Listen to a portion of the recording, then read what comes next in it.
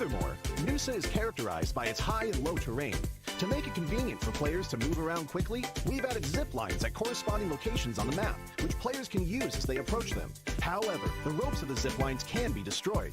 If you come across a damaged zip line, you'll need to first repair it with a tactical crossbow in order to use it. In addition to these two mechanics, the new Nusa map also has PvE, supply crates, beach balls on the beach, a swimming pool for recovering energy, and water jars that players can hide in. You can explore and experience these for yourself later.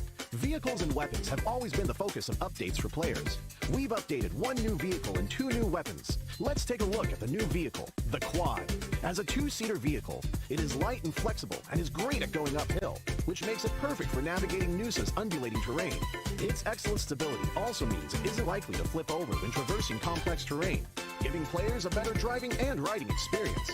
In terms of weapons, we updated the tactical crossbow and added the NS-2000. The tactical crossbow can use normal bolts and fire bolts. Fire bolts can set the huts in Flame Village on fire, and when shot at enemies directly, will deal damage and can burn them.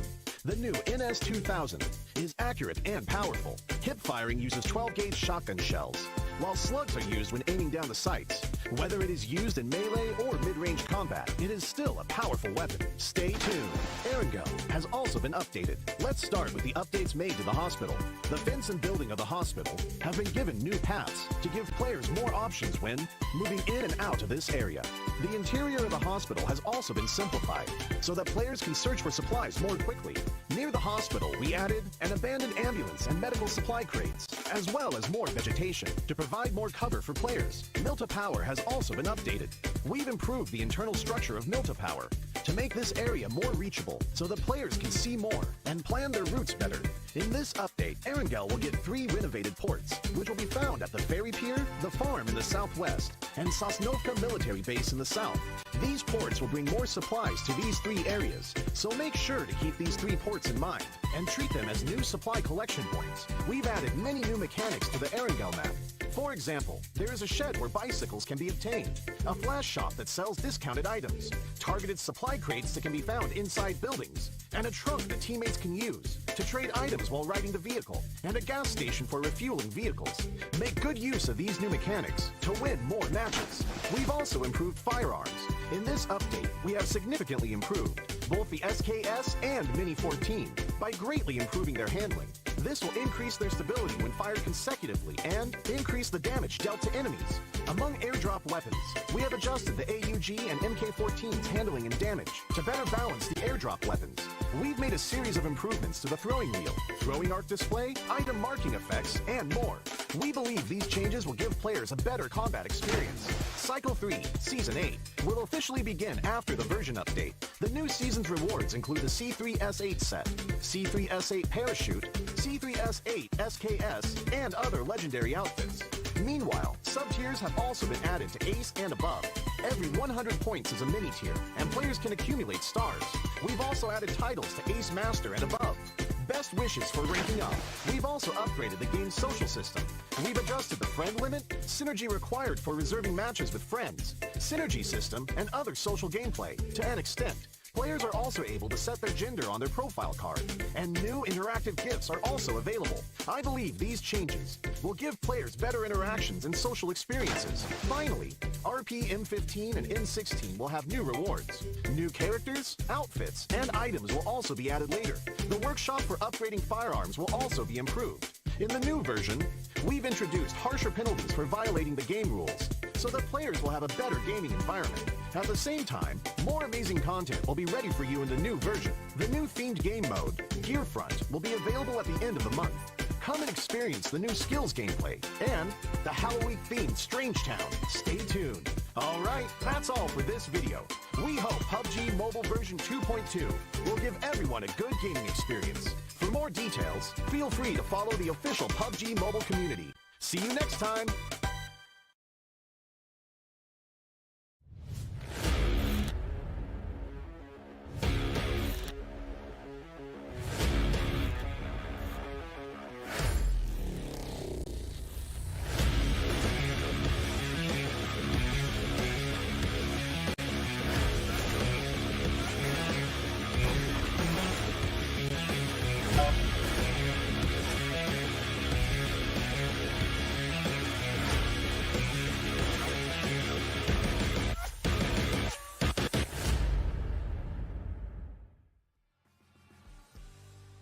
And welcome back, ladies and gentlemen. It is, of course, day number 2 of the PUBG Mobile Pro League South Asian Championship Fall Split 2022. We've already seen day number 1, which was quite exciting and enthralling at the same time.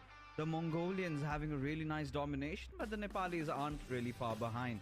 And joining along with me for today's first game, of course, it's going to be Blotter. So, how are you, buddy?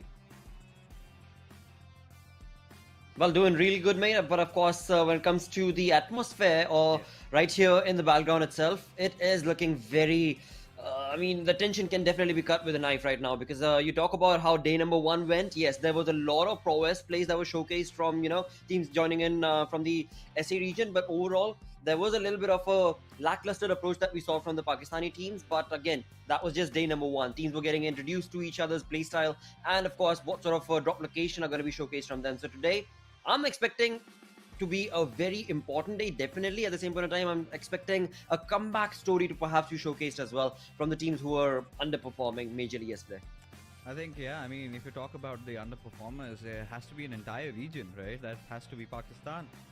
Clearly not living up to their full potential. There were a few games, in fact, towards the final games, we could see teams like, Regicide, Query, even Quantum Reg step it up a bit. But we're going to talk about that just a bit later because let's talk about money, the moolah that's on the line. It's $150,000 is what we're talking about. And the winner takes a huge chunk of it. That's $40,000. But how do they do that? They've got to earn those points, and it starts from 15 and goes all the way down where you get nada, right? All you've got to do is try and secure as many eliminations as possible because for every one of them, you get that 1 point. But taking a look at the contenders, they're all in front of your screen, and IHC, Godlike Stalwart, they're having quite a fight right for that top spot, which, even the players of Skylights Gaming, DRS, not quite far behind. True, absolutely. I mean, as we get introduced to the squads themselves and the team players that are going to be playing right here, starting right off the bat from Aegon Esports I8, we do have Uzum, Ghost, IQ, Reviews, Blade. And again, you talk about the kind of consistent approach that was being showcased from I8's players, even though they were getting dropped down a little too early in the game. But overall, at least one of their players would try and, get those placement points for themselves. Now, again, that same sort of an approach today, I'm hoping, fingers crossed, is not going to be showcased from their side. In fact, the entire region of Pakistan itself, because today is where they are going to have to start climbing back up in that storyboard. And again, you perfectly mentioned after the Erangel map, the second last map where Skylight Gaming got the chicken dinner, as we move towards the final game itself, there was a little bit of a comeback story. There was a little bit of, a probability for the teams from Pakistan to be able to get a decent outing on day number 2. Yeah, indeed. And, if we're talking about even the other squads, even the other rosters, couldn't see much out of Elementrix yesterday, to be honest. It was just that third position finish that they could get in Sanhok, which could have been even better, I feel, really, because it was a chicken dinner for them, which they kind of let go. But regardless, I would be looking for getting one today. But as we move on forward, Mapatex, I mean, the only Mongolian team so far that hasn't really been, sort of playing the way they're supposed to. And that is kind of a little bit concerning for me because, well, let's be honest. I mean, they have a lot of potential. So do the players of DE Warriors.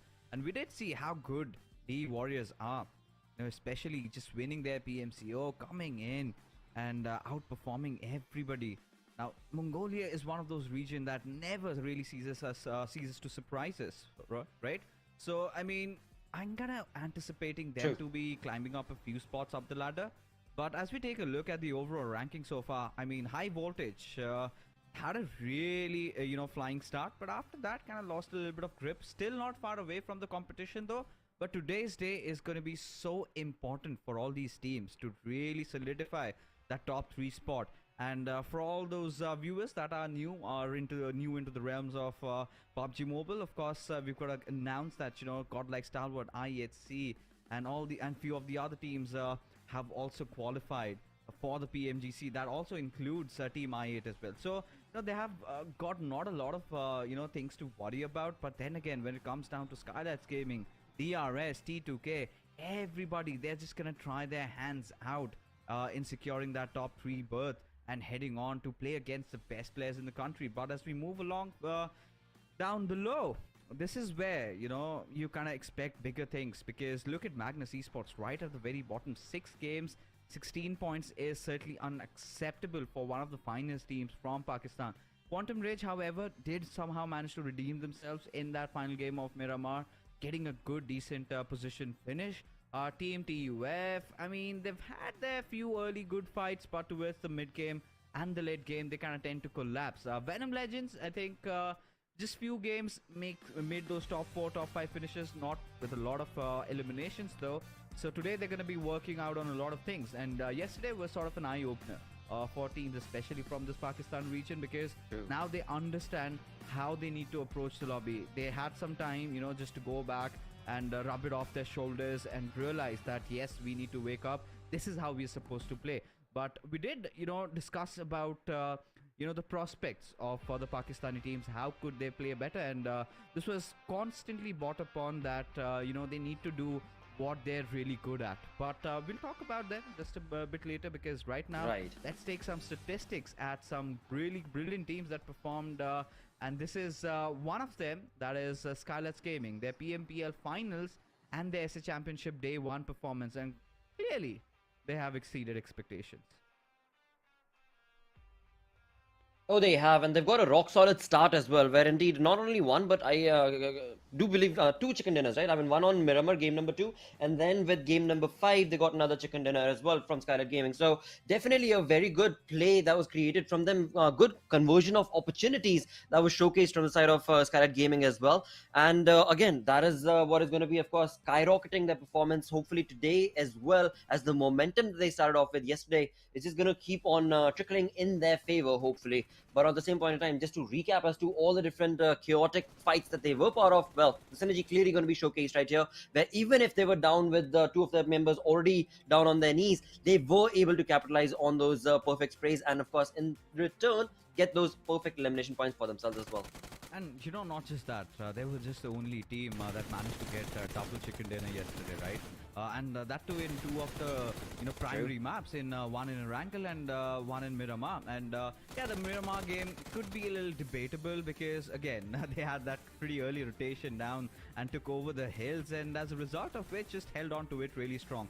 But this was one of the games where they had to fight for it, because the way the Warriors charged in at their direction, things got so difficult. And at this point, you know, Necro and I, we were casting this game, really thought, I could not understand why Deadeye's DE Warriors weren't really pushing at the players of Skylights Gaming over here, because honestly, AJ at this point, like you can see in front of our screens, he was all by his lonesome. None of the players were able to provide cover fire, and the players of DE Warriors just kept on pushing one after the other, as a result of which they just got eliminated, and Skylights Gaming just went on to win the whole thing. And God like Salvert, I mean, they were in a whole different world against the players of T2K. Now, of course, you know, our analysts are trying to explain that, so kind of want to do that again. And look at this. I mean, once they managed to get the trade, they could not do much out of it, right? And then again, Mafia Ninja, what was Sneaks doing there? He had all his attention at the players of godlike Stalwart, where he should have been focusing at Skylights. And had he, you know, taken down Mafia Ninja over there, things could have been completely different. It could have gone anybody's way. But regardless, I mean, these are your stats, and I'm pretty sure the players of Skylights Gaming are going to be happy, considering the fact that they're yet to earn their berth into the GC. Now, they're one of those teams that have played global championships a lot of times. Haven't really showed their true potential though, but maybe this could be their year. Never know if they qualify. Exactly. Absolutely, because of the way that they've actually just on day number 1 itself gotten perfect games for themselves, decent amount of points as well converted, along with, as you perfectly mentioned, 2 chicken dinners in a single day itself. So definitely they are on a skyrocketed approach and trajectory to be able to, of course, confirm their position in GC itself. Along with that, not only just confirm it, but also solidify it with the performance that they bring in. Now, you talk about Mafia Ninja a couple of times in those clips itself, the F21 Pro clips, we saw clearly that Mafia Ninja was such a strategic point when it came down to those team fights that Skylights Gaming were part of, and that in turn other teams, the opponents, are going to have to realize as to how exactly are they going to be able to stop Mafia Ninja first. And again, I mean, AJ, the synergy that they've got going on from Skylight Gaming, these players, well, yeah, they have it all locked down to the core. But again, today being a brand new day, let's see what the opponents are going to be doing. And talking about opponents themselves, we move on ahead towards another team's comparisons where we do have the Real Soldiers up against T2K. Now, this is pretty easy to break down, right? Because when you talk about the Real Soldiers, I think they were just the better team yesterday, because the way they played, the way they approached the games, managed to get that chicken dinner. And not just that, they managed to get a 4th position finish and also a 2nd position finish. So you can also, can say they're one of those consistent teams that are, delivering every single time. However, what happened to them in that game of Miramar? Well, it was just IHC that was on fire, right? Can't really help that. But regardless, I've been really liking DRS's way of approach towards those fights, especially that one player, Gyante. He's been exceptional, Blotter, and I'm looking forward to see more out of him, because he's one of those players in the top finisher boards. And if they keep on playing like this, I think we're gonna see much more out of them. But when you bring T2K into the comparison, I mean, they started off really well with a 2nd position finish. They had that 3rd position also secured in that Erangel. So the Erangel games are going pretty strong, but they really have to, work things out in the other maps as well. And if they do not do that, then things might go a little downhill. But taking a look at their performance comparison, I think it's pretty straightforward, right? DRS had a not so good start, but eventually they kind of went on to win a chicken dinner, have a few consistent games, whereas T2K, they've been heavily relying on those Erangel games, just as we discussed. So today their focus is going to be trying to perform well in maps like Sanhok and Miramar, and if they do that, then I'm pretty sure they're going to be cutting close that little distance that they have against DRS. Well, again, you're talking about different maps that these teams are, well, this particular team is going to have to be working towards on day number 2. Well, along with that, of course, for our viewers, definitely want to bring this up, as we do have a brand new map that has also been added on, which is going to be, of course, Nusa. Now, Nusa does bring in a lot of interesting and intriguing factors to the gameplay itself, which again are going to be available for the masses to be able to, of course, participate in. I mean, I'm sure you guys have already seen all of those videos, from the tactile crossbow approach to, of course, the science center itself. And again, it is a small map, but it is definitely going to be allowing a very fast-paced performance, and the synergy is going to be that much more key when it comes to those team fights. But along with that, let's move on, get the show started on day number 2, where once again we're going to be looking at 6 games in total that will be played out. And based on the schedule that's on our screens, the first match will be played on the map of Erangel. Now, these teams yesterday also, they had the opportunity to play 3 Erangel maps, so I'm pretty certain they are well versed with their planning and strategy as to how exactly they want to approach today's Erangels. At the same point in time, now they've got a pretty good number of games that have been played against their opponents as well, so they know what the opponents are going to be doing. So perhaps the kind of contestations that we saw yesterday are probably going to be reduced today. Let's see. I mean, I've got my fingers crossed, but as we take a look at the map chances at Erangel, we've been talking about how good T2K have been, right? Being one of the favorites, but usually it has favored the other teams. In fact, the Nepali teams are doing quite well in the maps of Erangel, to be honest, because so far, whichever map of Erangel we've had, it was always a Nepali team that did come out as the victor. But can't really rule out, teams like the Warriors. But we also do see I8 in the mix, and I do not know exactly why, because it was just that one game of Erangel where Usam was all by his lonesome, and somehow he just managed to, survive till the top 2 and secure those important crucial points. But other than that, I8's journey has been really, really tough, and has been, just been spiraling down. Oh, yes. So today we're just not waiting the comeback for all the Pakistani teams, but also for a few more teams that we have got high expectations for, which brings us to the position where we're going to put you under the spotlight, Blotter, and I've got to ask you, who do you think is going to take the first game? Well, for this Erangel, I want to be choosing and going along with GL Stalwart. Let's see if God like Stalwart are going to be starting the day off with a banger performance along with a chicken dinner in their name. Fingers crossed, definitely. But I did say it earlier as well that day 2, it is going to be a critical day for all the teams, because day 1, now they've gotten introduced to what the other teams are doing, and now is the moment to shine. Every single game is going to be very critical for all 16 teams. You know, I can't get it why you went for Godlike Star. Necro's already one up on us, and we really need to catch up. But you know, I'm more of the stats guy, right? I like the statistics. I've seen the Nepali teams kind of dominate yesterday in Erangel, so you know, I'm gonna place my cards on DRS. I kind of feel it coming for them because DRS, the way they've been playing, I've been loving that, and I would love to see them, you know, try to take that first spot right from the very start. You know, rattle the Mongolians a little bit. You know, IHC, Godlike Tower, a little bit scared, or maybe even Skylights, because they know their DRS are one of those teams that you have to be, you know, intimidated or can't really take them really lightly, because at the same time, I mean, they do have a rich past, right? But bear in mind that they've gone through a complete revamp, right? Entire new roster just comes in and plays so well together, and they're also having a Cinderella story of their own, and I love myself those underdogs, and yeah, for me it's gonna be DRS. If you know, we could have had Necro along with us, could have had his prediction also. I mean, Necro, if you are around, if you are telepathic to your panda brother, then you can speak and I can hear. You know, we have that connection though. But getting back, Erangel. Now we've seen a certain circle, we've seen northern one, we've seen a few hybrid circles.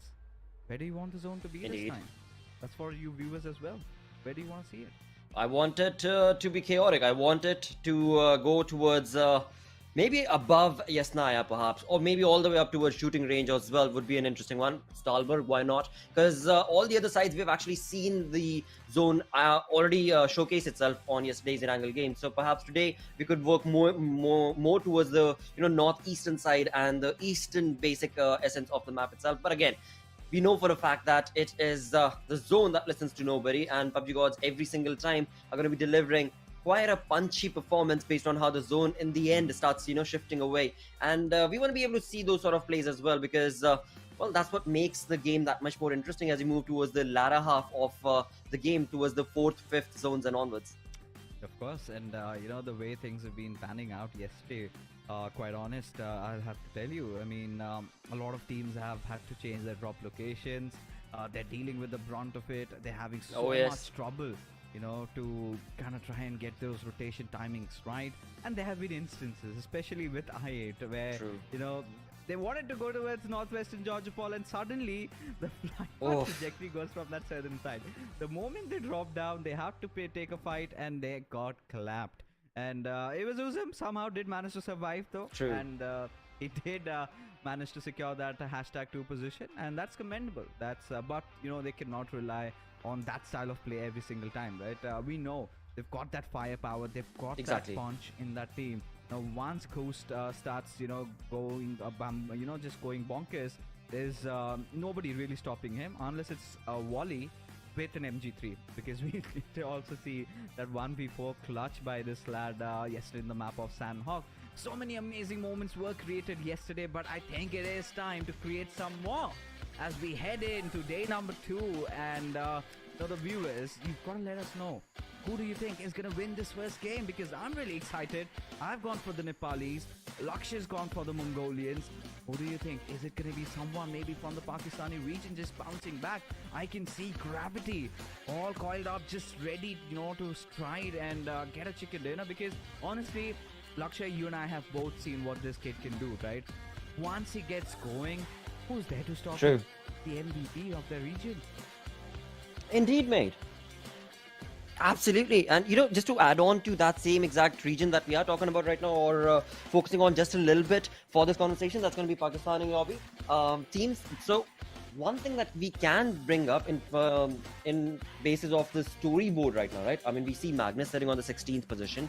As far as, of course, the 16th position and the number of points are concerned, definitely not where we expected Magnus to be at. But one thing that is definitely evident is that when it comes to the elimination points, the team is doing their very best. They are bringing in those 20 plus elimination points, but at the same point in time, it is the placement points that have not worked in the team's favor. And not only for Magnus, it's a few other Pakistani teams as well.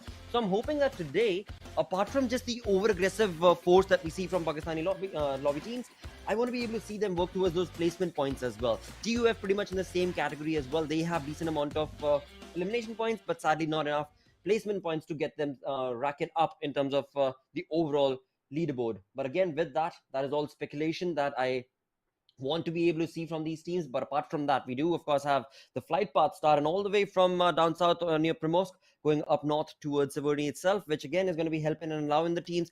And along with the helping and allowing, it seems like along with the military bases standard drop that we've seen from Godlike, Stalwart, DE Warriors, DRS this time around are going to be finding themselves over there, and the zone is taking itself all the way to north, keeping shooting range in the center. Oh yeah, and this is again one of those circles that we did see yesterday, but this is a little bit more inclined towards that northern side. So I think T2K, they're gonna have a really good time. But taking a look at DRS, I mean, this is a team that I really picked over here, and it's gonna be a little difficult for them to try and get to their desired drop location and then head on and start their loot. But I8, for sure, this could be their game that changes their fate, because it is a circle that really favors them. All they've got to do is just get in there, get their loot fast, and take a prime position. Maybe some compound that they can hold on to, because you really got to watch out for an I8C. Because I8C, when they get in form, especially with the addition of Demo, they're looking so very dangerous. Absolutely. And for now, again, talking about just the stats that we do have from the side of I8 from yesterday's games on Erangel, it is a big looming factor in the name of I8C that they're going to have to overcome at the Georgia Pole region, which is where we find both of those teams at.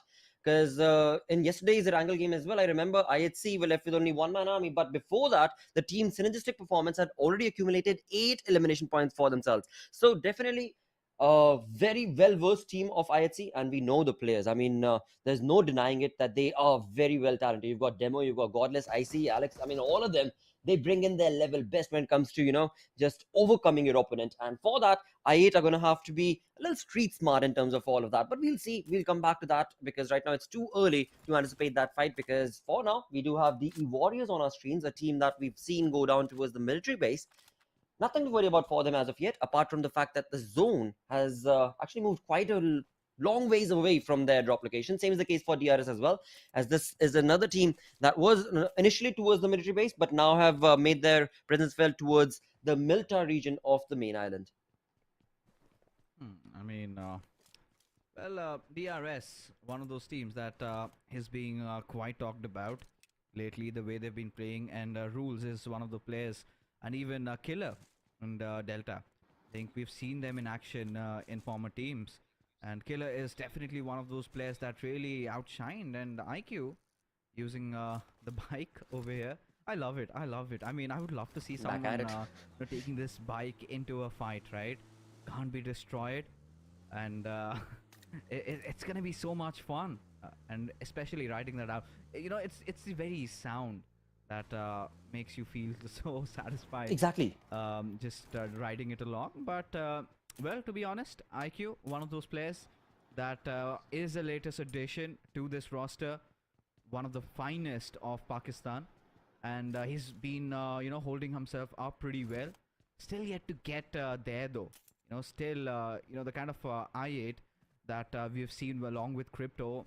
I can't say the same for IQ, at least as of now. But it's quite impressive to understand one fact, that he had so less time to get his synergy on with this team, and he's done this so beautifully, right? Every single time he's got he's got a lot of his arsenal.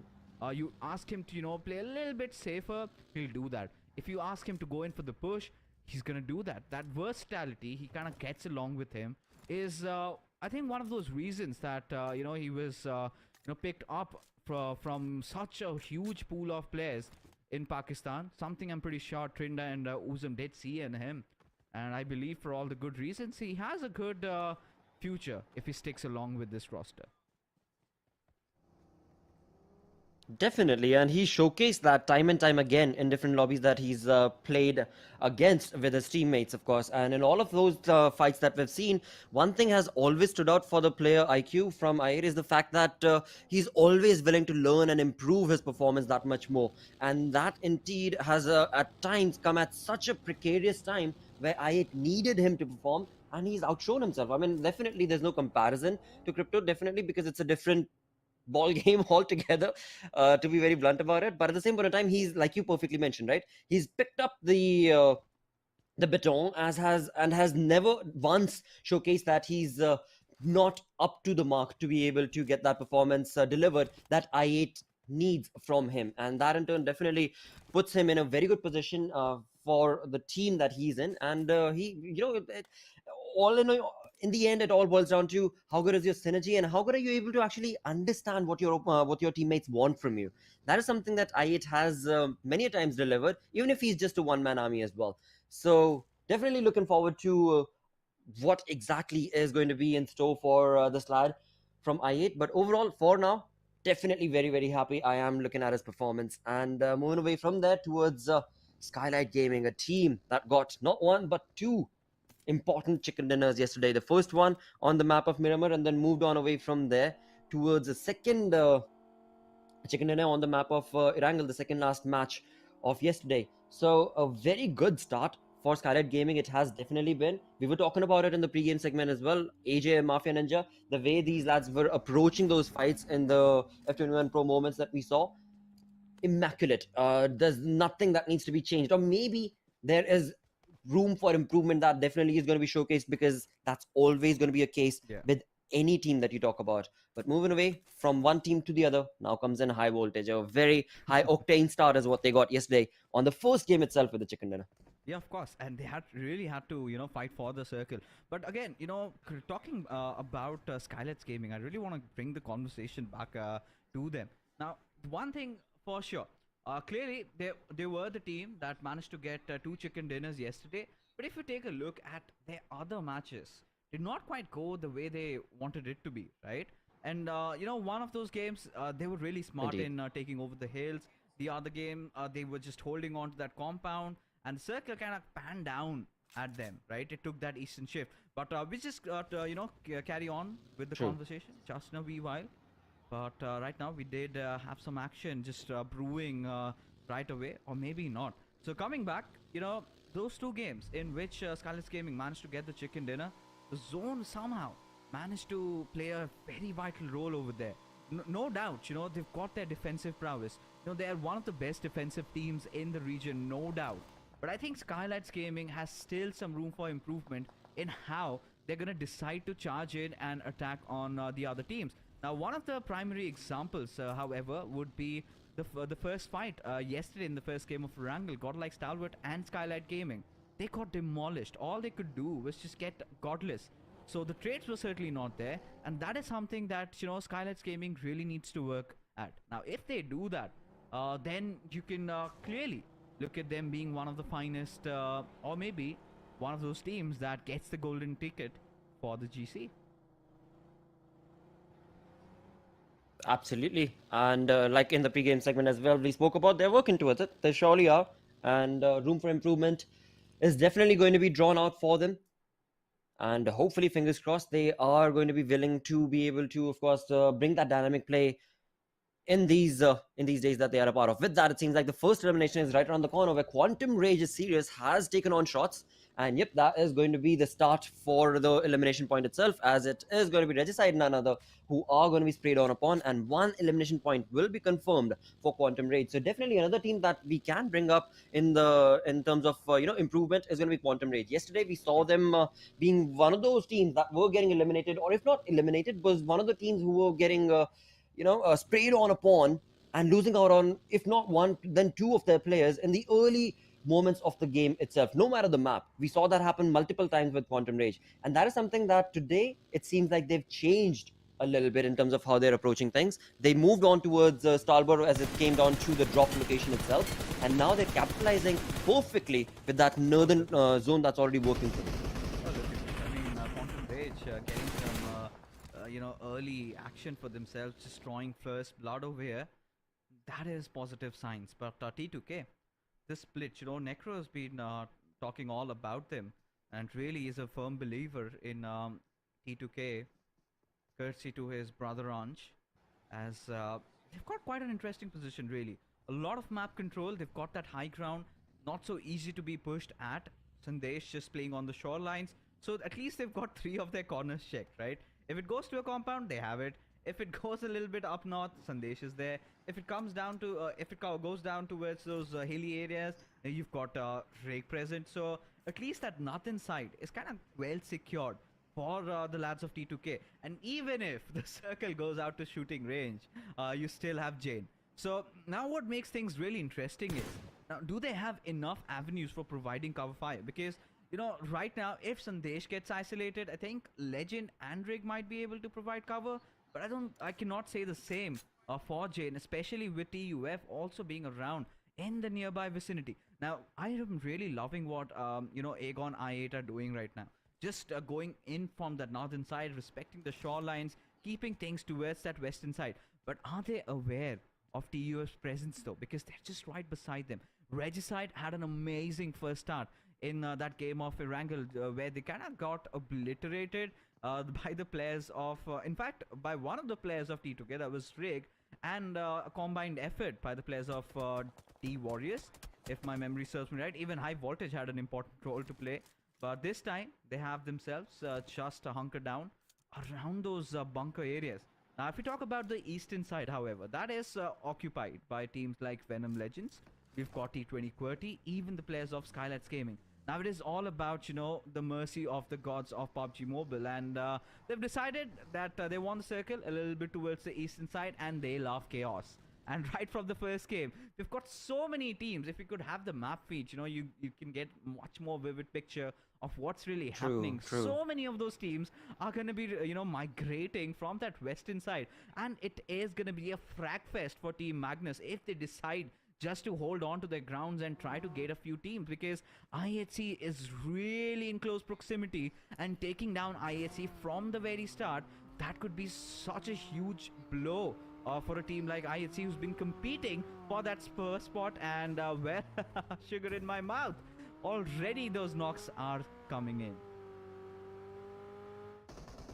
Absolutely, as we had in the elimination feed, Quantum Rage taking shots against the players of T20 QWERTY, and T20 QWERTY's Voltrix goes down out on the openness right here, which indeed is going to be the end of him, as he will be eliminated from this lobby. Now, Quantum Rage, they have definitely picked up decent elimination points for themselves as of now, and along with that, they still have a really good control of this fight, of this area, of this compound. But at the same point of time, right from the behind, we can see TUF are also chiming in along and bringing in a third-party approach, where now Quantum Rage could very well be in a bit of a tricky sandwich situation. From one side, of course, T20 QWERTY, from the backlands it was TUF, and now on our screens, Magnus Esports able to eliminate Aegon I8's Uzum, as Uzum will be lost to the cause. 3-man army is what I8 are left with. Now, this is all thanks to, of course, the zone itself that did take a curveball shift from the shooting range towards the eastern side of the map, and of course would have loved to have had the director bring up the map itself, because it's going to make things that much more clear and vivid. Because if you talk about the southern side of the zone itself, that is where the rotation was showcased as soon as the zone moved from Stalwart as well as DRS. So they're looking very comfortable with that. But Quantum Rage, I mean, yeah, this is a different team than what we saw yesterday, that is for sure. Of course, you can see the kind of confidence exuding out of their bodies right now. Quantum Rage really not shying away from picking up those fights. Now, TUF, they've also had some early casualty, and I'm really not surprised if Uzum gets taken down. Such a sacrificial player. They'd go in, wanted to seek some information, realized that Team Magnus was just around the corner and got picked off. But look at Team Magnus also, that beautiful spread that they have. But right in front of us, we've got T20 QWERTY and Quantum Rage right opposite to each other. Senior maybe could spot out Gravity, as Gravity is just playing with fire. Has no covers, just taking a dry peek. Could get spotted any time out, as though nades are being flung over. Could not make the distance. Senior not going to be happy with himself.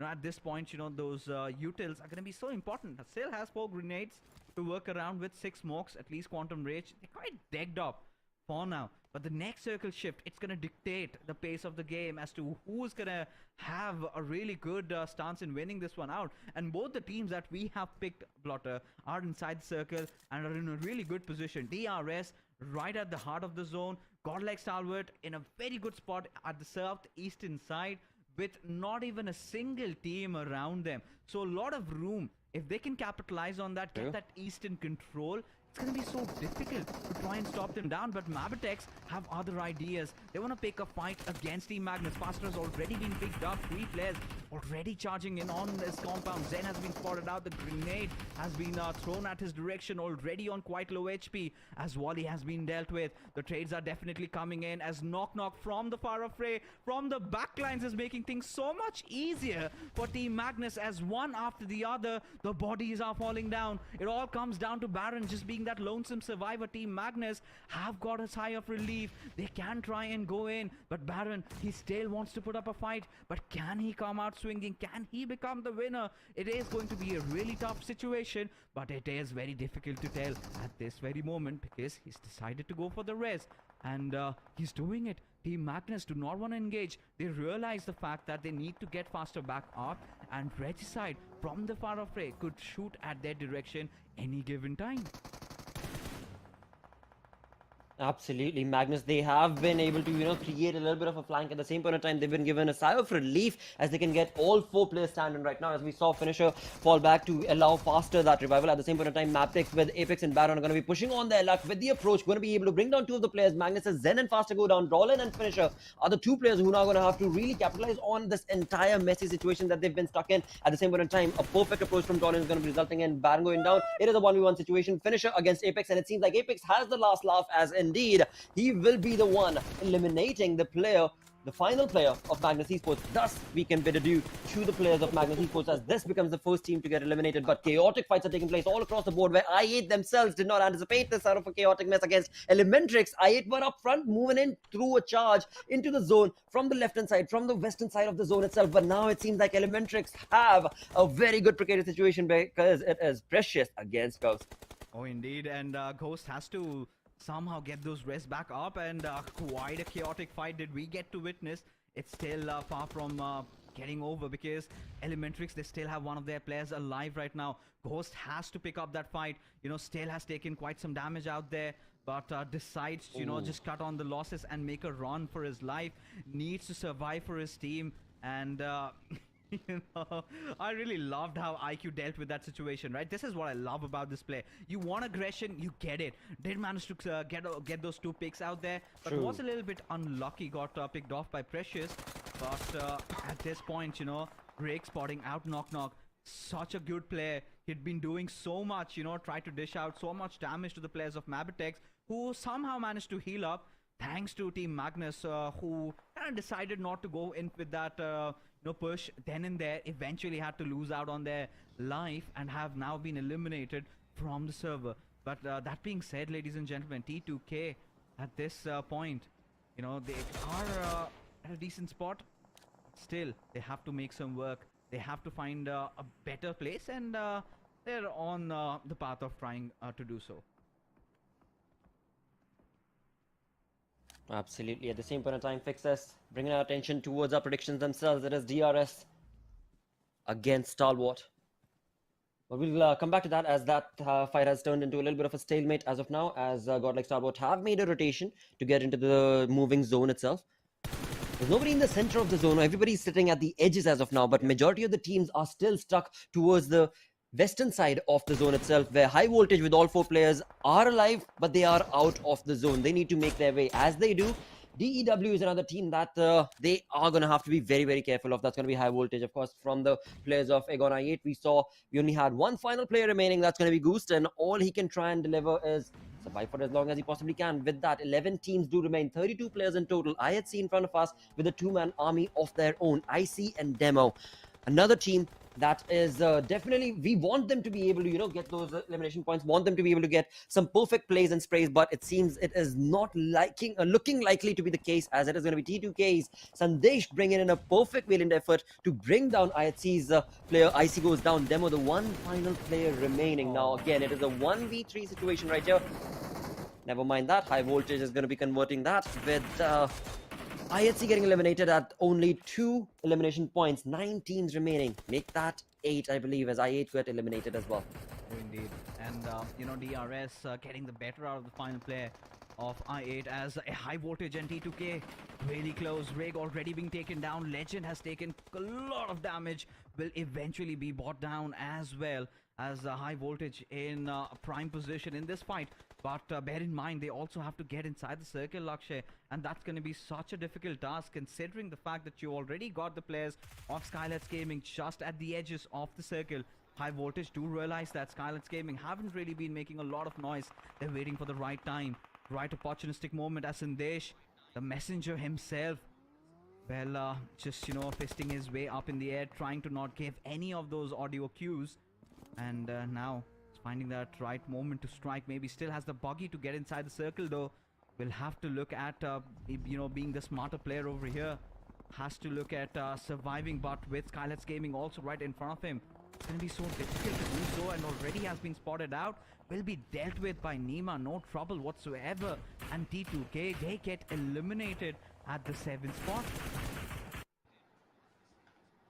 Absolutely. 16 remaining. DRS with all 4 players still standing and looking pretty good. Find themselves, never mind my word, because the zone, I was just about to point out, were looking pretty good for the players of DRS. The zone has moved away from them, and towards the northern side, Venom Legends are the ones who can very well contest this zone for themselves. On the other front, we did just see Skylight Gaming were also able to take care of their flank angle, where T2K's final player Sandesh was brought down to his knees as well. So now Skylight Gaming have a really good opportunity to be able to, of course, get this game working for themselves, because all the other teams that we spoke about, DRS, DEW, Godlike Stalwart, the zone has moved completely away for them, and they're going to have to make a very big push to get into the zone. And in the zone itself, we already have Venom Legends and, of course, Skylight Gaming. So difficult conversion for these teams, but let's see what exactly is DRS and Godlike Stalwart going to be able to do right here, where indeed behind both of these teams, DEW are still waiting patiently to bounce on an opportunity to get those elimination points for themselves, to get a good game for themselves. Oh, indeed. And High Voltage, they have to ensure that DRS do not get in safe and sound, but well, they're kind of out of options, right? Survive with just Jiggle. They have to rely on the players of DE Warriors trying to get as much as possible. But, DE Warriors, they're all over the place. They still know or do understand the fact that they have to get inside the circle. But what's really intriguing is the fact that they're just destroying the vehicles of DRS, just kind of relieving them of the mobility that they have now. It's going to be so difficult for DRS to try and get inside the zone, especially with teams watching from both the directions. Skylights Gaming having that little bit of a high ground advantage, but look at their commitment, right? They aren't interested right now. At this point, they know that stealth is the key of winning this game. DE Warriors somehow are unaware of Skylights Gaming presence over there. They haven't revealed much. Now Doc 922 trying to get inside the circle, will hide himself in that murky smoke as DRS, well, the entry into the circle looks very bleak at this point, as Doc, he's not gonna let that happen, at least while he's alive. Exactly. He's utilizing every single opportunity that he can to be able to spray against the players of DRS. At the same time, his teammate is going to be, of course, slowly but steadily approaching into the zone itself. And that, in turn, it seems like is going to be his demise, as it is going to be none other than Godlike Stalwart Stop, who's going to be able to eliminate the EW's player. Thus remaining is only going to be Doc. One-man army from the side of DEW. And it seems like DEW's final player is going to be able to put the final nail in the coffin against the players of DRS, as we are now left with only 4 teams remaining. Godlike Stalwart, slowly but surely, they are getting closer and closer towards the chicken dinner. Venom Legends, they've been very, very quiet and subtle in terms of the affair that they've been able to be a part of. But at the same time, now is their moment to shine with only 3 teams remaining. They've got a 4-man army. Fragboy is down, but hopefully the revival... No, the revival seems almost next to impossible, because he's out in the open. And Skylight Gaming, as soon as they get an opportunity, would probably be able to confirm that Fragboy kill right there. But for Godlike Stalwart, this is looking like a game that's made for them. But let's see what exactly are the other teams going to be able to do, because Skylight Gaming is still part of this lobby with 8 elimination points to their name. The momentum definitely working in their favor, and at the same point in time, the positioning that Skylight Gaming is in right there, right, this small little ridge that's been created for them is helping them out drastically in this fight. Oh, Scarlet's Gaming just being so proactive in this game, and same goes for a god like Salwar. They aren't gonna let Venom Legends have that spot, right? They're just being pressed in by two different directions. From one side, we've got Scarlet's Gaming. The other side, god like Salwar, they are taking over the zone, but Martin Ninja, with that beautiful connection on action, is gonna put a stop at him. But then again, Mr. Boro, he's been traded off at this given moment. God like Stalwart have to ensure their revival of their primary player out there who needs to perform, and he is back on his feet. Does not even want to patch himself up, or rather he does. Still has the ghillie suit to play around. Look at God like Stalwart, so fearless, playing without any cover, just relying on those smokes that they have. Will have to pay the price as Mafia Ninja peeks around, gets a beautiful knock, but Ripson, he could absolutely shred God like Salwart's apart, but no, Pika has other intentions, takes Nima down in this beautiful Mexican standoff. Gotta see God like Stalwart again with those grenades going in, gangsters being dealt with. It all comes down to Ripson, who still lays in hiding, but not for longer as he just gets blown up. And finally, just two remain. Yes, two indeed. We've got Skylight Gaming's two-man army against the players of course, Godlike Stalwart, where they have 7 elimination points confirmed. They know exactly the position of Skylight Gaming. Now, Mr. Boro is being sprayed on upon. There's not a lot of cover that he's allowed to work with, and in doing so, again, action with this perfect ghillie suit. He's utilizing it to perfection. The flank angles that have been created from the side of Godlike Stalwart are being pristinely utilized at the same point in time. Now, it all falls down to Mafia Ninja. I mean, we spoke about this dude from Skylight Gaming. He is a one-man army. But again, a one-man army against a 4-man squad is going to be now almost next to impossible to be able to convert into a game for yourself, and that in turn is going to be providing the chicken dinner for this first game, going in favor of Godlike Stalwart. And a reason for you to be really happy about hitting that prediction right off from the very start. Godlike Stalwart, the victors of the first game of Erangel, ladies and gentlemen, and such a thunderous start for them. And the lead that they've had against IHC, now that's going to get increased a lot more. 9 eliminations coming in for this squad. They've been ever so patient, right? I really loved everything about Godlike Stalwart, what they did in this game. We did discuss about it during that mid-game, where I really saw them kind of taking over that eastern areas, right? They had such good control, nobody really around them. And all they did was just play the circle. That circle, taking that eastern curveball, was sort of devastating to multiple amount of teams out there, because a lot of them were already just banking upon the fact that the circle might go west. And this is the battlegrounds that we're talking about. Exactly. Anything and everything could happen. DRS were also in a really good spot up until the point they kind of got sandwiched between two teams, and DE Warriors and High Voltage making their life hell, and as a result had to be taken down. But what an amazing game it was. Skylight's Gaming also really punching in hard, but just barely missing out on the chicken dinner. Finally, the Mongolian strike in Erangel. But that being said, ladies and gentlemen, we are going to be going for a shuttle break. We'll be right back. You don't go anywhere.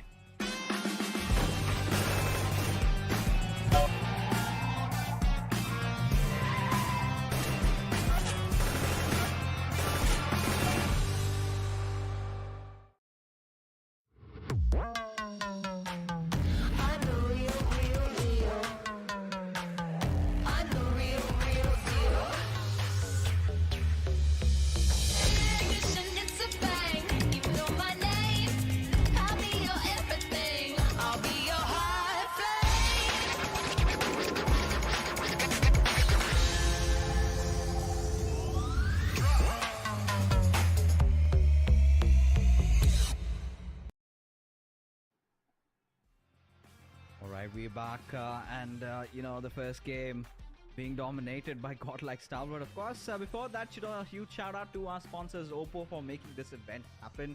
And if you haven't really checked out the F21 Pro, might as well right now. That orange color, that is sexy, gotta say that. Now, I've held it, quite a premium device. Oh, and, it does. You know, we've got the links down below. Might as well show some love to them. But coming back to the game, I mean, it was an interesting game of Erangel. Another Northern Circle taking a ridiculous shift towards that eastern side. None of them were prepared, but here we have, well, no doubt over there, the MVP. It's either action, top. Sometimes, you know, we also have seen some of those Pika and Scry's magic, but this time it was top all over.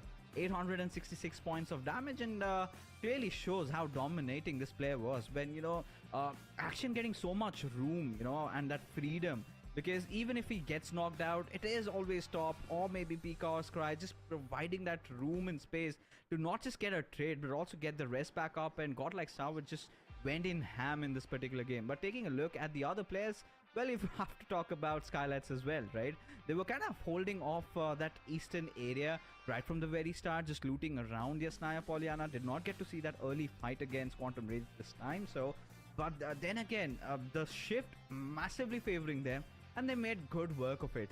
Things really went wrong in those final moments, Lakshay, I believe, in the fact that they could not wing out, because had they done the same thing like what Godlike Stalwart did, Exactly.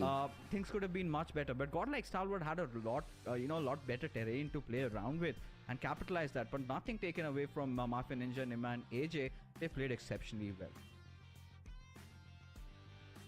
Indeed, but again, I mean, you gotta give props where it's due, right? You talk about Stalwart, the godlike Stalwart, the way they were all up and running across to be able to get those shots in before Scarlet Gaming have even a chance to be able to take a breather and create a flank angle. Now, that is the moment where it was clearly defined that godlike Stalwart, either they're gonna get this game or they're going to get sprayed on upon through the smoke, because all four of them were bunched up together. And that is the first thought that came to my mind, that if at all Venom Legends or the players of Skylight could bring in some utilities against the players of Godlike Stalwart, it could have been done and dusted right there, but that was not the case. The over-aggressiveness from the Mongolian team definitely capitalized in them getting closer and closer, and of course confirming that chicken dinner with 9 elimination points. Oh, indeed, and quite reflects on the match rankings as well. 24 points is what they have collected, but Skylights Gaming, they're going to be also pushing themselves forward, managing 22 out of this game. And I think their second spot has been taken away from them. Not a game that they would have anticipated, where even DRS has managed to pick 10 up. And Venom Legends, I mean, I really felt if one of the reasons why Skylights Gaming did not win this game, and it was Godlike Stalwart, had to be Venom Legends. There were so many, times where we had seen that part where, those two players of Venom Legends could have done so much more, right? They were kind of reluctant a little hesitant in firing at the players of Godlike Stalwart, because there was a point where Godlike Stalwart was just tunnel vision at the players of Skylights Gaming, and Venom Legends had that chance exactly. to at least if not get the whole squad wiped out, but at least take 2 down, because if they had done that, then Skylights Gaming could have gotten that breathing space. Yes, Venom Legends could have been eliminated either ways, but I mean, I'd rather prefer getting a few points out and being eliminated rather than just sitting and waiting for my graves to be dug, and that is exactly what Godlike Stalwart did. Realized that they were still alive, still looming around that area, dealt with them, got that chicken dinner, and also had Skylights Gaming finished off. But Quantum Rage and Regicide had quite an exciting start, especially Quantum Rage getting that first blood. But everybody just banking upon the fact that the circle goes up and not to really just hit them back at their faces.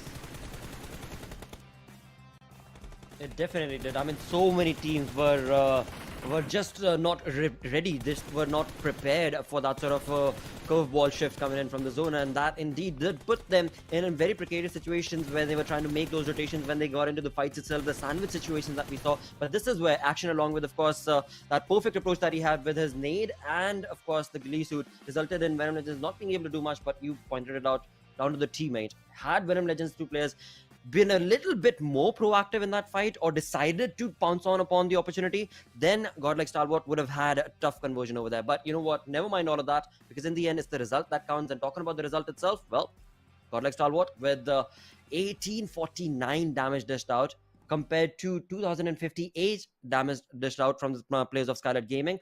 A very good game for both of these teams, because these are the major numbers that we can see. And then comes in Quantum Rage, the first team that we saw bringing in those fights, and of course the first blood situation that was showcased from them against Regicide as well. This is where again the discussion really pans down to the fact that Skylights Gaming had such a pristine spot.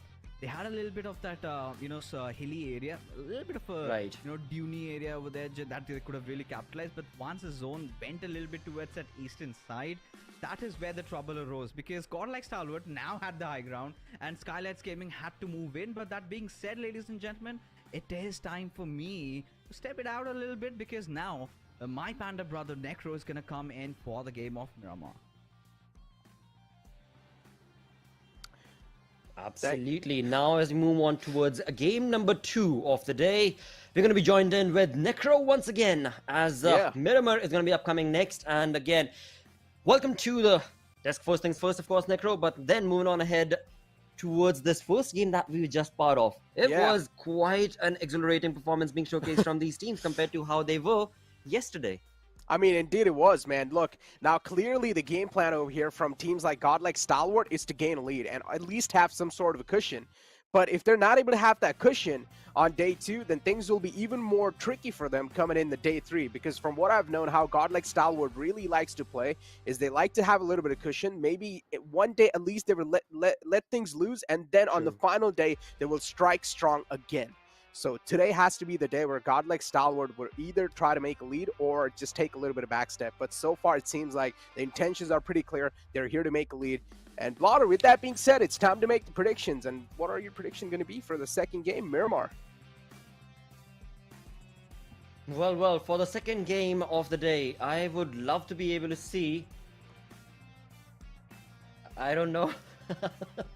I'm a little bit of a loop right here, but I would love to be able to see high voltage. Yeah, exactly. How about you go first? I'm thinking of high voltage, but I'm not 100% about that. You know what?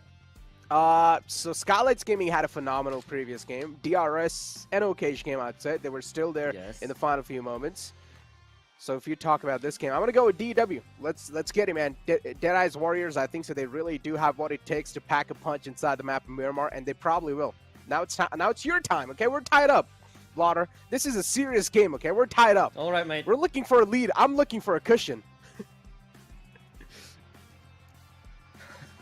All right.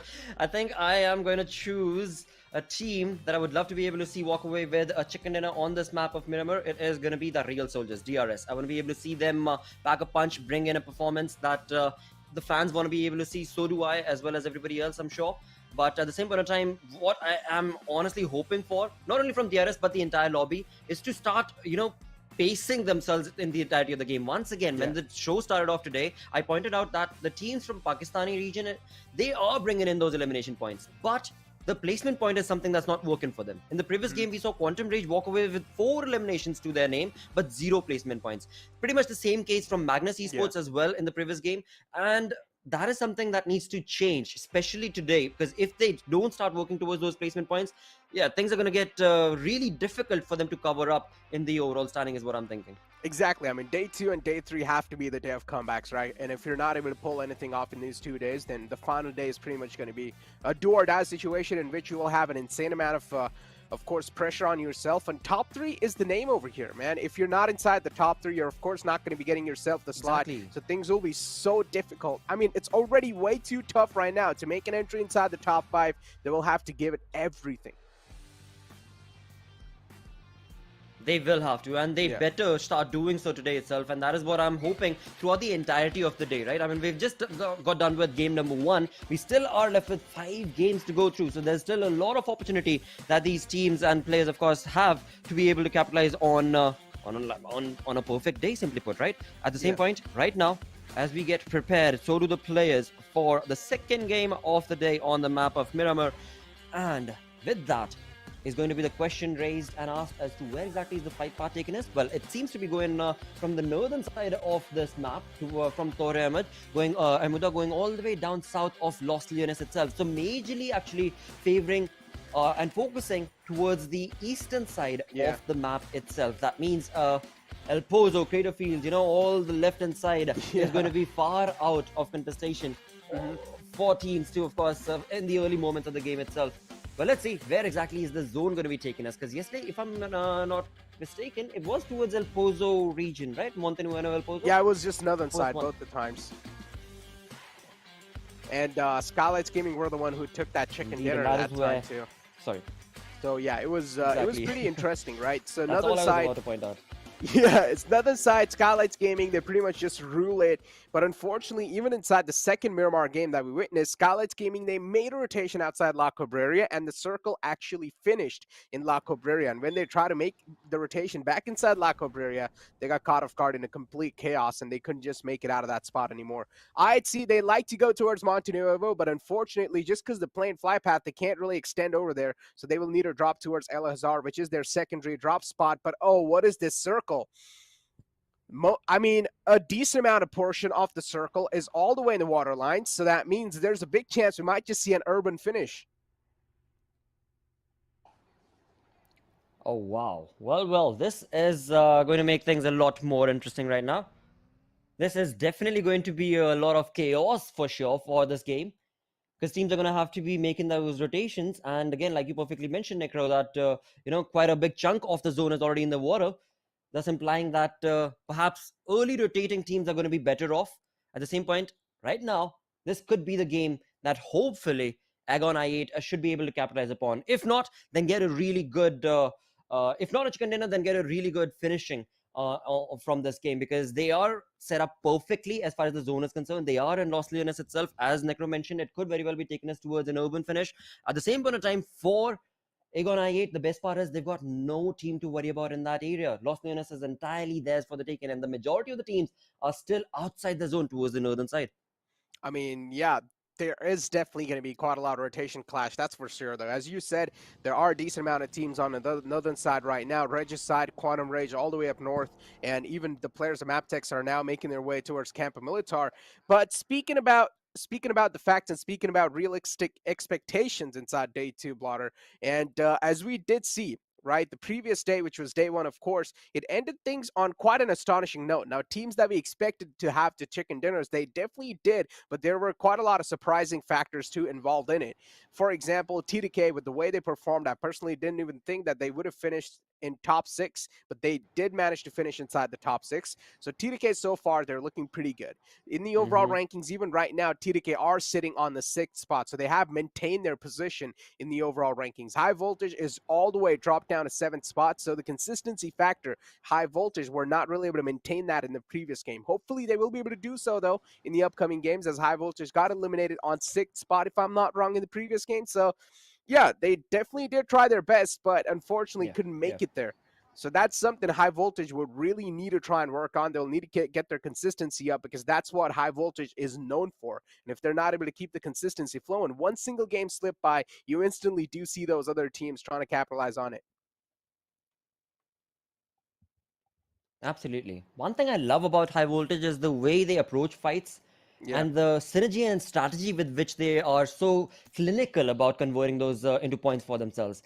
That is just pristine from what I've seen from the side of High Voltage, but I want to be able to see a lot more of that taking place.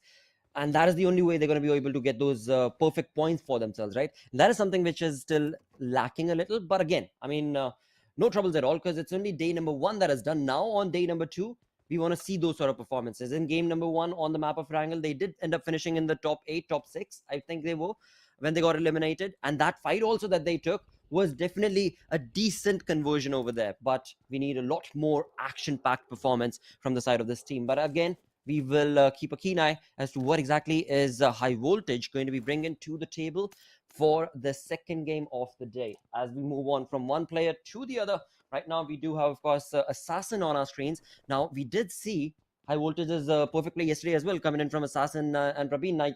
The clinical finish in terms of how they had created those flank angles were top-notch, absolutely top-notch. But again, there's only that many times that you can do that. There needs to be a dynamic play. There needs to be a change that needs to be brought in from one fight to the next.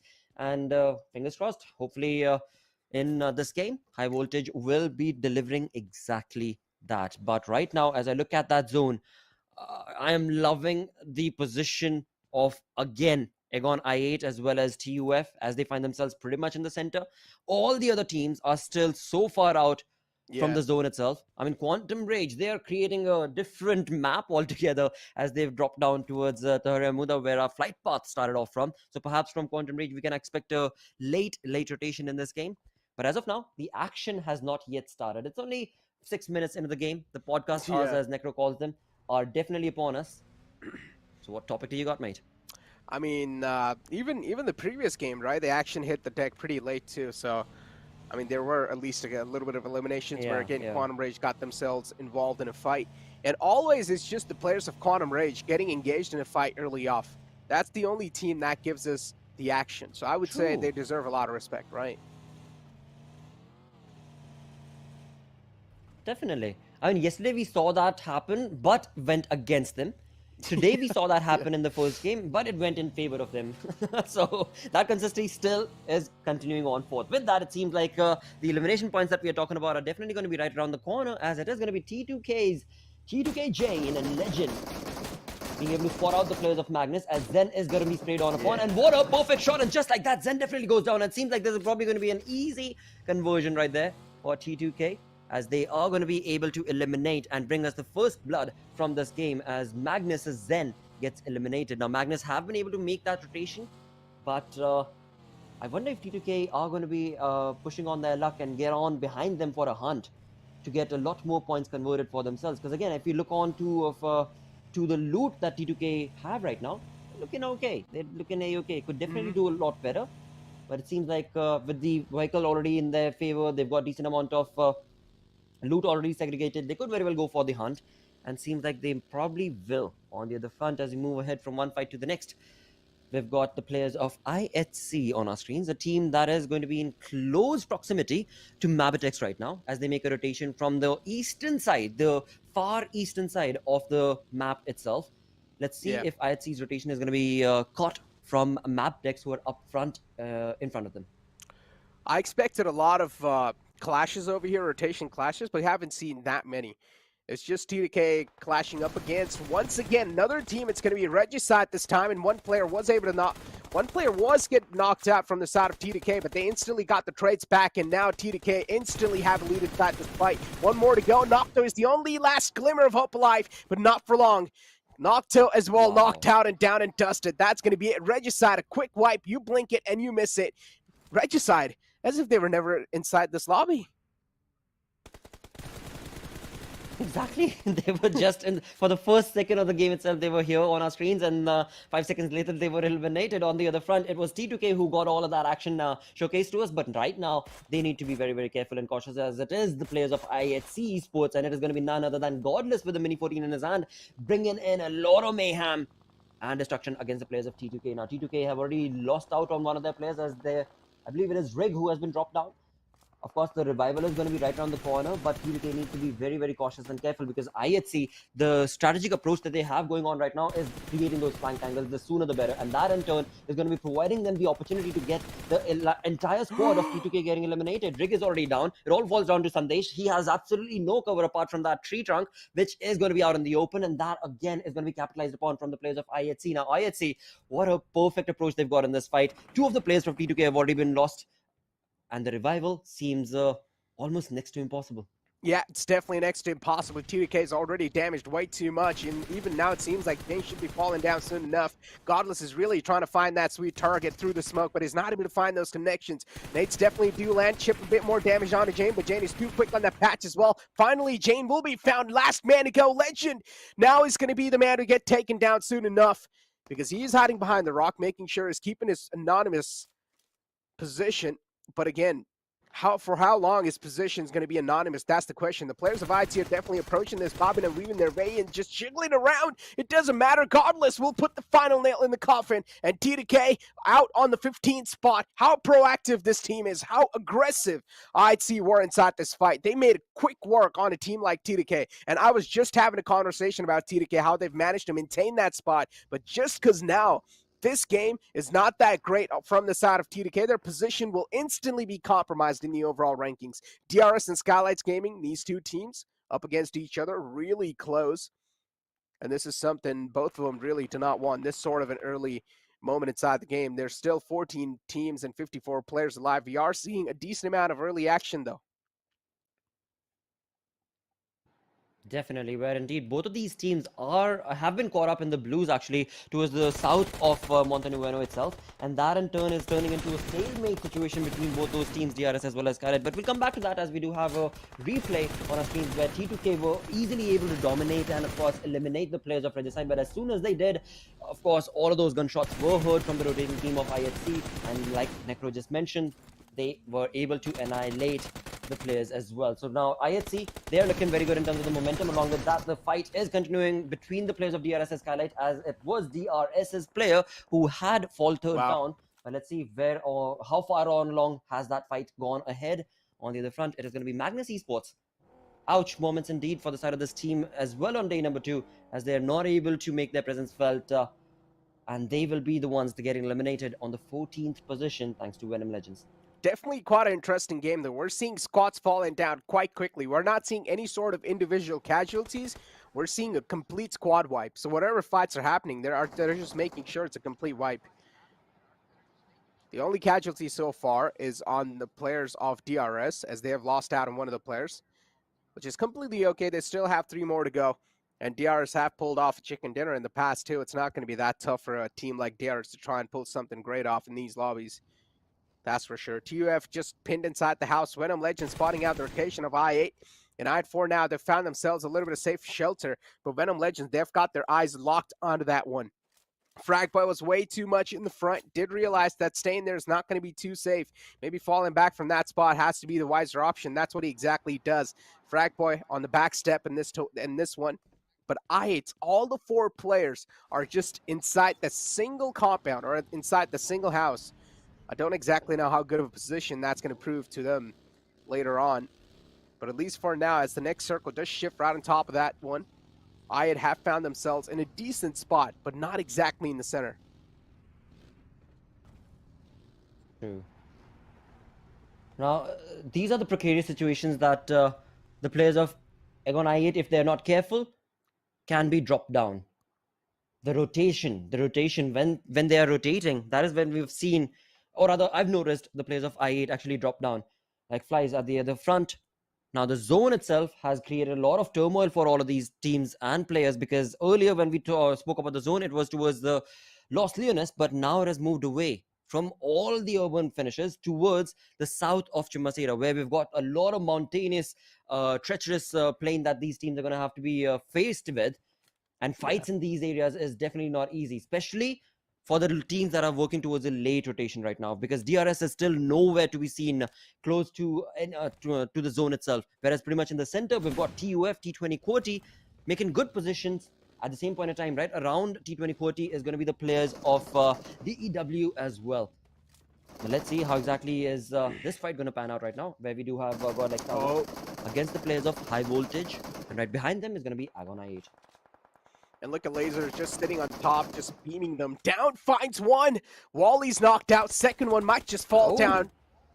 But no, Maptech, they're just on a move. They don't care about the fallen player anymore. But they do find one of the players on the side of Venom Legends just completely isolated under the bridge, and they are going to secure that trade. So at least it's a 1-for-1. Both these teams have now found a casualty onto themselves. So this fight was definitely quite interesting. Venom Legends, I don't exactly understand the reason for such a big split from them. And he was completely, just not favoring them. That split was really questionable, a completely unorthodox split.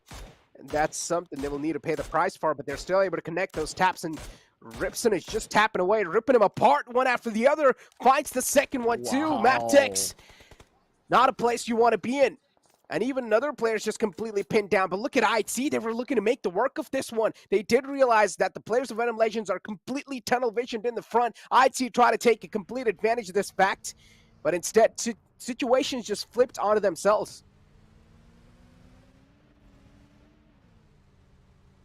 Indeed it has, as IHC themselves lose out on one of their teammates. That's going to be IC.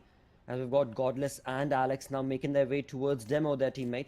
A 3-man army is what we are going to be seeing now on fourth from the side of IHC for this game, as we are looking at 13 teams, 45 players in total still remaining. A bit of a stalemate is what we can anticipate from the side of IHC, at least for now, because they've made their presence felt and have found a decent compound in the zone itself. Now all of it, or now all they're going to be focusing on perhaps is going to be able to get as much information on their opponents as they can. And as of now, that's exactly what IHC's Godless is working towards, as he's got a sneaking. Yep, there we go. He has been able to get the spot on Godlike Stalwart's action. And now it's only a matter of time before IHC pounces on upon them on the other front of the other angle of this compound itself that IHC is in. Agon I8 are also patiently waiting. And all of this, the zone is going to be constricting in another 15 seconds. So let's see if IHC's position is going to be held on from this upcoming zone, or are they going to have to move once again? D20 Cordy, they're definitely in a little bit of safer spot for now. But again, the fight between the players of IT and I8 breaks down once again, in which there are definitely casualties happening back and forth. But I'd see they're in a really bad spot, because even from the back lines, they're also getting charged on by Quantum Rage. And Quantum Rage definitely is not one of those teams that has been heavy hitting so far, but they can definitely try to take an advantage of already wounded players, and that's what they're doing. Quantum Rage, they're definitely falling down. They're definitely falling prey, because even the players of I8 do want a little bit of piece of that in this fight. And they are trying to third party this entire situation, in which Senior's falling down. Godless catches a couple of bullets. This third party from the side of I is really being annoying at this point. And Quantum Rage, they cannot even leave this compound anymore, because they just have their eyes locked on this one. Godless is all by himself on the upper floor, and he still managed to hold him off at bay. Somehow, Godless is just creating a lot of dominant approach inside this one, but finally they approach him, they push him down, and Godless will eventually be meeting his own demise. We have Agon I8 on our screens. They were definitely taking some nice shots, but now even Godlike Stalwart, they've got their eyes locked on the players of Quantum Rage. I8 do realize the elimination points are definitely being stolen away at this point in time. They cannot keep on just tapping away at this. But still some suppressive shots. Don't exactly know where the players of Quantum Rage are. They've already left that compound. Godlike Stalwart were able to get at least one of those players slipping by. But look at Goki's closed on up so much. Godlike Stalwart, there's a big threat approaching them.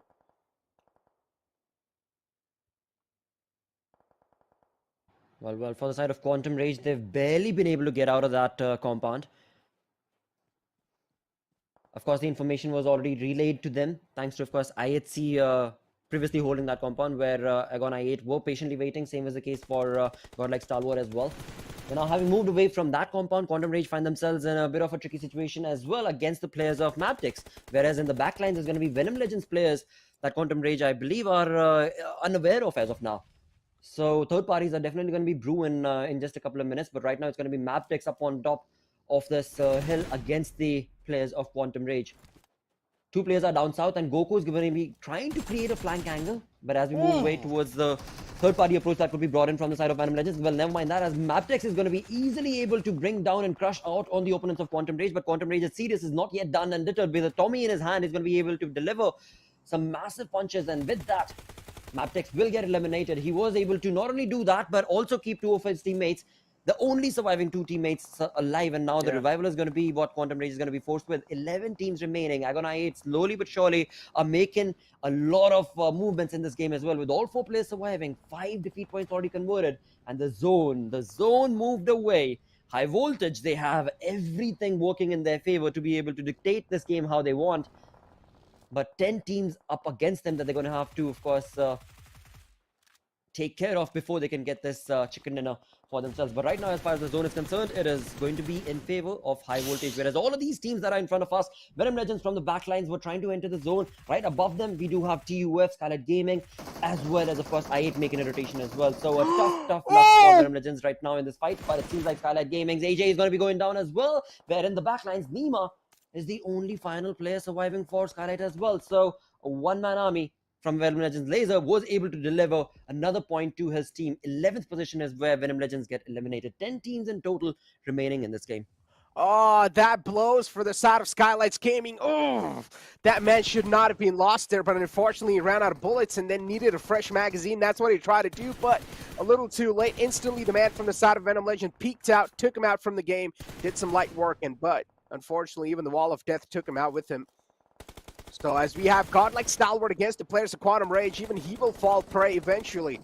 Quantum Rage getting eliminated with only 5 elimination points, but now it's T20 QWERTY up against the player of TUF, and well, pretty much TUF, yeah, they're not going to be able to survive this one. The Wall of Death is really creating a lot of problems for a lot of teams. They would really do need to try and close on up as quick as possible. They found themselves inside the circle, but not in one of the most comfortable spots, if you ask me. They can definitely get peppered down from anywhere else. They're caught out in the open. The best thing they're working on is just proning down on the ground, hoping that no one's going to spot them.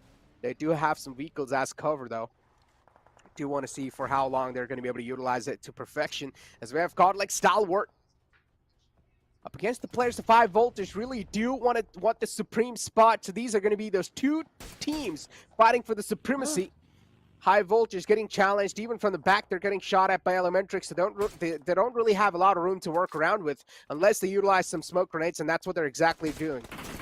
High Voltage getting spotted out, also getting just shot at in the back by the SLR, just tapping away. Elementrix creating as many problems as possible for the players of High Voltage. Elementrix, they do have a nice high ground right on top of them, so they have a complete line of sight, but High Voltage, they make quick work on the players of godlike Stalwart. Wow. With that, 16 remaining Elementrix, again, as Necro was pointing out, I mean, they have been able to create a lot of ruckus right now. Of course, when it comes down to the defeat points, there are only 2, but they've got a lot of information that they've been able to retain, and that in turn is providing them with a lot of, third-party approaches that Elementrix is bringing to the table. And again, along with all of that, the position that they're in on top of this mountain, it is definitely a boon that's been provided to them that they've created for themselves, and now the zone has moved once again away from these teams. As right now, Elementrix, even though they're on top of that mountain, they're going to have to falter down south because the zone has moved at least 30 to 50 meters away from their positioning. But towards down south, we do have I8, Aegon I8, looking very much in contestation for this game because the zone is theirs for the taking. They've got Uzum and Blade, the 2 players that they are working with. But again, they only have 2 players, whereas Elementrix, they've got 4. Let's see how exactly is that going to pan out. At the same point in time, High Voltage, another team that we were mentioning, well, with the 5 teams that are remaining, High Voltage's numbers are still up there because they've got all 4 players still surviving and standing, and they still do have a really good situational awareness as to where their opponents are, and that's exactly what we can see right here from the side of Assassin with the Mini 14 in his hand, going to be bringing down a lot of shots against the players of Elementrix as well as DEW. Yeah, I mean, Elementrix right now, they've lost out on one of the players. DEW's firepower is definitely not something to mess around with, and that's what they're proving over here inside this fight. Nirzid stopping in one of the most wrong positions, if you ask me, because Orange will probably have a clear line of sight on Nirzid, and Nirzid has no clue that Orange is right behind him. Orange is currently controlling 2 players who are in the front, and this is going to be some easy picks for the side of Orange. Now finally has given his position away with that knockout, but Nirzid, if he's able to clutch this one out, this can definitely prove to be one of the biggest clutches that he can try and save his team from. It's Nirzid versus Orange, and Bishal is taken down way too low inside the shack. If Nirzid manages to take out Orange over here, DEW will survive for another nade, and what a nade from the side of Doc to flush out Bishal. Yep. Bishal gets knocked out. Now it's one last man alive from the side of Elementrix. Ito is trying to crawl in from the back lines, but he's not going to be savable. As DEW, they somehow managed to survive this one, even though they needed to make it inside the circle. They still managed to dismantle the entire team of Elementrix, and they're able to do some light work. DEW, they're definitely catching a lot of fire, even from the side of High Voltage now. But this is something they can try and recover from. Orange still just creating a lot of problems, just being a thorn in the way of DEW. And somehow DEW, now they themselves are crumbling down. Well, for Elementrix's Orange, the best part right now is, of course, the sigh of relief that he's been provided from the side of High Voltage, where High Voltage from the back lines on top of the mountain is creating a lot of chaos for the rotating team of DEW, which in turn has brought their numbers down. Just a minute ago, we saw DEW bring out the players of Elementrix, and of course, Orange was the only final player remaining. At that point in time, DEW had all 4 players still surviving, but now it's a 1v1 situation between DEW's Doc against Orange from Elementrix. At the same time, the best part for Orange is his position is not yet compromised from High Voltage, but High Voltage know exactly where the final player of DEW is. With that 4 teams remaining, we still have the 2 players from Aegon I8 still surviving. In all of this is going to turn into a very close contestation as to who will get this chicken dinner. High Voltage very much looking like they are in control of this entire saga, but the zone is something that is not favoring them. A little bit of a stalemate is what we can see on our screens. from the side of Elementrix is orange. But it seems like High Voltage have finally made a push to get into the zone, and this is where I8, they are going to have to start locking horns against the players of High Voltage as well. As they do, Blade will be able to bring down one player from the side of High Voltage. Thus, a 3-man army is what we're going to be able to see from High Voltage. But at the same time, again, the numbers are still going to be favoring them. These perfect smoke walls that have been created from the side of High Voltage is exactly what they need to be able to eliminate and get this chicken dinner in their favor. And oh my, Necro, I should not have changed my prediction, mate. High Voltage is what I wanted to go with my heart, but my brain said no, DRS is what we want. And never mind all of that, because it seems like I'm still jinxing it, because it is a 1v1 between Chiggle and DEW and Doc. This is his moment to shine. This is his game for a chicken dinner, the first chicken dinner that DE Warriors are working towards when it comes to this grand final. And in that, he's got all of the situational awareness. Malik and Jingle are the two players remaining from the side of High Voltage, but they are out in the open, and the Shack is what is providing the best cover fire for Doc, and that in turn is going to result a 1v1. This is chaotic mess, dude. Oh, it's not exactly a 1v1, but it's a 1v2, that's for sure. High Voltage were able to sneak in a res. Malik is trying to close on up, but just punch boosting his way in. Now Malik's position's definitely known. Doc on the other side, just behind this buggy, hoping for the best. It's a 1-on-2. Doc can definitely pull it off. DEW, they have some insane clutch genes, and they have done it in the past too. And what better man than Doc to do this one? And look at Doc just creeping and crawling his way around the little ledge that he has to play with, and Doc finally strikes in, finds one, might just find the second one too, and DEW! Doc, I told you, man, this man has some clutch genes, and Doc clutches it out once again. It's not the first time he's done that. He's done this in the past too, and Doc does it once again. Oh, DEW. These players, they have some sort of clutch genes. No matter what player is alive till the end, you can never underestimate this team. Wow. I am speechless. Now I have seen the prowess of DEW, definitely for sure. DE Warriors, what a play that was from Doc especially. With him being all by himself in that shack, and then converting that position into a chicken dinner winner stance itself is unbelievable. But then being able to then move on towards the 1v2 and get that as well. Wow, what a perfect mind game that was showcased right here from Doc from the side of DEW, where indeed they will get a chicken dinner from this game. At the same point in time, we are going to go on that short little break. Stick around, we'll be right back with match number 3.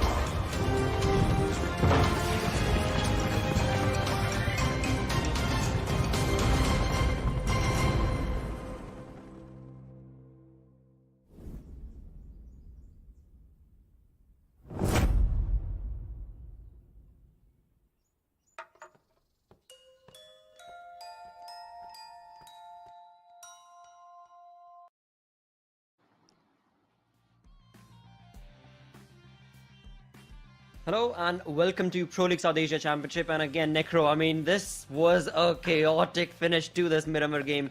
Game number 2 of the day does come to an end, but that was unbelievable. The chaos that ensued right there. High Voltage, I'm sure they're going to be definitely cross with how they converted that, or rather let that fight go, because they had the advantage. They should have been able to capitalize. They were coming from on top of the mountain. They knew exactly where the final player Doc was of DEW, but all in all, it was just stolen away from them as DEW's Doc got that beautiful chicken dinner for his team. Along with that is the MVP from the game.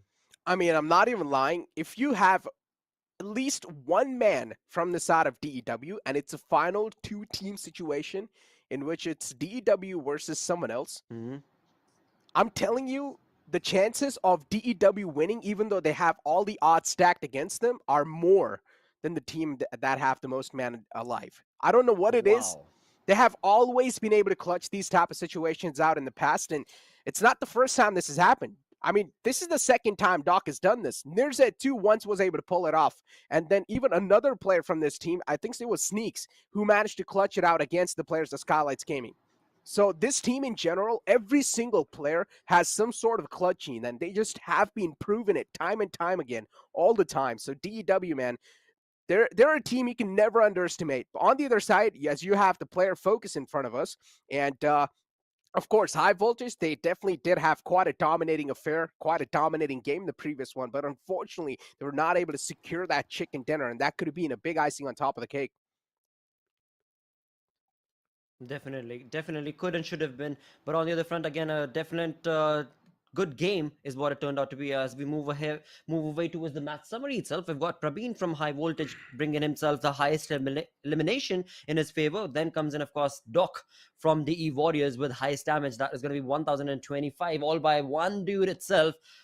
Yeah, can't wait to see what exactly the entire team actually provided when it comes down to the damage graph. But as we right now do have the highest assists going in favor of High Voltage Assassin, and Senior from the side of Quantum Rage is the man with the highest healing done from this game, along with his teammate actually, Sirius as well. So Senior and Sirius both from Quantum Rage sitting over there with the highest healing done. But boy, oh boy, this definitely does make day number 2's highlight, like one of the best highlights, probably the way he was able to clutch this game for DEW. Yeah, indeed, man. As you do have the match rankings in front of us, and of course, High Voltage, they were dominating no matter what. They had the high ground to play with, and they played that to perfection too. Just in the end, when you need to leave that high ground and come and travel down the entire slope, that's when things do crumble down, and that's what exactly happened. The downslope area is, of course, going to be the most exposed whatsoever, and that's where the player off DEW took a complete advantage of that fact, and Doc was able to get 2 knockouts easily. And then another player from the side of HV, some sort of, he did manage to sneak in a res, but didn't really matter in the end. Doc just easily 1v2'd them. He just one-clipped them in the end. And yeah, that's how they got the chicken dinner. But still, High Voltage, of course, just because they had more elimination points compared to the players at DEW, so they're going to be taking the first spot in the match rankings. And a decent amount of teams had quite an okay-ish game, I would say. Even I8, they were able to show themselves up, and I'm quite happy for that team. Oh, yes. Definitely. I mean, they were right there, and 2 of the players were able to, get themselves in a decent position where, if nothing else, they were at least part of the top 5 teams, my apologies, over there itself, which is something we wanted to be able to see from the side of course, Aegon I8, and they did so perfectly as well from the game. And we were talking about it consistently as well when it came down to the rotation that Aegon I8 were showcasing, and it was looking pretty good, right? On the back front, though, Elementrix, another team that I would want to bring up, Elementrix. Now, I honestly thought they were the X factor in this entire saga and fight that was taking place. But, yeah, they crumbled down pretty quick. They indeed did, man. And at the start, we instantly just saw this complete squad wipe coming in from the side of TDK that did some light work on the players of Reggie's side. But then later on, instantly got approached in third party by IHC, where IHC did some light work on the players of TDK. So it was just a complete back and forth. But one thing I can say for sure in that previous game, it was an action-packed game. And that's what we like to see, action all across the board. We're seeing a lot of squad wipes right off the bat. And then in the final moments, what can I say? How can I describe this entire situation? Elementrix and the fight between the players of DEW, in which DEW were somehow able to flip the odds and flip the tables against the players of Elementrix. And in the end, Doc just clutches it out. An insane clutch from the side of Doc. Indeed a warrior. Absolutely. With 3 bullets remaining, getting that clutch with, like you perfectly said, with 1 mag. Yeah, that is ridiculous, mate. That's ludicrous, is what the Warriors did right there. And that's all thanks to Doc. But with that, moving on to the overall ranking itself, the storyboard clearly indicating that Godlike Stalwart are still leading the charge with 99 points to their name. 4 point shy is going to be Skylight Gaming with, again, 2 perfect chicken dinner games that they've been able to accumulate yesterday, sitting at second position. But moving out from here towards the second page. Now, this is where we want to be able to see, or wanted to be able to see, changes. And, well, changes are being brought on long. Elementrix pushing on 2 positions with the 11th position. Same is the case for Quantum Rage as well, as they find themselves on the 14th with 1 position jump for themselves. But in all of this, Magnus Esports, look at the difference right there. I mean, placement points sitting at 5 only. 14 eliminations is definitely good. I mean, compare that to Elementrix right there, right? It is definitely something that Magnus Esports need to understand. And how exactly are they going to be able to capitalize upon that? Well, I'm not entirely sure, because they do get spotted out real early. And then the entirety of Magnus Esports just falters down so quickly and early. It just doesn't make sense to what I saw from them in PMPL Pakistan region. Yeah, I mean, I would say IAT are definitely on the stepping stone right now. They're definitely doing good. They're definitely having those baby steps for themselves. They have been able to, or they have managed to climb on the latter half of the board.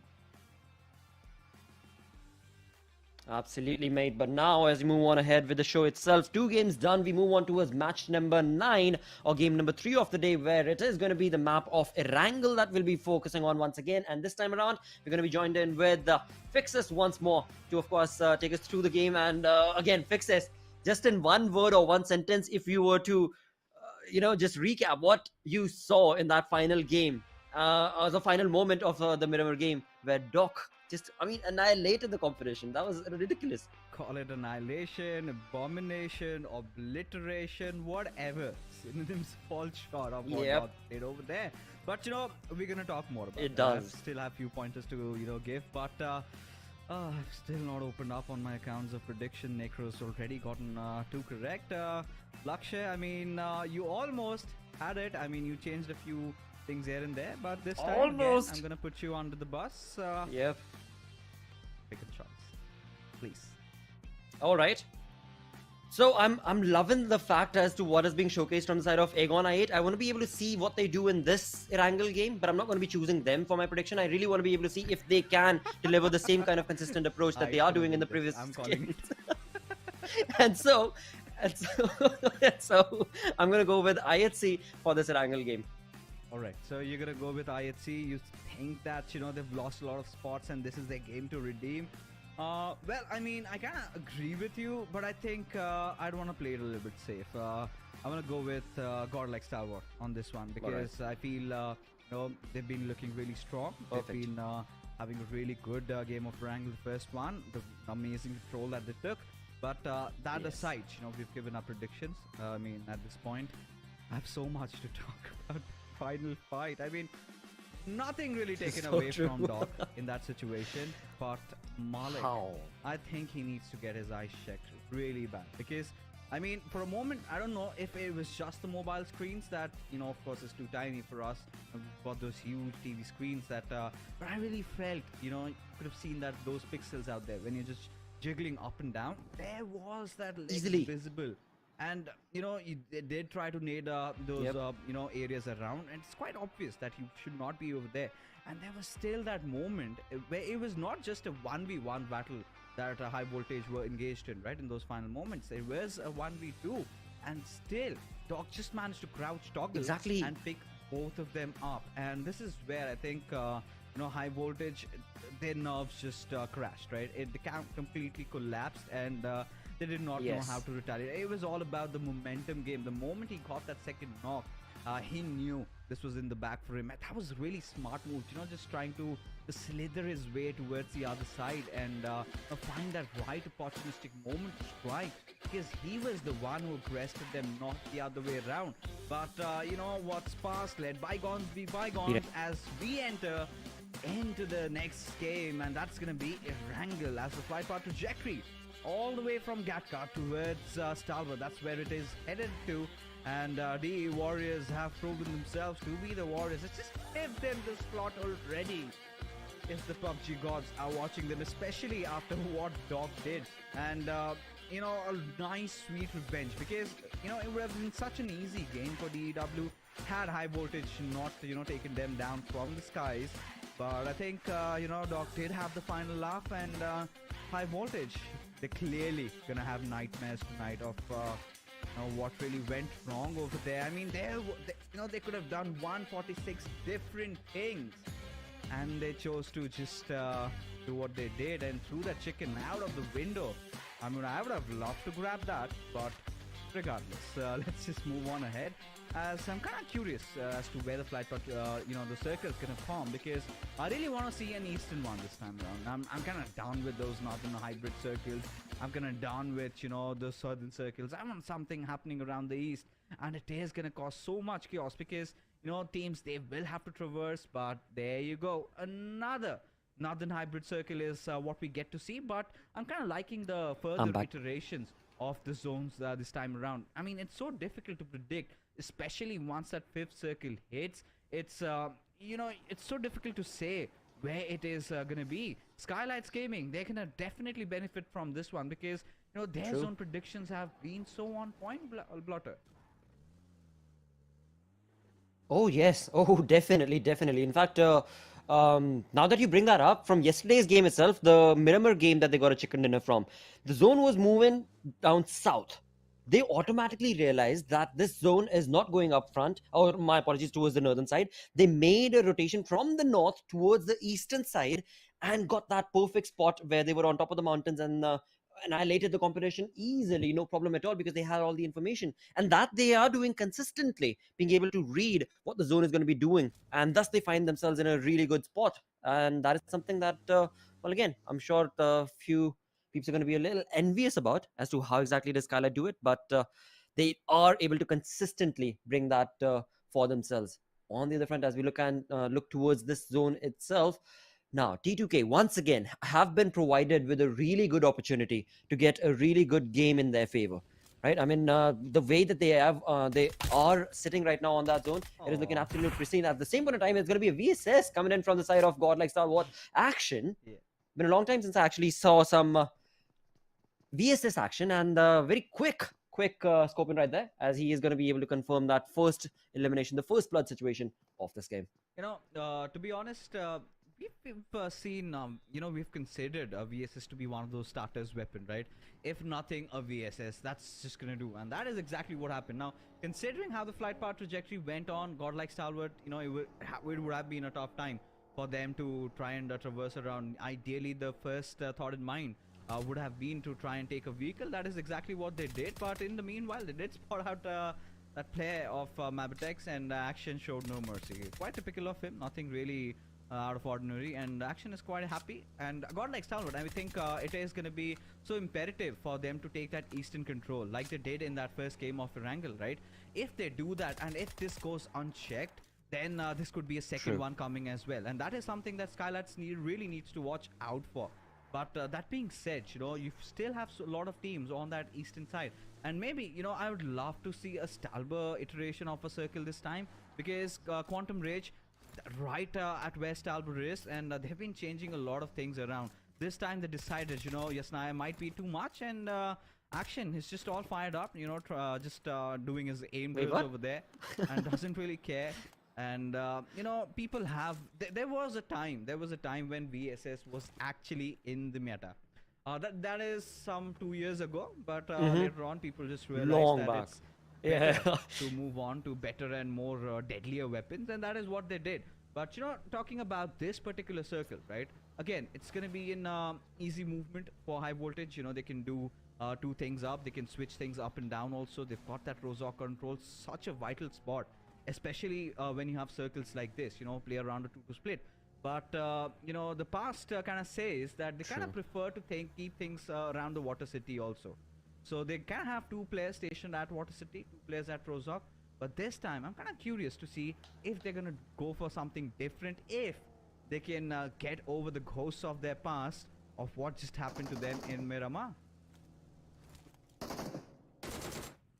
Oh, well, with that, we've got Skylight Gaming against the players of Venom Legends right now in a very, very close rotation is what was being showcased, where Mr. Boro, always lonesome, was in close proximity, but sadly his teammate was not there to be able to, of course, take on those shots against the rotating team of Venom Legends. Now, talking about Venom Legends as well is another team to bring up in terms of how their performance from yesterday has also pushed the envelope a little, is what I've seen in terms of the games that we have already been a part of, the 2 games that we've been part of, wherein the rotations have been kind of on point, but more so on the fact is that for Venom Legends, they stick together as a team, and that is something which I'm liking. Right now, they've got an early rotation going towards the northern side of the zone altogether itself, where we saw T2K towards Savarni. And that's a really good decision making coming in from Venom Legends. But let's see how effective is that going to be. And as, of course, Fixes was just mentioning, the 2-man split from High Voltage can be seen. At the same time, we've got Venom Legends working towards a 2-man split. Same is the case for Skylight Gaming as well. And all these 3 teams, in fact, 4, let me say, because T2K is also going to be around in the same proximity as well. They've got themselves in a really good spot where, as far as the zone is concerned. All the other teams are still lingering around and still a little scattered and haven't really made their presence into the zone itself. But definitely, these 4 teams are looking very crisp, at least in these early moments of the game. On the other front, another thing that I do want to talk about compared to how big a stark difference can be seen or could be anticipated is going to be Aegon I8. A team that always went towards military base, have changed that completely and have now started going towards Giorgio and in fact towards all the way up north to Zarki as well. Now, that we'll have to come back to because Venom Legends Ripson being very, very quiet. T2K's legend. Did he not spot that vehicle right there? I guess he did not. But nevertheless, it's going to be absolutely fine because he's going to be able to run away. He did, right? Yeah. As soon as he was like parking, he was able to spot it out, I think. But yeah, that could have been a close one had he not been a little too over cautious about that one. But thankfully, he was. Thus, we're still going to be looking at 63 players alive. What an interesting choice of loadout coming in from Ripson. You know, just going for that close quarter combat, loadout, has that Uzi and that DBS to play around with. Wants to, be the entry for his team. But, I really, while you were discussing, I really like the positioning of Skylight Gaming and how quick they were to go into the splits, right? They've got 2 player stations still at Yasnaya, but they still have, a Nima along with Mr. Boro heading a little northwest, just in order to have that little contingency plan alive, because if the zone shifts over there, you know what follows, right? But for Venom Legends, I think the best way to describe them could be them just being Quantum Rage of Nepal, right? They're one of those teams that kind of believes in those rotations.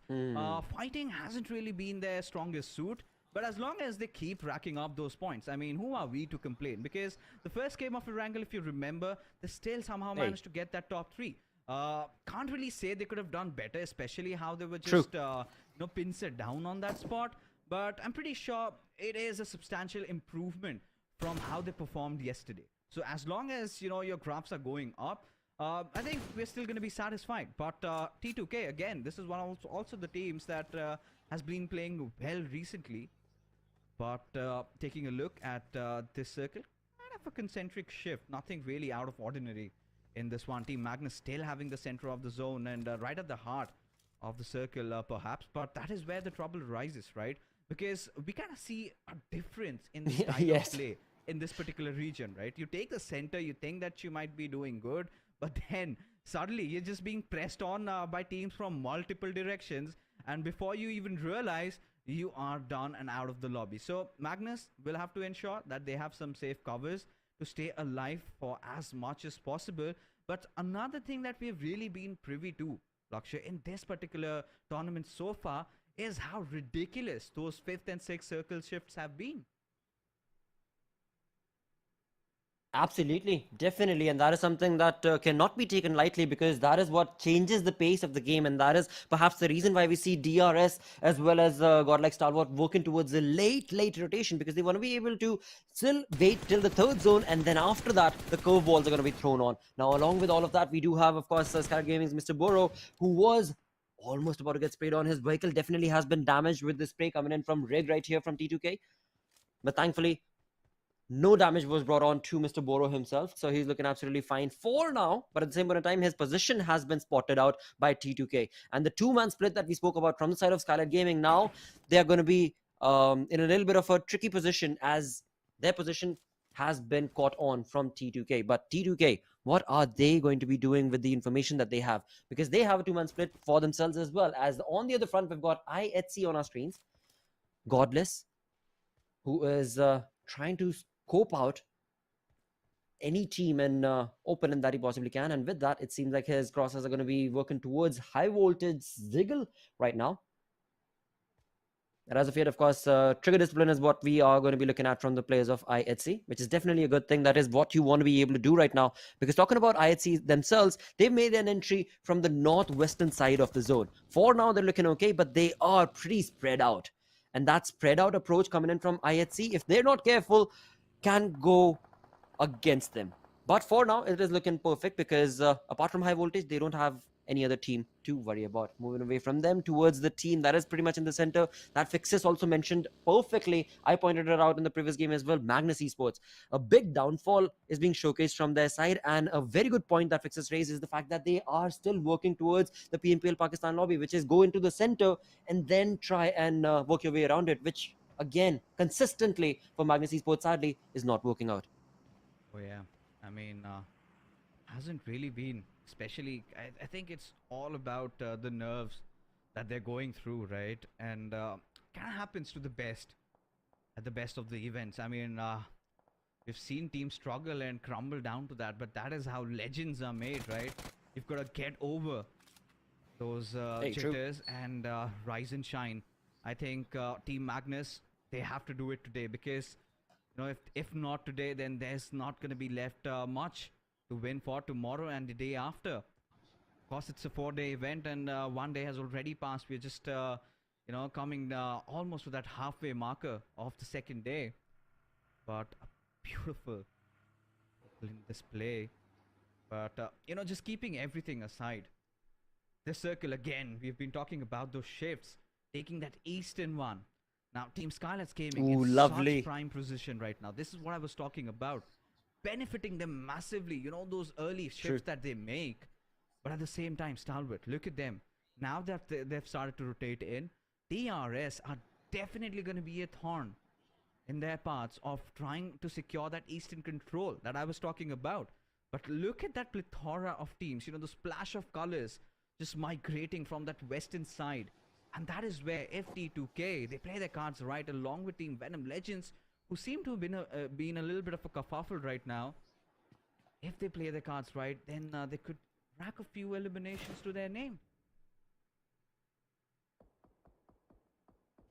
Absolutely, but with that, it seems like Venom Legends are definitely being pounced on upon from the players of T2K with a two-man split that is still being favored from the side of Venom Legends. It seems like that is an ill-fated decision at this late into the game, because T2K, with all four players, have pushed on ahead, and that in turn is going to be leaving the players of Venom Legends with just a two-man army, where indeed T2K are going to be able to capitalize on easy 2 elimination points for themselves. So a perfect rotation being showcased from the side of T2K, but they've still got a lot more work to do, because as you just mentioned, Fixes, there are so many other teams that are still making a rotation from the western side of the zone itself. Along with that, Egon I8 are going to be in close proximity against the players of Regicide, where one of their players, Uzum, has been brought down.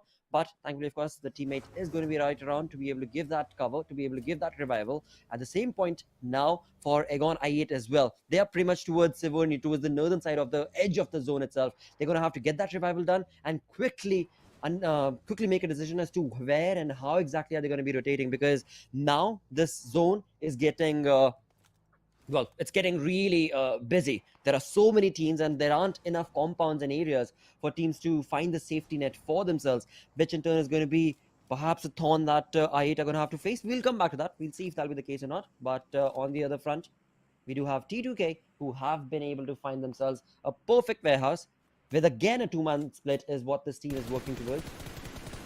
So let's see, how are they going to be able to capitalize upon that position towards the northern side of the zone?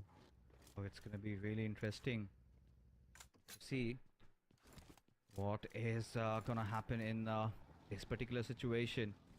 Team Elementrix, I mean, they've had their good days, but Orange, little bit of a reluctancy, if you remember, in that previous fight in Miramar against DW, having secured that first knock, kind of backed off to go in for the second. Clearly showed that he was indecisive in that moment. But again, you know, we have been talking about the circle. Dude, really what playing is the tennis. zone? When in east, now goes down all the way towards that western side. Now, so many of these teams have to get in. Come And on. now it is going to favor teams like IHC.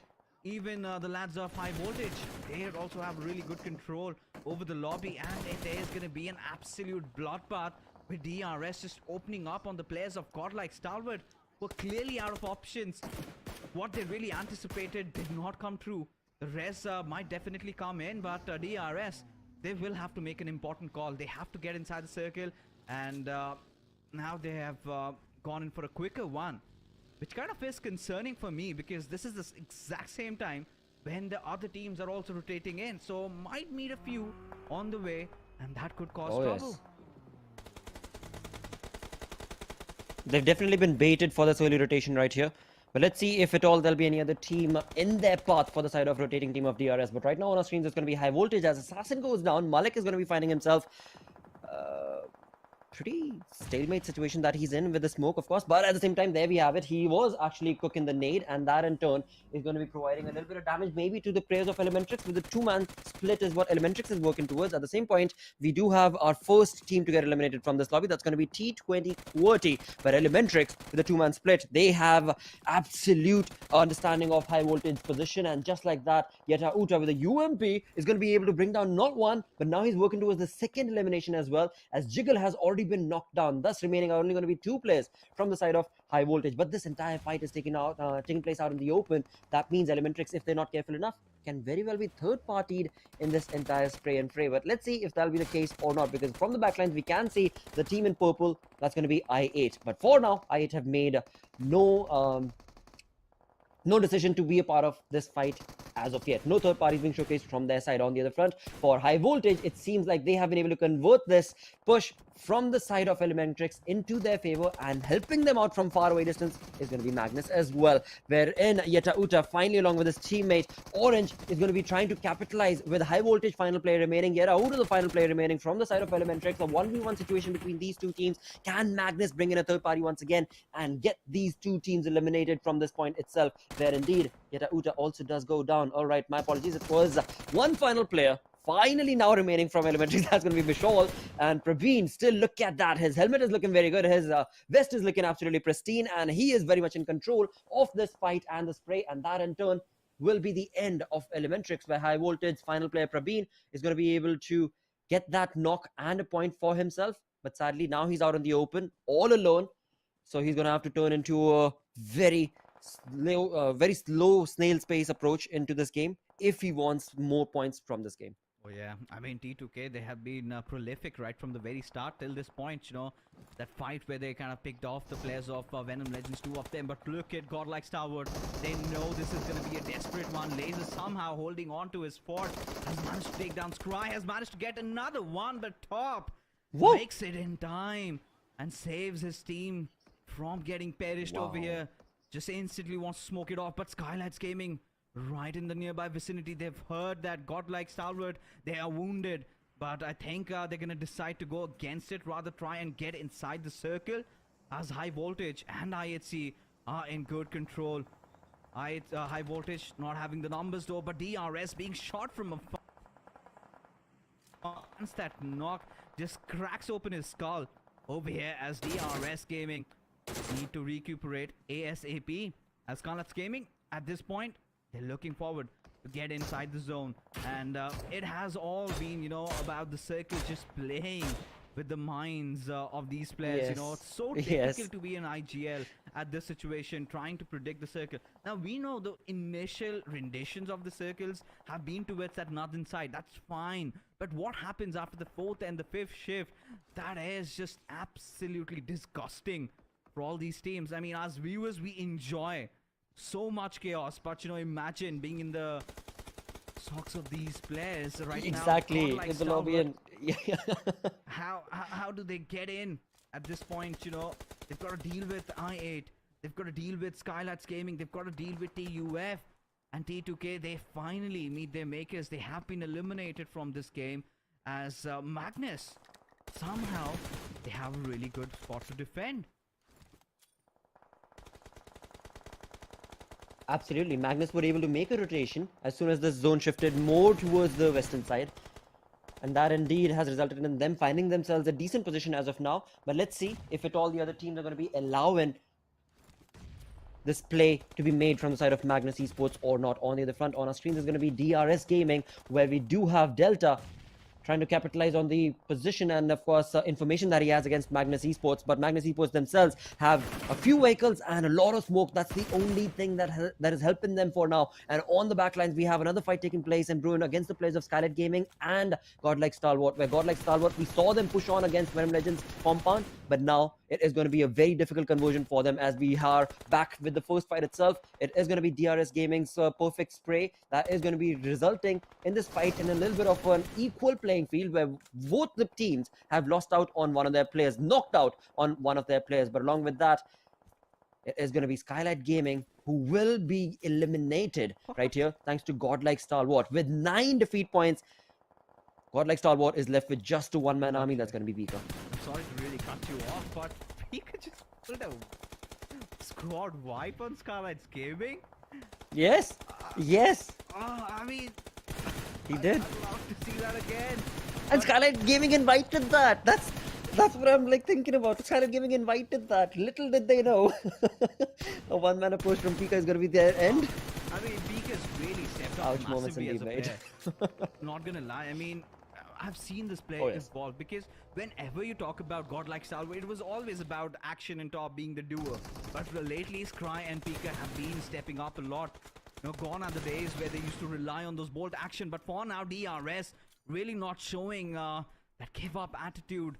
Still, somehow, just through that smoke from the edges, finding those openings from Team Magnus. Now, that is not ideally what Team Magnus are really famous for. They really get close, up close and personal against their enemies. Drolin somehow finds some respite, getting that knock on Delta, hence revealing his spot, but Zen not providing cover fire, but he does now. It's too late. Killer not really at the best of HP, as Zen is fighting with life and death, trying to get all these elimination points as quickly as possible, trying to secure Team Magnus, trying to push them just a little bit forward. And just when we were thinking that yes, Team Magnus, they are actually doing pretty good, they did not see DRS coming from miles afar, as Gante and Killer not at the best of HPs. Killer has to be the bait, but Gante needs to take that trade. Zen on real low HP, Prone's in down, but Zen needs to patch himself up, shows himself out, and he clutches it. Oh no! With just a sliver of HP. DRS Gaming, they are eliminated from this game. What on earth are we witnessing? It is day number 2, but we are witnessing clutches every single game happening, and my heart is pounding with joy and laughter, as now IHC still have 4 of their players alive. They have slipped a lot of points from that overall standings, and this is maybe their game to redeem themselves.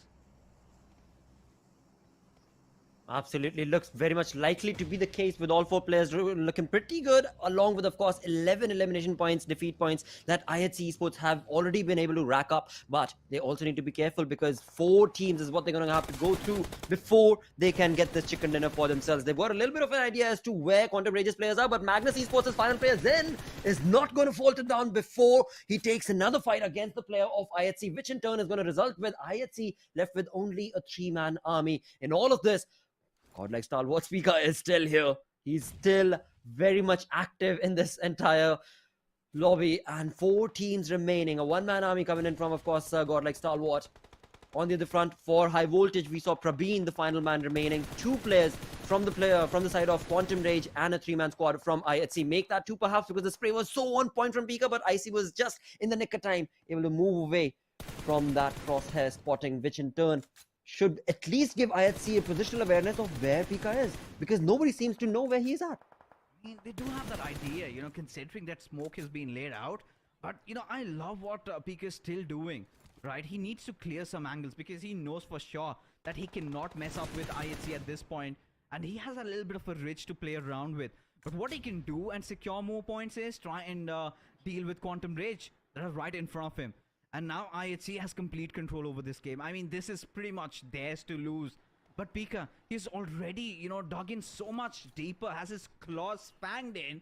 And, that that squad wipe all by his lonesome on Skylights Gaming. I mean, he must already been gloating in joy. But he knows now the path is treacherous, filled with all sort of difficulties at this point.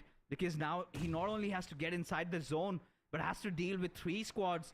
And the most devastating one of them has to be IHC. With that position advantage and added up with that numbers that they have, it certainly looks nigh impossible for them.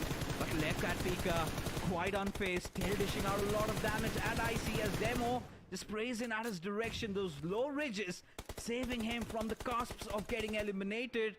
Demo with that grenade just could put the final nail in the coffin.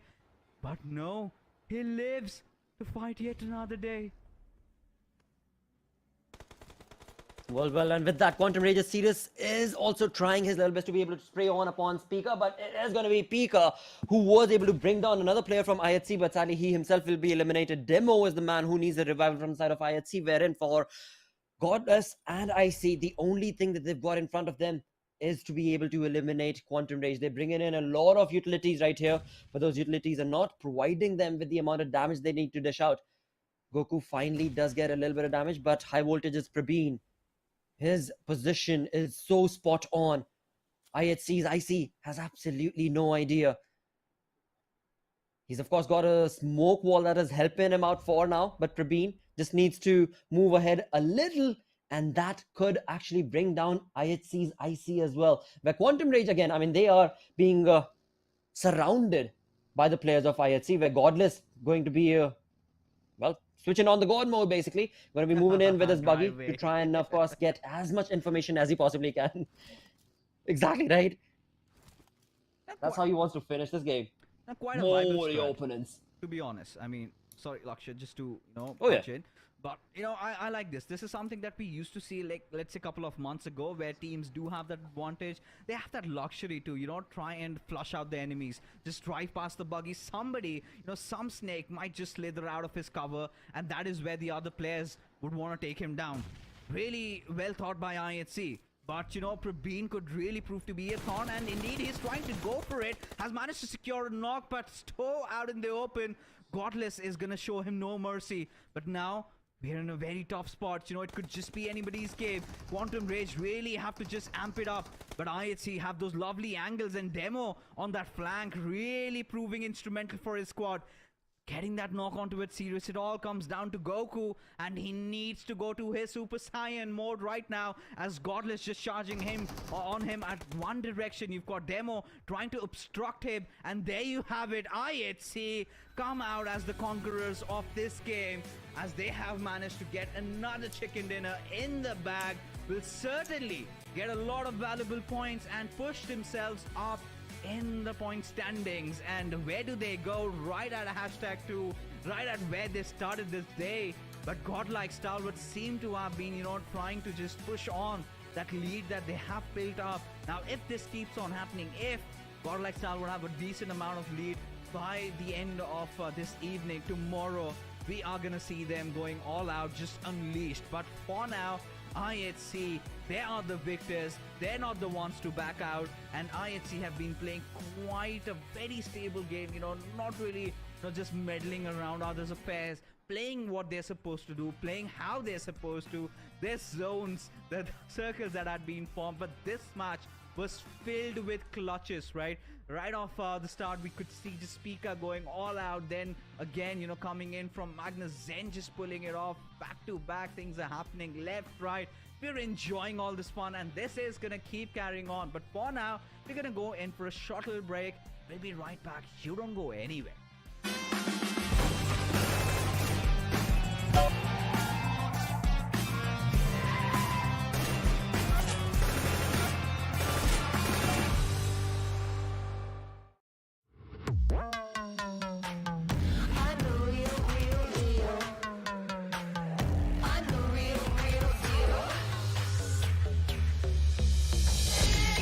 It's a bang, you know my name.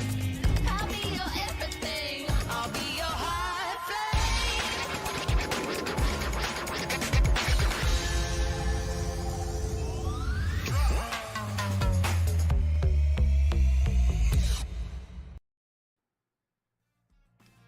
What a day has it been so far. Welcome back, ladies and gentlemen. Of course, you are watching the PUBG Mobile Pro League South Asian Championship Fall Split 2022. Of course, brought to you by Oppo, who are our sponsors for this event. But what a wholesome match has it been. And let's take a quick look at who the MVP was.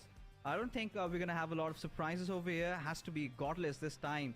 Finally, watching this man come up the MVP charts makes me happy. Back to the reminiscent of the good old days. Now IHC does have demo, the pressure relief, but Godless when things mattered. Quite clinical, 723 points of damage, 8 eliminations for this lad. And IHC, what a way to bounce back and reclaim that second spot.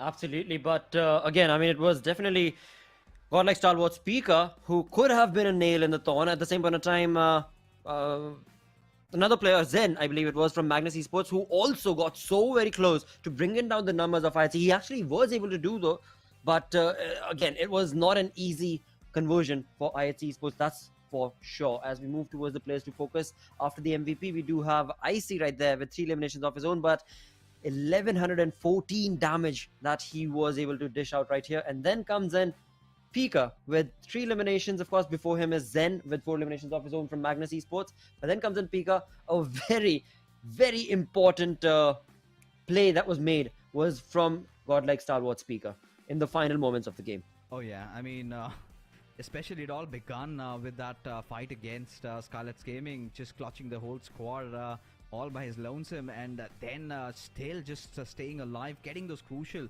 points for his team. And even DRS, as a matter of fact, the way they had picked that fight up against Team Magnus, really thought that they will kind of pull it off, but Zen just came out of the syllabus. But IHC, really good play. I mean, nothing much to say because the way they just took over the circle. Initially, I think one thing we are witnessing from Mongolians, they're just not going all out, because previously, if you remember, when IHC were formerly known as Zeus, how they used to play, they just used to search for bodies, left, right, and center. Right. Now yep. it is much more controlled, right? Now it is all about just picking up the perfect spots that you have to hold and wait for that right opportunity, because I think Zeus back then had to deal with the brunt of it, right? There was one entire edition where they failed to even qualify for the majors. So that was sort of that wake up call for them, and they had to completely revamp their style of play. They still have those zincs of those aggression though, but now it's so much more methodical, so much more well balanced with how they're approaching something like godlike stalwart has been doing for quite some time. And clearly working out. 15 eliminations, 30 points is what they've secured. But godlike stalwart, like I said, they are constantly pushing themselves up the board. But Quantum Rage has to be one of those teams that has been really impressing me lately because of where they started off yesterday and where they headed off right now. That consistency that was lacking at day number 1, which eventually came out at the final game, is finally starting to show up, and they're living up to their name and standards. Absolutely, and that is definitely a kudos approach for Quantum Rage itself to be able to, from just one day's gameplay itself, completely change the way you're going to be approaching the lobby. And of course, along with that, we do clearly see how they're able to get those numbers up for themselves. But right now, let's move on ahead towards the zone analysis for the players of IHC Esports itself. Now, one more thing I'd like to add on. Well, all right, Fixes, how about you take us through this, and then we'll perhaps talk a little bit more about Zeus and what is now known as IHC. All right. I mean, of course, it all begun, they've pretty much not changed the drop location, just heading from Giorgio. They decided to keep things simple because, it was still kind of undecided as to where the circle is going to head out, right? And we kind of witnessing this pattern with the Mongolian teams is that they kind of like playing around the edges because they understand for a fact that we constantly see those curveballs hitting in. And it is always better to try and rotate in from the edges rather than try to take the center and then try to come out, because the moment you take the center and try to do that, there must be so many teams around you that are not going to let you do that. Now this is where things really went into IHC's favor. This circle shift towards that western side, because had it gone towards that east, DRS, they could have benefited massively, or maybe even the likes of Skylights Gaming. But this is where IHC realized they did not have a lot of threat to deal with. It was Team Magnus down below, but they already were on a collision course with Team DRS the moment they decided to fight. So that part was pretty much cleared. Now all they had to do was just respect the circle, and godlike Stalwart, they fought their way in from that eastern side, because Skylights Gaming, they were one of the biggest threats over there. Pika dealt with them. The others kind of really fell apart. High Voltage, Quantum Rage, they kind of, this little change in the drop location for Quantum Rage is actually really helping them out, because for one, they're not really having that early scare of Skylights Gaming trying to take them down or deal early casualties. They're dropping off at Stalber, easily getting their loot, and then they're kind of moving on with the rotation, which is kind of helping them, considering how many of those northern circles that we are getting to witness. So Quantum Rage really getting all those games on point. Then we always know that this is one of those teams that never really focuses on getting those chicken dinners all the time. They are kind of those teams that, gets 4-5 finishes, a second and third spot, and that has been all but enough for this team. And they all again did that. And High Voltage, I was kind of surprised that they made it so far, especially after collapsing that bad in that previous game. And this is going to give them a little bit of a respite. Nonetheless, IHC then just had that high ground control, just took over the game. Pretty easy, man, and just IHC things were done, and yeah, they got the chicken dinner. Absolutely, but again, I mean, for High Voltage, it was Prabeen to thank, right? Because he, all by his lonesome, was able to get the team all the way up to the final moments of the game itself. But along with that, talking about moments, let's have a look at the Oppo F21 Pro moments, where chaotic fights definitely ensued on the entirety of this game, and that was all thanks to the way the players of this lobby played. Right off the bat, in the first 2 minutes itself, we saw action from godlike Stalwart take on shots against Mavericks. Now, Mavericks is one team that I'm hoping that by the end of today, they come online and they start showcasing this sort of performance that we anticipate from them, but is sadly missing as of now. Yeah, I think so far, today has just been a Mongolian domination day, right? 3 matches, 3 chicken dinners, amazing moments being created. And this sort of kind of is going to be a little concerning for the Nepali teams, because they're kind of getting in really close, but it's still far away. But I think the Pakistanis have certainly redeemed themselves a lot, because I'm kind of happy with how I8 has also been progressing, along with how Quantum Rage, or maybe let's say Regicide, they've been playing. This game was also really good for Team Magnus. No matter, they kind of really messed up with in that fight against DRS, at least courtesy to Zen. Did manage to pull that one off, but this game again, was clearly, one IHC domination one. Venom Legends, however, they kind of have to watch out for those moments where they really have to go in for those fights and really not shy away from them. Absolutely, mate. With that, we are going to be moving on ahead with game number 4 of the day, which is going to be match number 10 in total of this 4-day affair. And now we're going to be jumping on to the map of Sanhok, where we are going to be joined in with Necro once again to take us through this game, as well as, of course, the anticipations. Mate, what are your anticipations for Sanhok on day number 2 now? I mean, again, one of those slow-poked games are we expecting? I think so, yeah. We're probably going to see a lot much more slower paced, even inside the Sanhok. But again, I'm quite surprised with how Miramar went, though. It was a complete action-packed game. And what? My prediction's only 1? Hey, I got 2 right, man. This is not fair. Even DW was a right prediction. It should be 2. We'll talk about production. that. You guys are rigging me out, man. It's not fair. We'll talk about that with production, but right now, on stream, Necro, it is time for us to, of course, move on ahead from that to the upcoming game's prediction itself, which is, of course, Sanhok. So let's talk a little bit more about that Sanhok game, which is the upcoming game number 4 of the day. And what team are you thinking about for this chicken dinner? My team, honestly, I'm really confused between Elementrix and High Voltage, and I don't exactly know which one to pick for. It's sort of a gamble I'm taking on this one, and I'm gonna go with High Voltage. I'm picking High Voltage.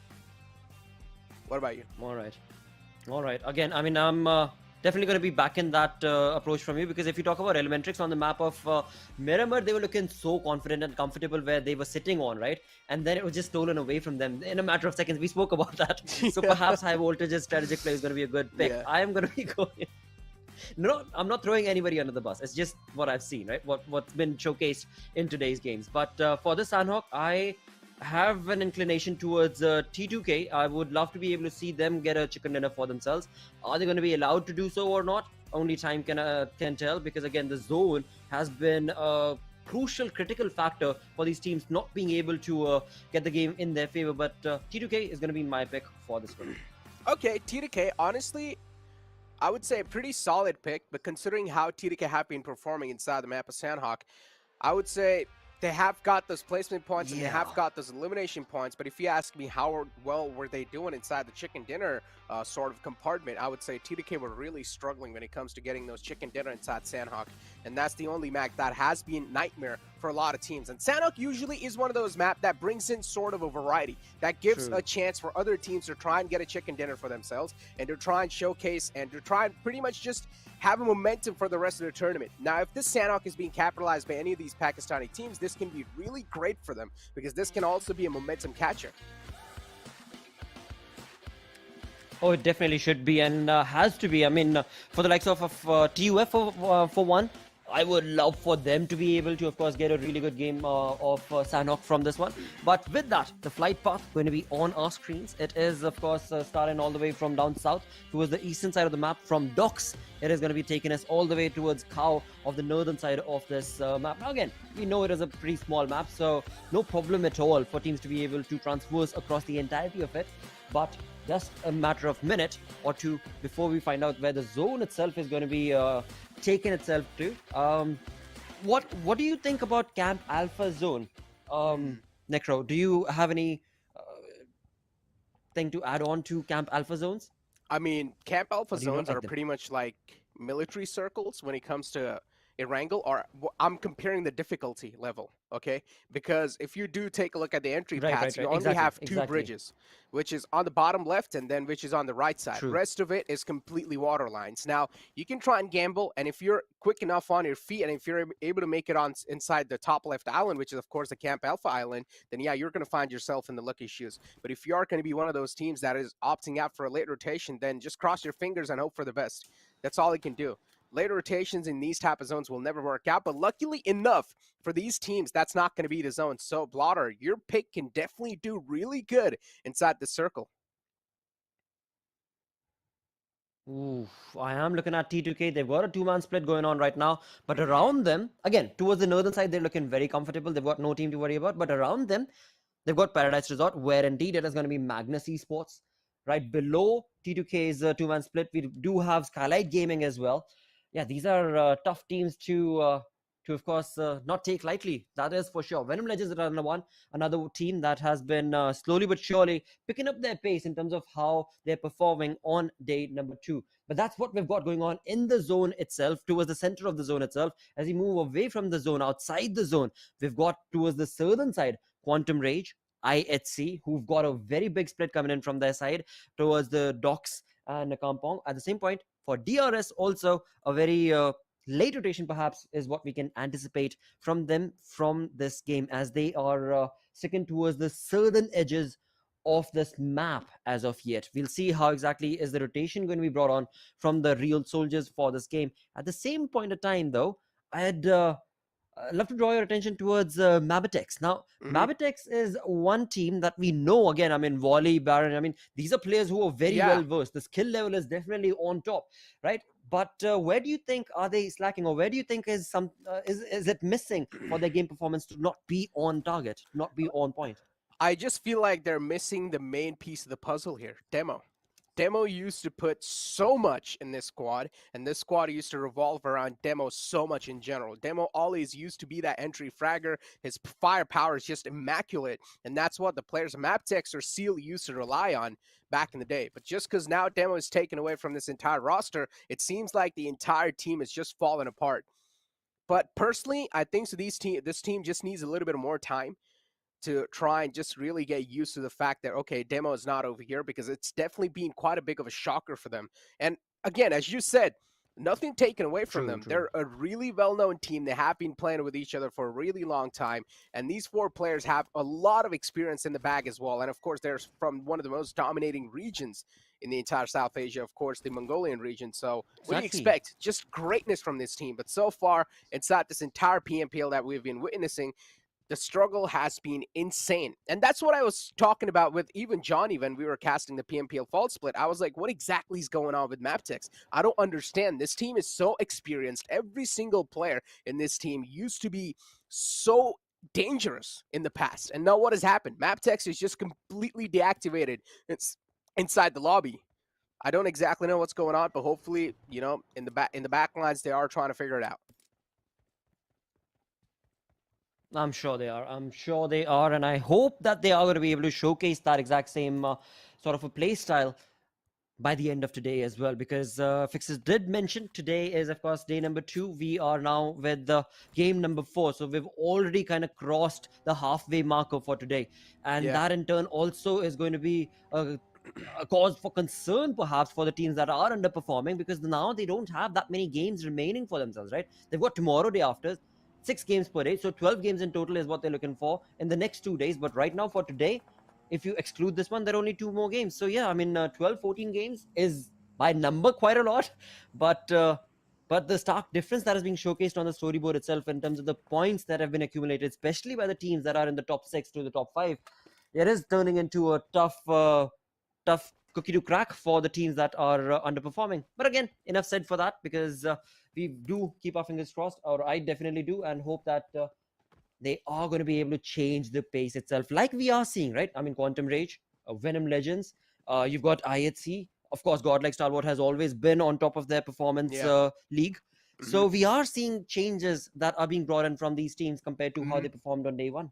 I feel like, okay, I know I'm just going to be completely changing the conversation here, but I'm really my head's just really stuck on that Maptex conversation and Seal conversation and entire demo leaving this scene.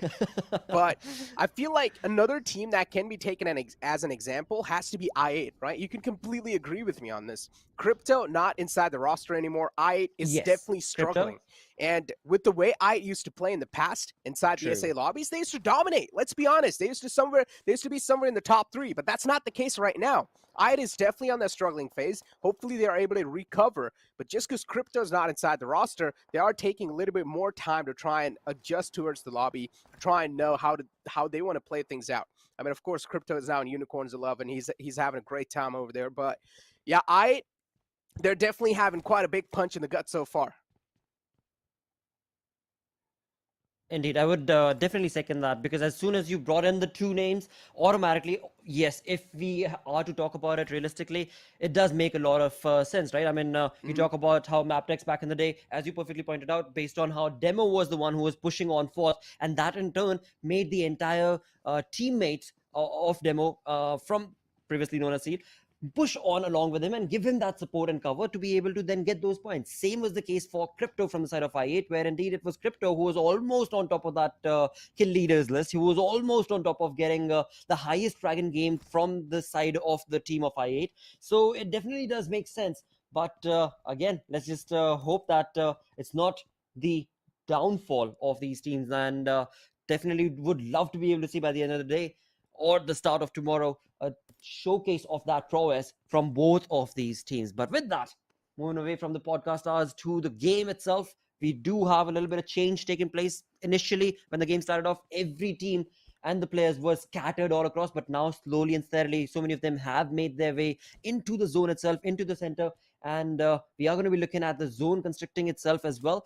And towards the center, where we were talking about a 2-man split coming in from T2K, very close in proximity, was Magnus Esports, TUF, Scarlet Gaming. Now they're getting that much more closer. So perhaps now in the next minute or 2, we are going to be looking at a first blood situation that could be drawn in between these teams. But talking about these teams, well, it is turning into a little bit of a stalemate fight right here, because they are in the center. They don't have to worry about much.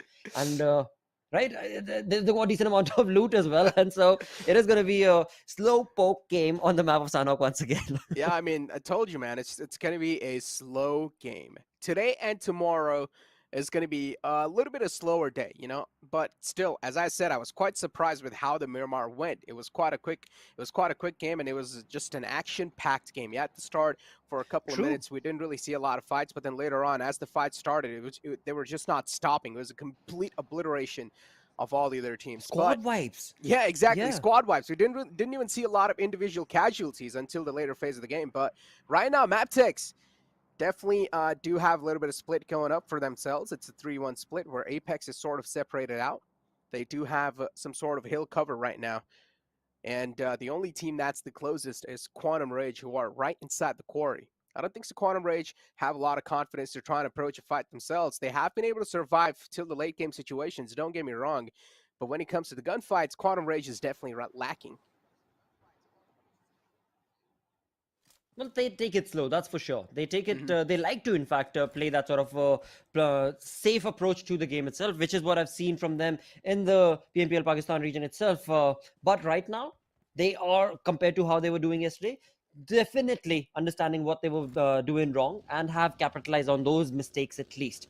But again, for now, talking about the team that we started the entire conversation with, Mapdex, they have a decent control as of now in the zone, majorly focusing towards the southern side of the zone, but they have a decent compound as well as, of course, a decent amount of loot. With that, the second airdrop, the LMG going to be dropped on. But will any team be interested in taking this to themselves or not? Oh, another team actually that I would love to bring up and talk about is going to be T20 QWERTY, a team that I would love to be able to say a bit more proactive play from, but has definitely not been the case yet.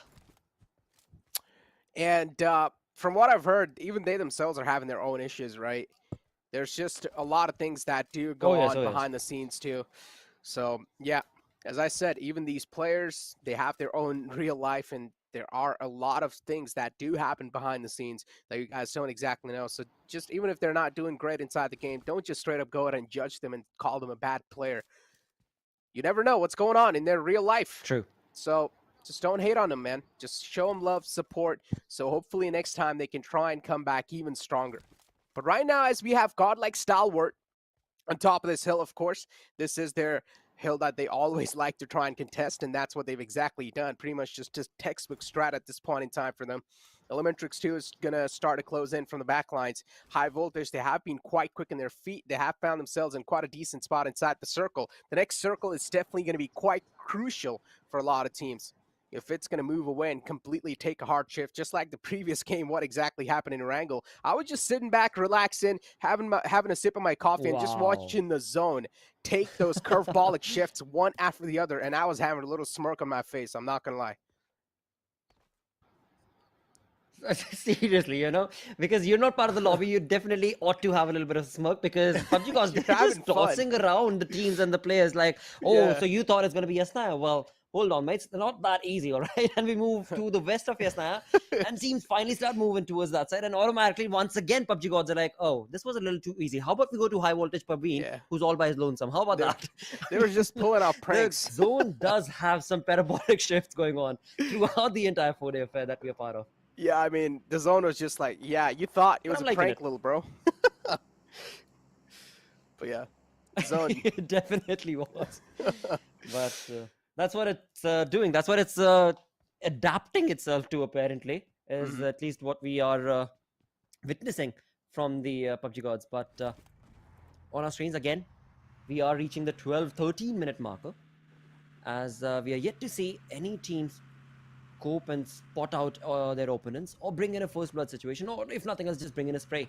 T20 QWERTY on our screens, but I mean close proximity against the players of DEW, where DEW is getting spotted on upon, and it's going to be none other than T20 QWERTY's Khan, who was able to bring him down, and just like that, the first blood situation that I just spoke about has been delivered to us thanks to T20 QWERTY's approach right here towards the northern side of this map.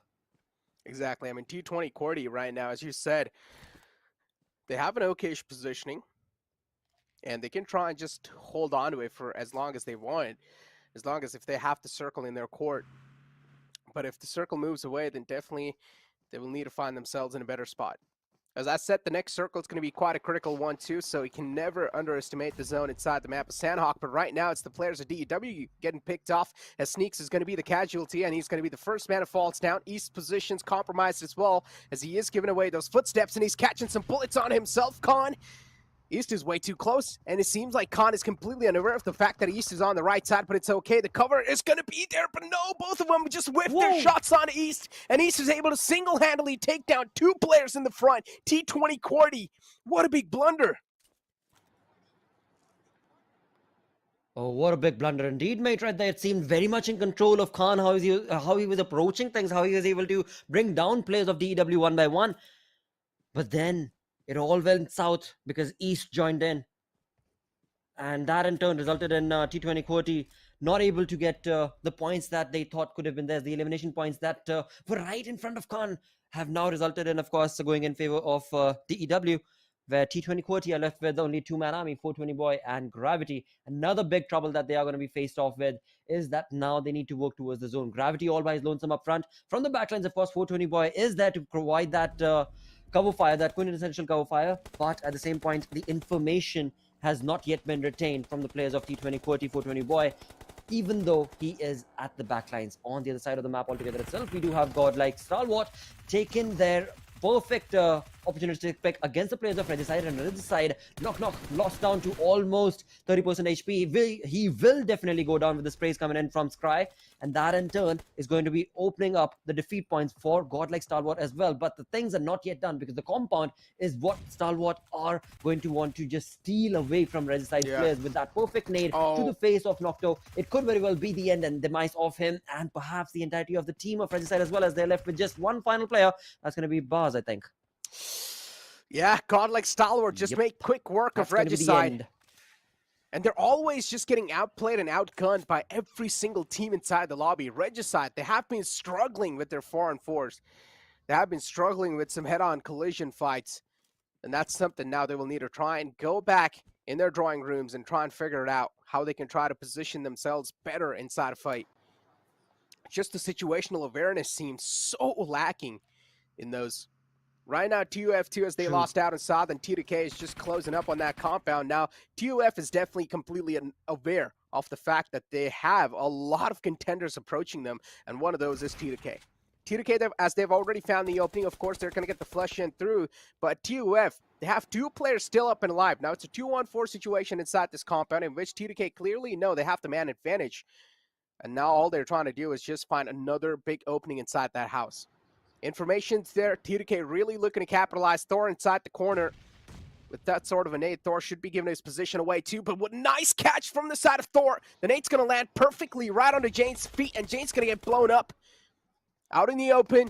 Thor really wants to go for the confirmation, but has no clue that Legend's on the other side, and Legend might just catch him slip by. Thor! That's the biggest mistake you can make. And as I said, the situational awareness just completely lacking from the side of Tough. Oh boy, they really do need to check their surroundings. Well, with the amount of odd trade queues that are coming in from the side of T2K, of course, it was really tough for TUF to be able to, of course, understand what's happening around them, and surrounding them was T2K one by one from one angle to the other. Legend, along with, of course, Sandesh and their teammates, just completely pounced down upon, and the opportunity is definitely theirs for the taking, as they get 4 defeat points converted. Along with that, T2K Jane is also going to be given that revival. Thus, we are left with 13 teams remaining, 47 players in total. T2K have made a really good push to this compound, because now they find themselves pretty much smack in the center of the zone. But talking about the zone itself, another 10 seconds and the zone is going to be moving once again. On the other front, we do have Skylight Gaming keeping a very close eye towards the team of Agon I8. But let's see if Skylight Gaming were able to scope them out or not. Of course, I8 are also being very subtle in terms of their movement. They're not making a lot of noise. They're not wanting to over-aggress. And with that, the zone does move and takes another shift away from the players of Agon I8 as well as Skylight Gaming for now. Yeah, even I'd see they find themselves in quite a tough spot now. Making a rotation inside this sort of a circle is definitely going to be really tough. Even Skylight's Gaming, they'll need to try and navigate their way inside the circle. Elementrix, they have a really good spot for themselves. High Voltage, they have a nice 2-2 split going on. But there are a lot of teams still out in the blue, including DEW, and that can be the biggest threat for the entire area on the left side. Even godlike Stalwart with a 2-man squad, they can also possess a lot of threat inside the lobby. How they can try and neutralize that, it's up to the players of High Voltage because their backlines are definitely not cleared. They do have a couple of cavalry, though, around them, too. If someone's going to try to charge inside Paradise Resort, Magnus will probably try to take care of them, or Magnus themselves will get eliminated. But as we have a lot of fights just progressing on, even Scarlet's Gaming now getting picked off. As I said, they need to make it inside the circle, and that's what the players of IAT are capitalizing on. Absolutely. The late rotation coming in from the side of Aegon I8 is definitely working out in their favor because Scarlet Gaming were up front to get into the proximity of the zone itself. But sadly, it was I8 from the backlines completely pouncing upon the opportunity to bring down the players and numbers of Scarlet Gaming. Thus, they are left with just a one-man army. That's going to be AJ. On the other side of the map altogether itself, we do have DEW's Doc taking on shots against the players of Venom Legends as well, as they are going to be making an entry into the zone from the northwestern side, where it is right in front of Paradise Resort. So Magnus can very well capitalize in that fight against Venom Legends and Doc as a third-party approach. But if Magnus is not careful, they themselves could lose out on numbers because right behind them is going to be T20 Quoties approach. But on our screens, we can clearly see it is going to be DRS Gaming's Rules OG, who seems to have spotted down the players of IHC. And IHC, all of the players are in this small little shack. If they're not careful of those angles, it is going to be the end of IHC right here. But let's see what all other teams are going to be able to bring themselves into this fight as a third party against DRS and IHC. Yeah, just precise from the side of Rules. Was able to find the opening. IHC, now they're falling down themselves. Godless getting confirmed. Not a good news for the side of IHC. As I said, making a rotation inside this type of a circle is definitely going to be a big of a challenge. And that's what the players of IHC are now currently facing, as DRS were the guardian angels of that entire edge. And they're doing a great job in guarding that too. But IHC somehow have managed to creep inside the circle. And they also do have a little bit of shack to play around with. The next circle is going to be quite a critical one too, and where is it going to shift towards? Everyone is exactly wondering the same thing. I8. Oh, IQ tried to sneak in, but couldn't. And that's why he got picked off instantly by the players of T2K. Still, though, a nice try. The circle's going to center on up, a little bit tilted on the bottom left side. High Voltage find themselves in a prime spot.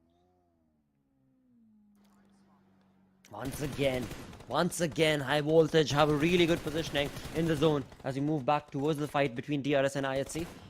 DRS Gaming do have one defeat point converted, but this is turning into quite a extended fight between DRS, as they are taking actually two individual fights. One fight against IHC, another one against the players of Maptix themselves. As Maptix player was eliminated, DRS Gaming have been able to get 2 elimination points as of yet. But once again, like I was just about to mention, DRS Gaming, they are part of this fight. A stalemate or an extended fight is what I'll say. Not a stalemate, but all of these auditory cues, I'm sure, are being heard by the opponents around in the vicinity as well. That is something that DRS needs to be very, very cautious of. IHC numbers are definitely going down. Now, the Blues have also caught up to them, and there's the 5th zone Blues, so a lot of damage that the Blues are going to be bringing, and I'm sure DRS is not going to be leaving till the time they get all of those elimination points for themselves against IHC. But again, the problem is, even though the players of High Voltage have a really good spot for themselves, the backlines are still not clear. Look at DRS just breaching inside the compound where Elementrix have found themselves in, but unfortunately, the Wall of Death is definitely doing a lot of damage. Elementrix now down to a 3-man squad. DRS, all the 4 players just safe and sound inside the house. Elementrix trying to sneak in some nades, hoping that maybe these nades will be able to deal some amount of damage, but that's not the case so far. The nades are definitely there. They are landing on the mark, but not exactly on top of the players. Elementrix still just looking for the opening, as they are in a big disadvantage inside this fight. It's a 3-on-4 situation. On somewhere else, there are, of course, a lot of fights happening. It's the map of Sanhok. What else do you expect? A lot of third parties are indeed happening. But Elementrix, this fight against the players of DRS, at least for now, it's down to a stalemate. The smokes are being tossed in from the side of DRS just to try and get themselves in a better spot, because they don't just want to stay inside the one single house. They want to try and get better positioning over the players of Elementrix. Elementrix, the circle is definitely closer. If they want, they can try and capitalize on it, but they know the backlines cannot be left unchecked. Indeed. And that too, especially when you've got a team like DRS right in front of you, you want to be able to, of course, bring down their numbers. And for DRS, of course, the momentum is working in their favor. They've already got 5 to 6 defeat points, if I'm not mistaken. And Elementrix, they still need to start getting that. And with that, a perfect push coming in from the side of DRS to get into the zone away from the Blues has resulted in Elementrix getting not 1, but 2 of the players of DRS knocked. But this is the moment that Bishal, Yetauta need to be able to capitalize upon. This is the moment that these nades need to be brought to perfection to be able to bring down the numbers of DRS and get the points converted for Elementrix. And that is exactly what they're going to be able to do. DRS, they are unaware as to how critical this fight was for them, and it seems like they made an early aggressive rush, which in turn has resulted in going very, very south from them as DRS lose out on their numbers one by one. 7 teams do remain. One final player from DRS is still alive, if I'm not mistaken, back in the compound itself. And it's crazy how I said I was confused between High Voltage and Elementrix, and both these teams have made it to the late game situation. TDK right now is controlling the entire circle for the players of High Voltage to try and steal it away. It's definitely going to be quite tough of a task, but it's not impossible. Again, if High Voltage is able to find those openings with the utilities, that can prove really big. TDK with 14 elimination points. This is not a joke. It's monstrous of a game for the side of TDK, and they really do want to put the cherry on top of the cake too. Just steal this chicken dinner away from the side of High Voltage. High Voltage, they have been positioning themselves in the prime spot for a long time, but this time the circle has shifted away from them. And High Voltage, they need to steal it away from them. How can they make it happen? High Voltage, they have a man disadvantage too that they're trying to work off of with. Just tossing in some utilities, hoping that maybe these utilities will find some sort of connection, but they're just not able to. Indeed, the one X factor that I am looking at from the side of High Voltage is Prabeen. Right in front, we do have, of course, Assassin along with his teammate Jiggle going to be trying to bring in as much attention of T2K as they can. But Prabeen was the one who was creating a flank angle, and now it seems like that has been taken away as Assassin also goes down. T2K are in contention, they are in control. Jiggle, the only player surviving and remaining for the side of High Voltage to be able to bring in any damage or destruction, but that too is not going to be enough because 4 players of T2K are remaining, and with a devious approach from Reg, that is done, that is dusted. T2K have gotten this game in the bag. Of course, we still are looking at 4 teams remaining, as we do have Elementrix getting eliminated. But all the other teams, they are working towards a pretty passive approach to the fight, which is absolutely fine. And right now, it is a fight between Gyantere from DRS and Volley from Maptix as to who will get that second position. And I do believe Stalwart's Cry is also alive right now. Yeah, I think Sagante will be able to get the... My apologies. Right? Yeah, I think Sagante will be able to get the second spot over here. He has 2 more first aids to go. And yeah, Demo from the side of IT is still up and alive. I want to see how many meds Demo has right now, because now Gante is on his final first aid. If Demo is able to out-heal him, he just picks 3 from the ground. Okay, Demo has secured the second spot. Gante, just before going, has secured 1 elimination point. So that's going to be a little icing on the cake. But yeah, TDK, no matter what, they have secured the chicken dinner. And of course, the smiles on the face just say it all. TDK, they're really happy to secure this one. They know how important this chicken dinner was for them. And TDK, they have done a phenomenal job in that previous game. Good prediction, Blotter. They definitely have. I mean, 17 elimination chicken dinner is what this team got. Yeah, that's definitely a pat on the back for sure that these players are going to be doing to each other, because that is a pristine approach to the game right here of Sanhok. And again, I mean, this is just them perhaps getting warmed up as this is just day number 2. We still do have 2 more games remaining for the day, and it is still very early to even say as to what's going to happen by the end. When it comes down to the map of Sanhok, it was definitely a slow-paced approach from so many of these teams, but in the end, it turned out to be quite an adventurous one for the likes of High Voltage, for T2K, as they had so many fights that they had to go through before they could get closer or confirm that chicken dinner for themselves. And exactly, as I said, Sanhok brings in the variety, and that's what we saw. TDK, that was their first chicken dinner, and this might just be the momentum catcher too. So this chicken dinner means a lot, and it was not just any chicken dinner, 17 elimination points. But of course, ladies and gentlemen, we'll have the talks going on forward right after this short break.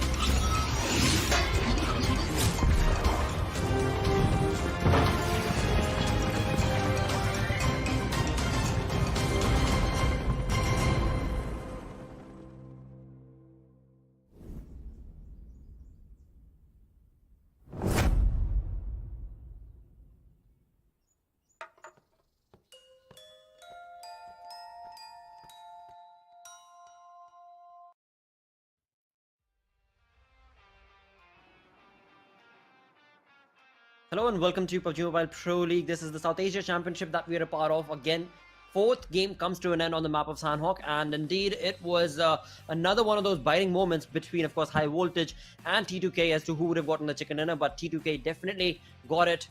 And that too, of course, converted that into, I believe, the highest fragging chicken dinner, if I'm not mistaken, Necro. Yeah, 17 elimination points. It's not a joke, ladies and gentlemen. Pretty much 32 points in total. Incredible performance from the side of TDK.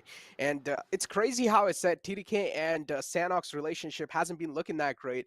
And as soon as I say that, that's when TDK decided to win. Okay, that's great, you know? Gotta love it all the time. But Rig is going to be the MVP of that previous game with 7 elimination points and damage dealt of 1,073 with 2 headshots and, of course, 5 knockouts with the survival time of 25-14. I mean, Rig is the assaulter of this team and makes a with how he's been playing. Oh, yeah. Rig is like, I would say, Rig is really good at playing some sort of a flex role, and he does a fantastic job in doing that. Definitely does. And again, I mean, I at times look at him like the DPS man because he is roaming around with DPS quite a lot in the game. But moving away from him to his teammates, and Sandesh, of course, also finding himself in the players to focus upon from this game, where he was able to get 5 eliminations for his team, along with, of course, 878 damage that was dished out from Sandesh. So T2K, definitely a very good game is what it turned out to be for their side. But moving away from them towards DRS, where, of course, Gyante did get 5 eliminations. In fact, the final one he was able to get against the players of T2K as well. That resulted in, of course, DRS walking away with 6 eliminations from this game, 6 defeat points. I mean, it's crazy the fact that Rig is actually like the support player, but I still feel like Rig does such a great job in playing a flexible role inside the squad. When some of his star players aren't really able to step up to the occasion, Rig will always do so. If you go ahead and look at the fall split of core PMPL South Asia, how Rig is being played, he's always been up there. Whenever TDK wins a game, Rig will be there, either in damage numbers or either in the elimination bracket. And Rig right now too, even as soon as TDK won, Rig is there in the highest elimination bracket. Sandesh is right below him, underneath him, and Sandesh is the assaulter of the entire squad. He has been doing a phenomenal job. Of course, Sandesh has been inside the scene for a really long time, but Rig this time just steals all the limelight onto himself. True. With Sandesh with the highest assist, and Demo, yeah, there you go. As I said, IT got the second spot, and Demo with the highest healing done. In the end, Demo found a death crate, picked up 3 first aids, and secured a second spot for his team, or else it would have been really close between the second and the third team, which was, if I'm not wrong, DRS.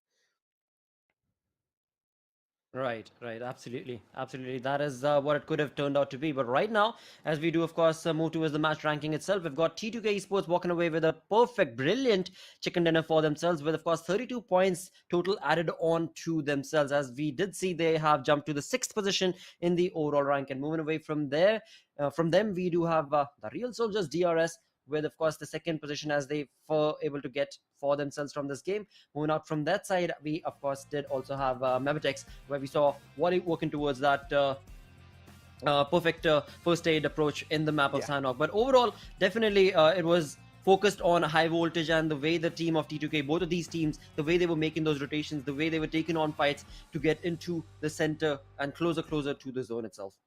I mean, speak of the center of the map, man, one thing I can say for sure, a lot of teams got screwed once again because of the zone. As soon as the zone shifted on the left side, high voltage found themselves in the prime spot. Even T2K somewhat needed to make it inside the circle. They were barely on the edge, but they needed to find a good spot. And luckily enough, in the end, Circle decided to favor the players of T2K. Now, they had a fantastic split. Of course, they were spread out pretty well, and they had the majority of the control of Circle too in the end. So high voltage, to overtake all of that, they really needed to rely heavily on the utilities, which they did so. But unfortunately, those utilities were just not able to find that sweet spot. They were not able to land on this perfect mark. But yeah, in the end, Elementrix and DRS fight, this was a complete scrappy fight, if you ask me, because DRS was also getting third party from the side of TDK, and as soon as they tried to make a rotation inside the circle out in the open, TDK were able to get some free picks on players of DRS, in which sort of helped out the players of Elementrix, and that's how they pretty much were able to wipe out the entire existence of DRS and TDK. Yeah,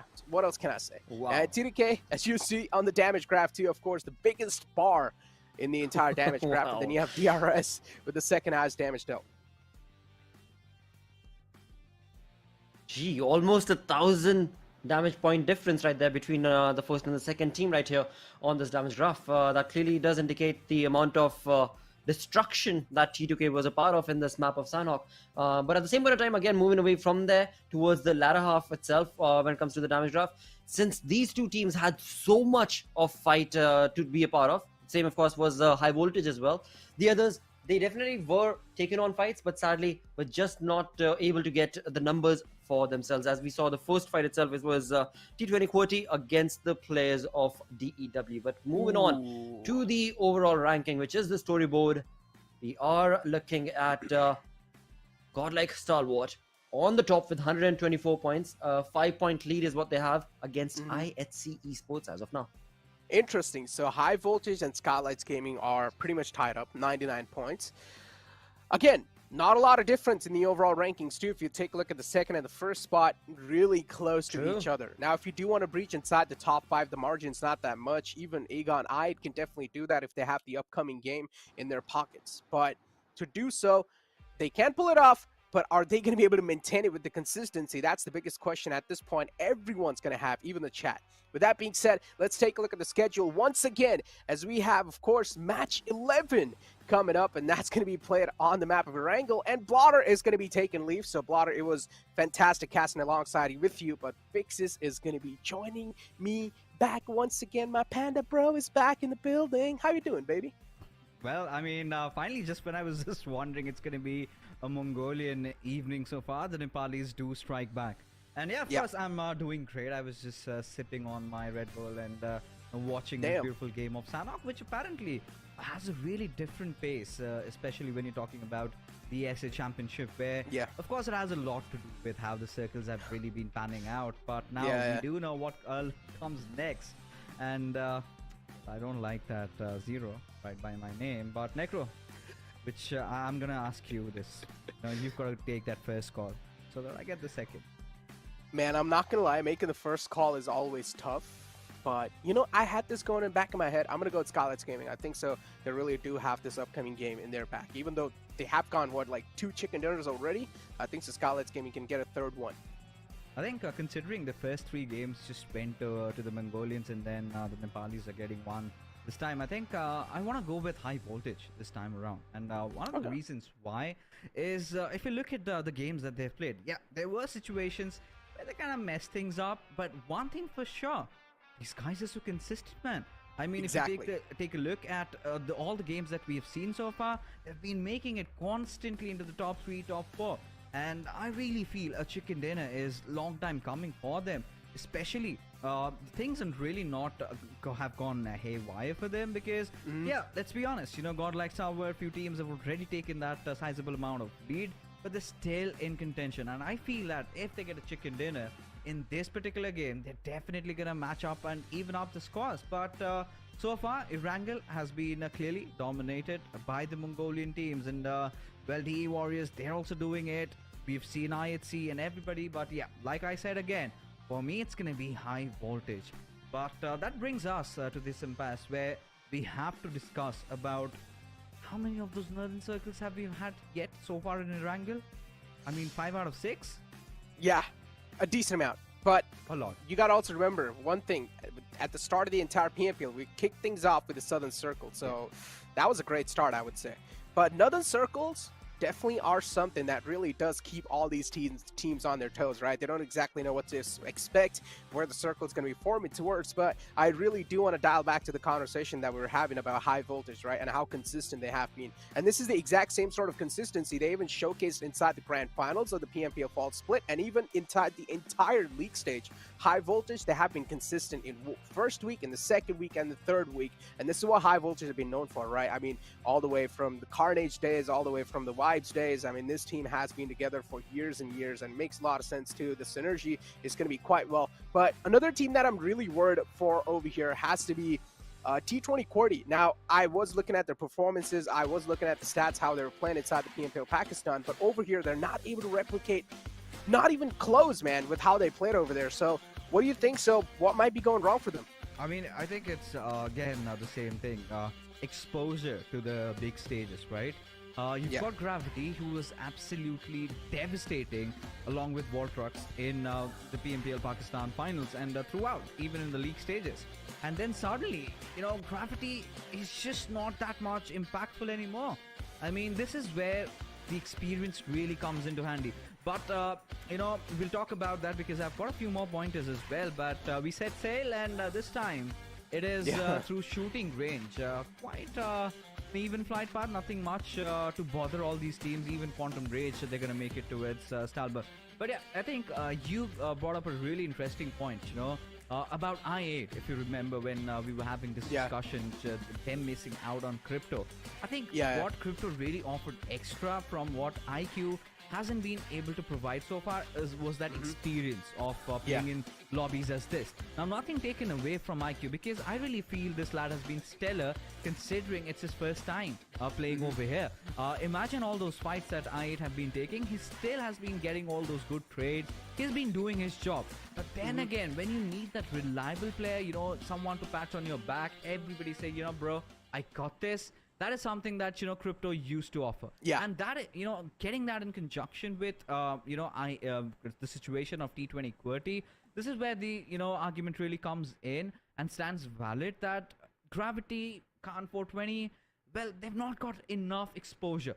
In fact, only Khan, the IGL, who's been there for quite some time, he's been there in these lobbies, has played a few games here and there, knows how to deal with the team. So I think it's just a lack of exposure in playing in those lobbies because the SA teams have been scrimming against each other for quite some time. I mean, they played an entire tournament together, so they know the kind of a style of a play that they're having. And along with that, the style of play is also something that we have to really put into consideration. So many SA teams, just 6 Pakistani teams. It feels as if, the Pakistanis are trying to adjust and adapt to the play style of the lobby, and that has sort of been the Achilles heels for all these lads. I guess, there definitely are, as you said, to adjust to pretty much like 10 teams that are going to be playing against you, and not just any 10 teams, pretty much some of the best teams in the South Asia is definitely going to be quite tough to adjust. But you also need to consider one fact, right, that these players, or at least some of these players, have been inside the scene for a really long time. And even though if the struggle is being seen, and as you mentioned in the past too, right, they have their own PMPL themselves. There's a reason why they got it too, because of course they have the talent for it and they are trying their best to deliver. But at this point, I just think it is really those nerves, man. You can clearly see the jitters too. If I'm not wrong, you can see with how these teams from the side of PMPL Pakistan, they're really hesitating on taking those fights head on. Not just that. I mean, I do agree with you on one point, but then again, I have to have a second opinion on this because why I'll tell you, a lot of these teams, I'm pretty sure, like you said, they're experienced, but they're experienced in their own home turf, right? Barring I8, who's got a lot of international exposure, then again, you've got few of their players as well, like let's say Ghost, right? Now, he was one of those players who used to represent sites and used to play in the MENA region. And apart from that, it's the first tournament for IQ. Uzum has been there. Yes, good enough. But then again, like we discussed about T20 QWERTY, right? A lot of fresh faces coming up. But then when you bring back the conversation down to teams like Magnus, then you've got, the likes of TUF, Regicide. It is their first SA championship. And we have to consider, no matter, the experience that they carry from their own region, why does not really resonate with what is happening over here in this particular lobby. And that has sort of, been proven to be a denture in their endeavors in trying to get those chickens rolling. And I'm pretty sure, I mean, as time passes, as much as they keep on playing in these particular lobbies, they're going to eventually get better. But for now, considering it's just a 4-day event, I mean, things are looking really south for them. Indeed they are, man. I mean, you don't really have a lot of games left anymore. As you said, the previous game was just pretty much the halfway mark of this day 2. And if you're not able to make the comeback inside day 2, which I have sort of made a comeback, they're at least on the first half of the board. And that's great news for the side of Pakistani fans, of course. But just that first half position, is it going to be enough? I would say no. You really do need to be inside the top 3.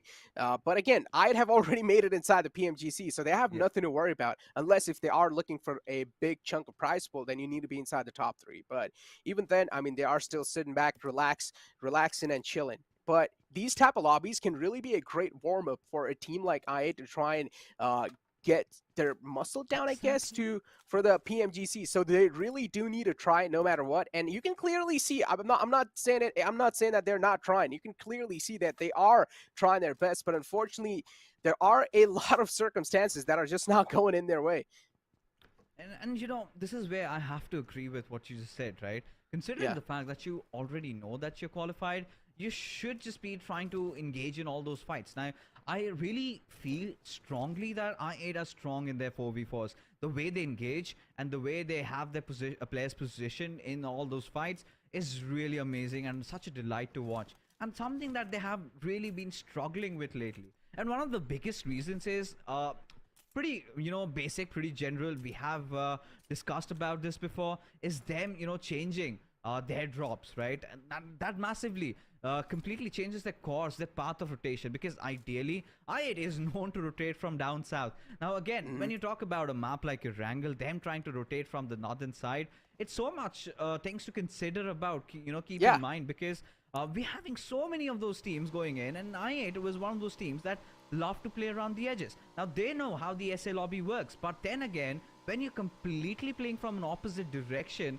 it is bound to cause you trouble, and that is one of the primary reasons why they're struggling so much. I mean, yeah, as you said, they like to, or they have been pretty accustomed to rotating all the way from down south, and now they're playing from another side. That is a big change in the rotation, right? And it is understandable too. But as we also said, these are the warm-up lobbies for the PMGC, pretty much. So they can try and experiment around as much as possible. And I think so, if they do want to experiment with the drop locations, they can over here, considering they've already made it. But they will also need to try and play it as serious as possible, not just try and mess around inside the lobbies. They really do need to try and take those head-on-head collisions, because this can be the best warm-up before the entire big competition arises. Now, we also had this conversation about the Pakistan region. Now, ladies and gentlemen, just to let you guys know why we're really focusing on the Pakistan region inside these conversations is because so far they have been really struggling inside these games. And what I really wanted to say here, Fixes, was another thing that I've noticed is that every single team, they have these at least one or two experienced player, and then they have those two new coming players. For example, TUF, if I'm not wrong, Joker Sir and Edgar, if I'm All not of wrong. them These have two been used to played. be in the R3D, right? In the past.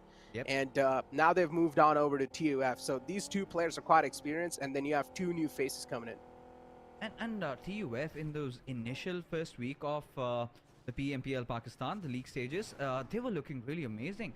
And then we kind of had that little downfall where they sort of started fizzling out. Not the Yeah. best of performance. They really had to fight it for to make it to top 6.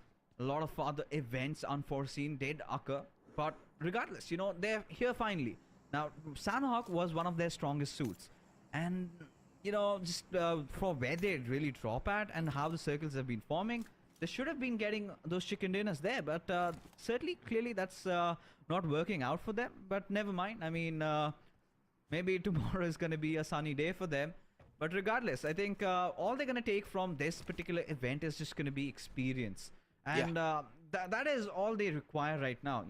Take the experience, learn new things, learn about how teams are playing. But what I'm really proud of is how even the Nepali teams have progressed so far. Because honestly, the moment the Mongolians came in to the SA Championship from being one of the wildcard regions, they were so devastating, man. They were terrific. They were just terrifying to watch. And there was a time when it used to go so one-sided. But now look at the competition. It is just not about Scarlet's Gaming, who were back then known as DRS. Cannot pulling the baton forward. It is the others also right now. You've got High Voltage. You've even got DRS, a completely revamped new roster that is really, really, giving a run for the money. All these, big names that we have. So, definitely with passing time, the kind of talent that all these regions have been producing are really impressive, and I'm really hopeful things even keep on going better and getting better as time passes. The biggest shock for me was to recover from was that realizing the fact that Deadeye's guys didn't make it inside the SA Championship. And Deadeye's guys, knowing what sort of a legacy this team has had, or this org has had in general in the past, And them not being able to make it inside the lobbies, that in itself spoke volumes about how much the talent has risen up and how much the teams have now adapted to a newer play style or whatever the heck's going on inside the lobby, right? Because definitely one thing can be seen for sure. A lot of teams now are more dominant. And speaking about the newcomers, man, I mean, you got to talk about DW. Pack of rookies, 4 players who haven't been seen anywhere closer to this type of an arena, just coming inside over here in the SA Championship, not just SA Championship, even in the PMPL fall split, and just dominating the entire scene. None of us expected this, and you always love those fairy tale stories, don't you? All indeed. I mean, who doesn't, right? That underdog story that the Warriors have gotten along with them. But again, I really feel they still have a lot to offer. I mean, as an entire team, they did get the chicken dinner, though. Don't take me wrong. But I think this team can get, back-to-backs or maybe potentially a hat-trick because they've got that firepower. All they need to work on is, that experience, their timing of entry inside fight. Because certainly, in certain situations, I feel they take too much on their plate to deal with, and eventually it just goes all astray. But, finally getting ourselves back into the game, a lot of talk about the scene, podcast the reach hours, and everything. Ladies and gentlemen, it's nothing really different from what we have seen. It's quite a similar circle this time. However, a little bit more inclined towards the southern side of the map. That is southern sides of Rozhok, where Mabatex as a team have a really commanding spot over at those school compounds, which gives such a good avenue for God like Stalwart to take over the apartments. Now, I really do not know. I mean, we've discussed a lot about Mabatex's downfall and, the loss of Demo really hampering their intentions of trying to perform well. I mean, they're trying, but maybe it's just not enough. I mean, again, as I said, these lobbies have improved drastically. And Deadeye's guys not making it inside the SA Championship is a prime example of that. So you really do got to keep up with the pace, man. You gotta grind for hours and hours. I mean, these teams, of course, are, but still, sometimes, man, some teams are just better than you expect them to be. And I think so. Maptex Esports, Demo not being there at the same time. I don't exactly know what other things are really not going well for them because they haven't been getting that much amount of spotlight.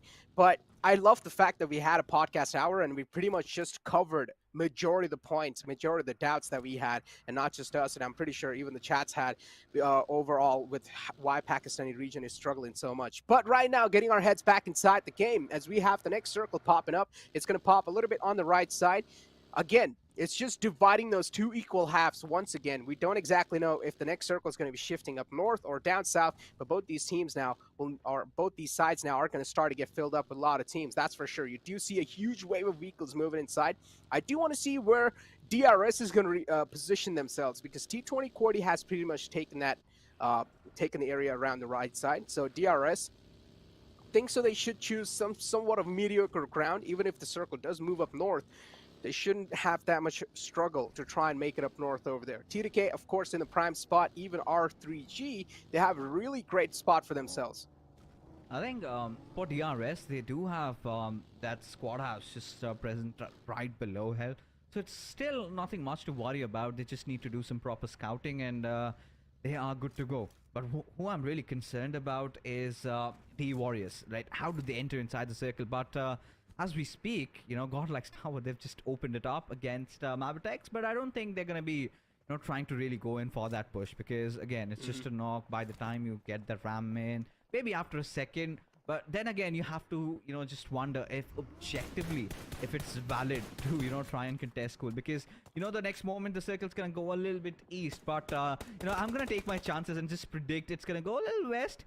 And T20 QWERTY, this is exactly the kind of a spot that I was talking about that DRS can really try and capitalize over. T20 QWERTY, however, had sent one of their players to have a different angle, and Khan 420 has to bite the dust as he was kind of unaware of this little intervention that Delta had really made over here.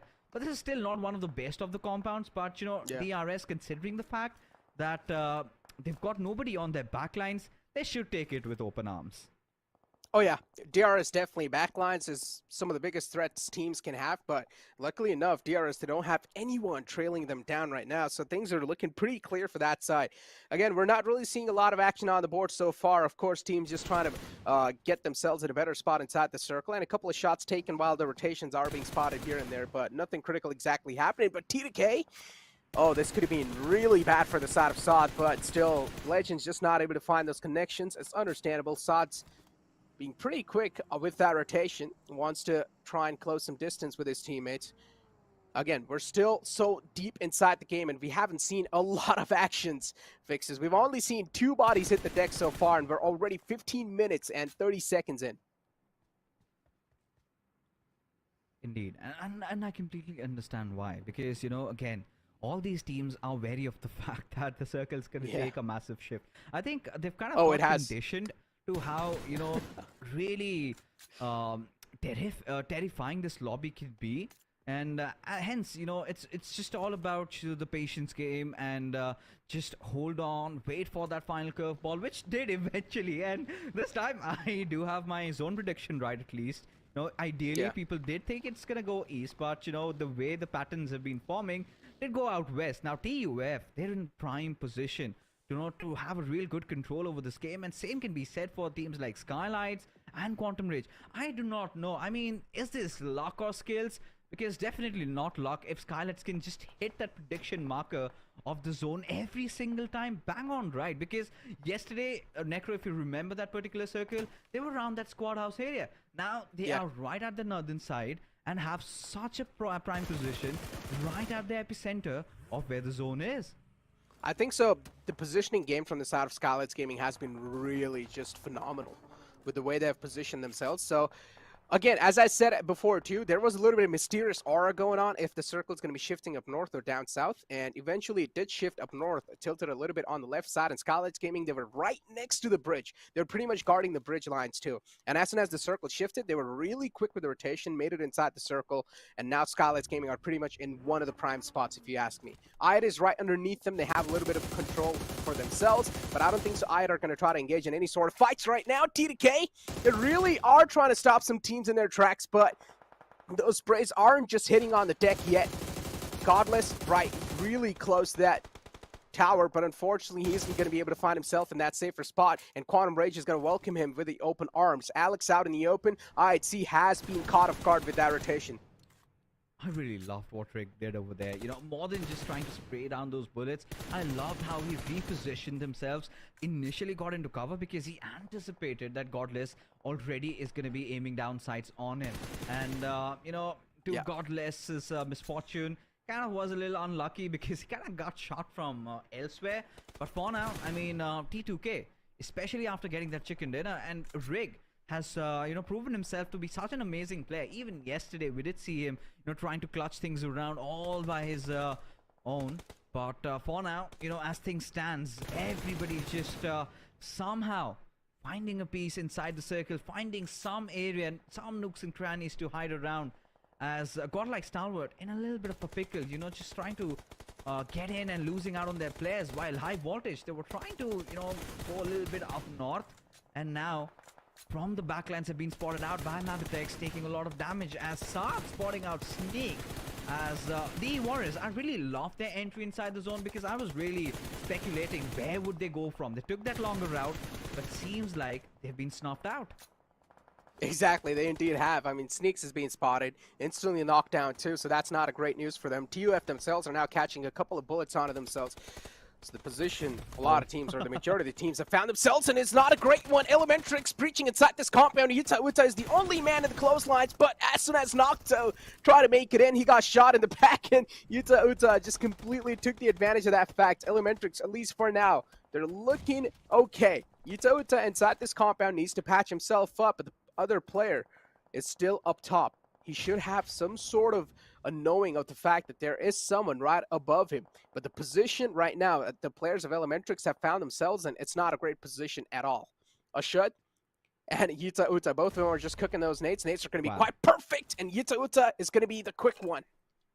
And I've been, you know, again, this is one of those teams that we've barely even talked about, Team Elementrix. You know, just barring the Sanhok game, I think the presence of mind, the entire storyline that they have going along with them, being one of the pioneers of the PUBG Mobile Pakistan, in fact, the PUBG Mobile, the Nepal region, they have had such a downfall, and to kind of stand back, completely reforming their squad, they've definitely come a long way. And Orange, he must be proud, being one of those members out there. But for now, Yeta Huta is carrying forward the mantle, but Ripson does go down, but the zone just being merciless as the Elementrix are left with just Orange trying to get inside the circle, as godlike Stalwart having lost out on top. They will have to somehow cut their losses and just make it way inside the zone with the laser from the back lines. Opens it up with that mini 14 and will dish out devastating damage to godlike Stalwart, because action's being knocked out and there is no chance on earth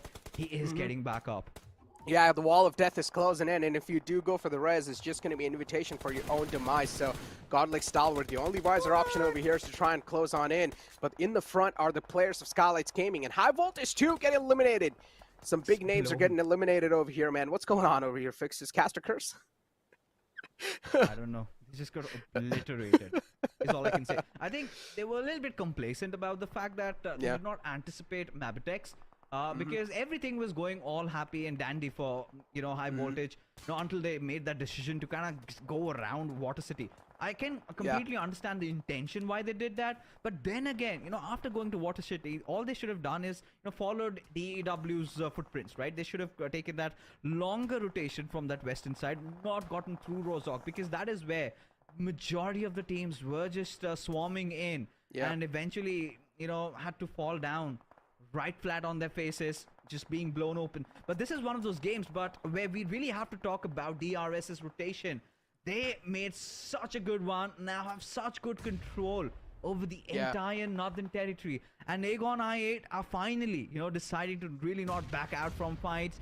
They are holding those risky positions. They are taking those fights if necessity.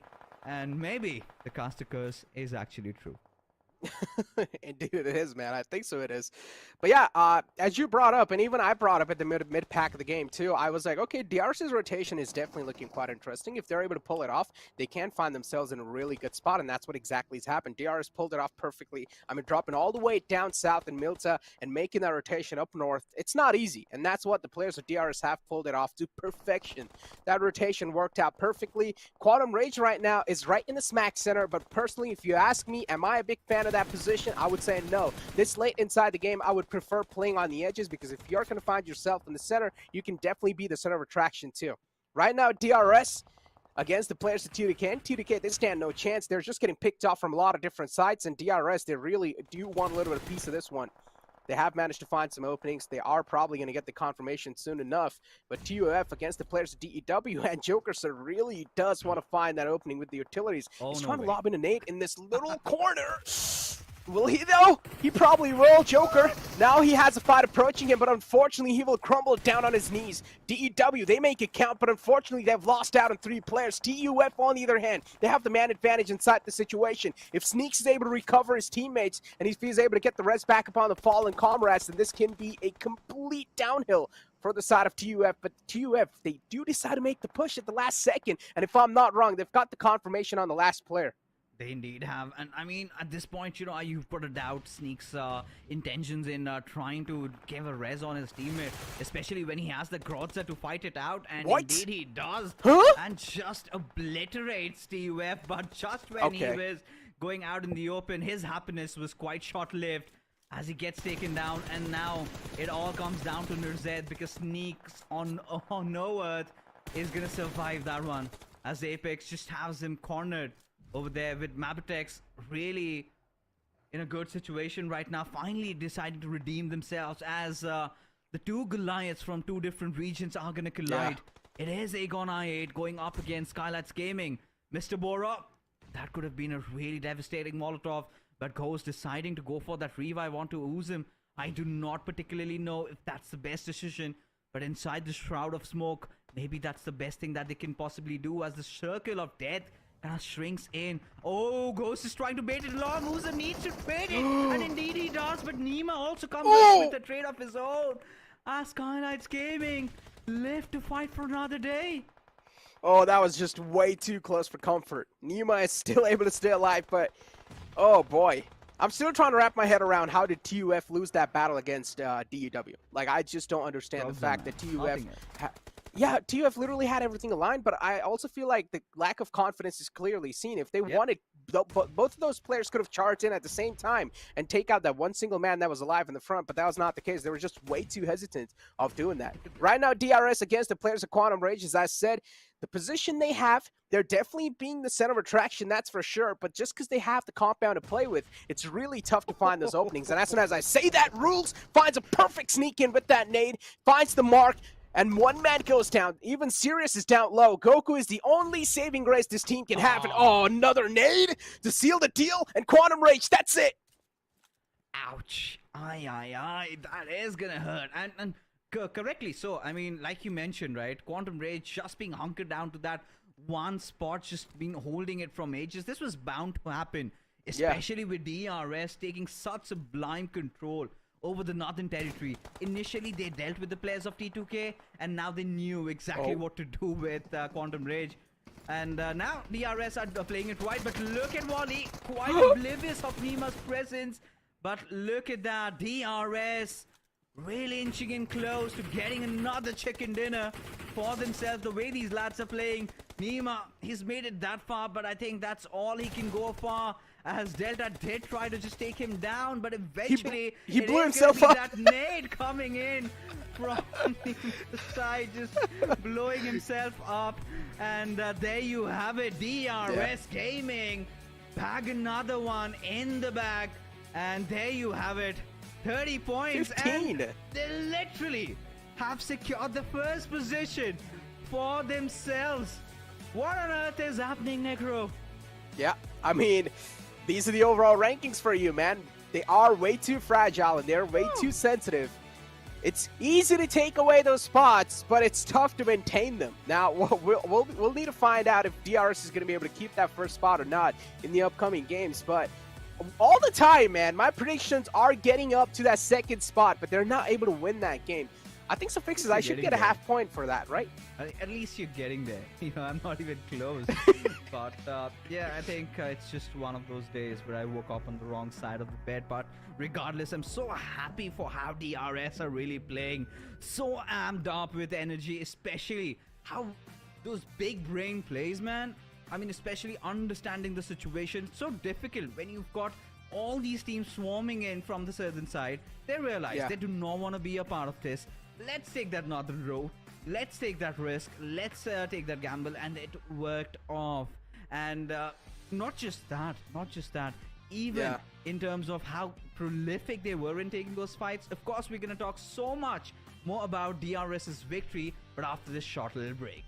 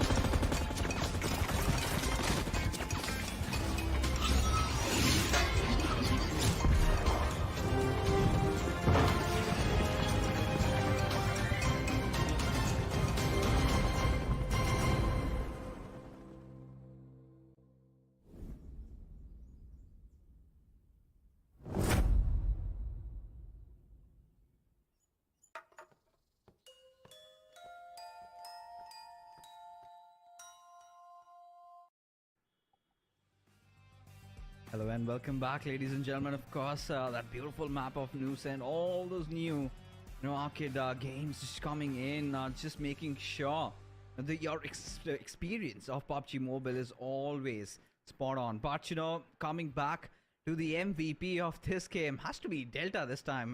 We'd seen so much of Gyante that felt like Delta kind of got a little overshadowed, right? Because Yeah. let's be honest, he's been one of those players we've seen play in the Oh, yeah. big stages even in the past, and finally has gotten to show his true potential.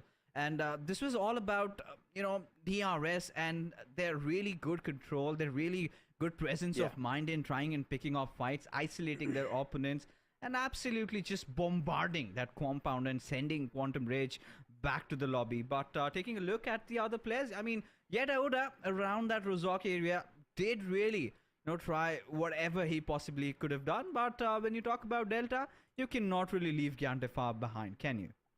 You cannot. I mean, Gante and Delta, these two players, they have been some of the most instrumental players for this entire squad in general, right? And DRS, I mean, this roster in general, they have had quite a big run from the past. If you do remember all the glorious moment this roster has had, and then later on, of course, they got signed under the banner of DRS. I mean, they have a long story for themselves. But IT2, Alex, they find themselves on the board over here, just stealing that highest healing done limelight. Of course, not something to be proud of that much. But then Zen 2 is going to be there on the second spot. But what I'm really, really surprised by, even so, I said this. I said I8 somewhere in the middle phase of the game. I said I8 also have a fantastic position for themselves.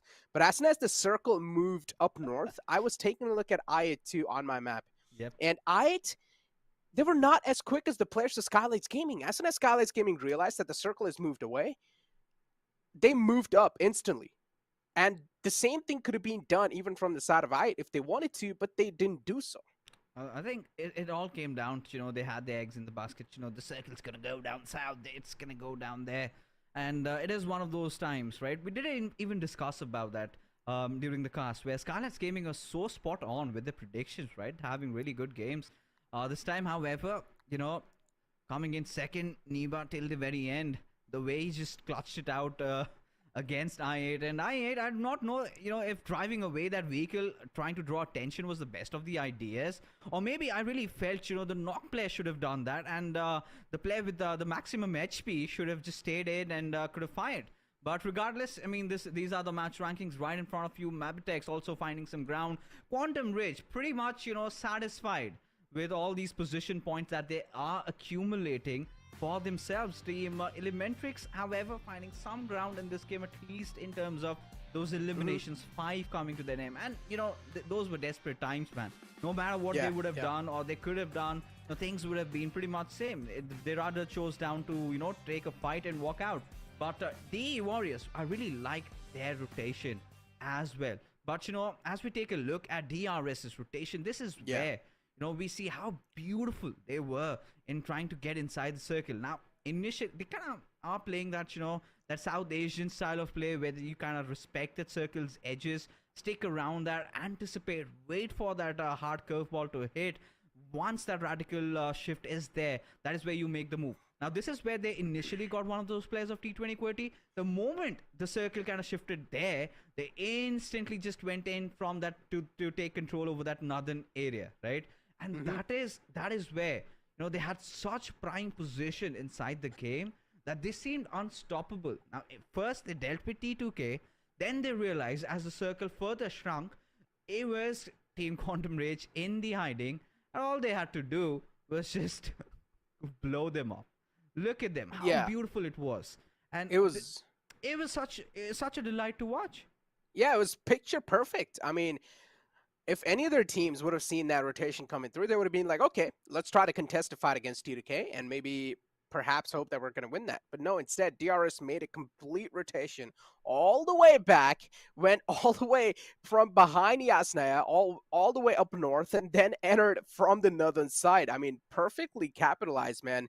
This is the definition of picture perfect rotation. And as soon as they had the northern side, they knew there's no one in the back lines. All they need to take care of is the sidelines, and that's what they did so perfectly, because in the front lines there were a lot of teams who were trying to make it in, so they didn't really need to take care of the front lines that much. So DRS pretty much just instantly being on the prime spot, and also the circle was up north. But I mean, overall, man, you can't just ignore the fact that this rotation was just so phenomenal. And then later on, the circle, of course, just centered on up right on top of the players of Quantum Rage, where DRS waited it out a little bit, and then pretty much they knew as the backlines are clear, they can't try and buy as much as time as possible. And that's what exactly happened. What are the odds that, inside that circle you have that one, concrete compound and there'd be nobody inside that? And DRS were quick to realize that, and what they did to Quantum Rage was abysmal, but regardless, I think Quantum Rage are still yet to recover from what just happened. It was an artificial red zone formed inside the little compound, just boom, bam, left, right, and center, and they just got decimated. But regardless, I mean, a beautiful game from DRS, understanding the gravity of the situation as we head on to the Oppo moments and have a glimpse of how another Erangel game did occur in front of us and how good DRS and the other teams were. In fact, even for Scarlet Gaming, I mean, we did kind of miss out on a few of those really good ones, but that is exactly why we do have these highlights for. Yeah, exactly. I mean, that knock was a insane knockout. Perfect tracking from the side of Godlike Stalwart in such a far away too. Now again, this fight right here between the players of Skylights Gaming and of course in the front, that was a little scrappy, but in the end Skylights Gaming were able to find themselves on the better half of the board and they were able to take them down. Now as you do have to schedule, of course, one last game is left, which is going to be of course played on Miramar. Now Miramar being pretty strong suit for a decent amount of teams inside the lobby. Even DRS themselves are pretty solid. There's a chance they might just get a back-to-back. But considering the fact that there are a lot of teams that are quite desperate for this chicken dinner, if you ask me for the predictions, I feel like now this one is going to be way too tough to predict because this Miramar, man, it's the last map of day 2. And you need to realize how important this was for the comeback. Indeed it was. But, I think I'm not going to have second thoughts on this one. I'm just going to go with the pattern that we have for us. I think I'm going to go with Skylights Gaming on this one because if you put high voltage aside, Skylights Gaming has been another one of those teams that has had really good games of Miramar, and we have been witnessing those northern circles and they've been making some really good rotations over here. So for me, it's Skylights Gaming. What about you, Necro? Dude, like there's so many teams I have in my mind right now, but initially I'm just gonna go with initial over here. So initially Godlike Stalwart came into my mind, so I think so Godlike Stalwart is gonna be my pick over here. Yeah, I think so. This has to be, man, because again, Godlike Stalwart, as they have lost out on their throne, they are definitely looking to get it back in their hands. And what better to do it than the last game, right? They always like to close things off with a style, and maybe they will do so once again.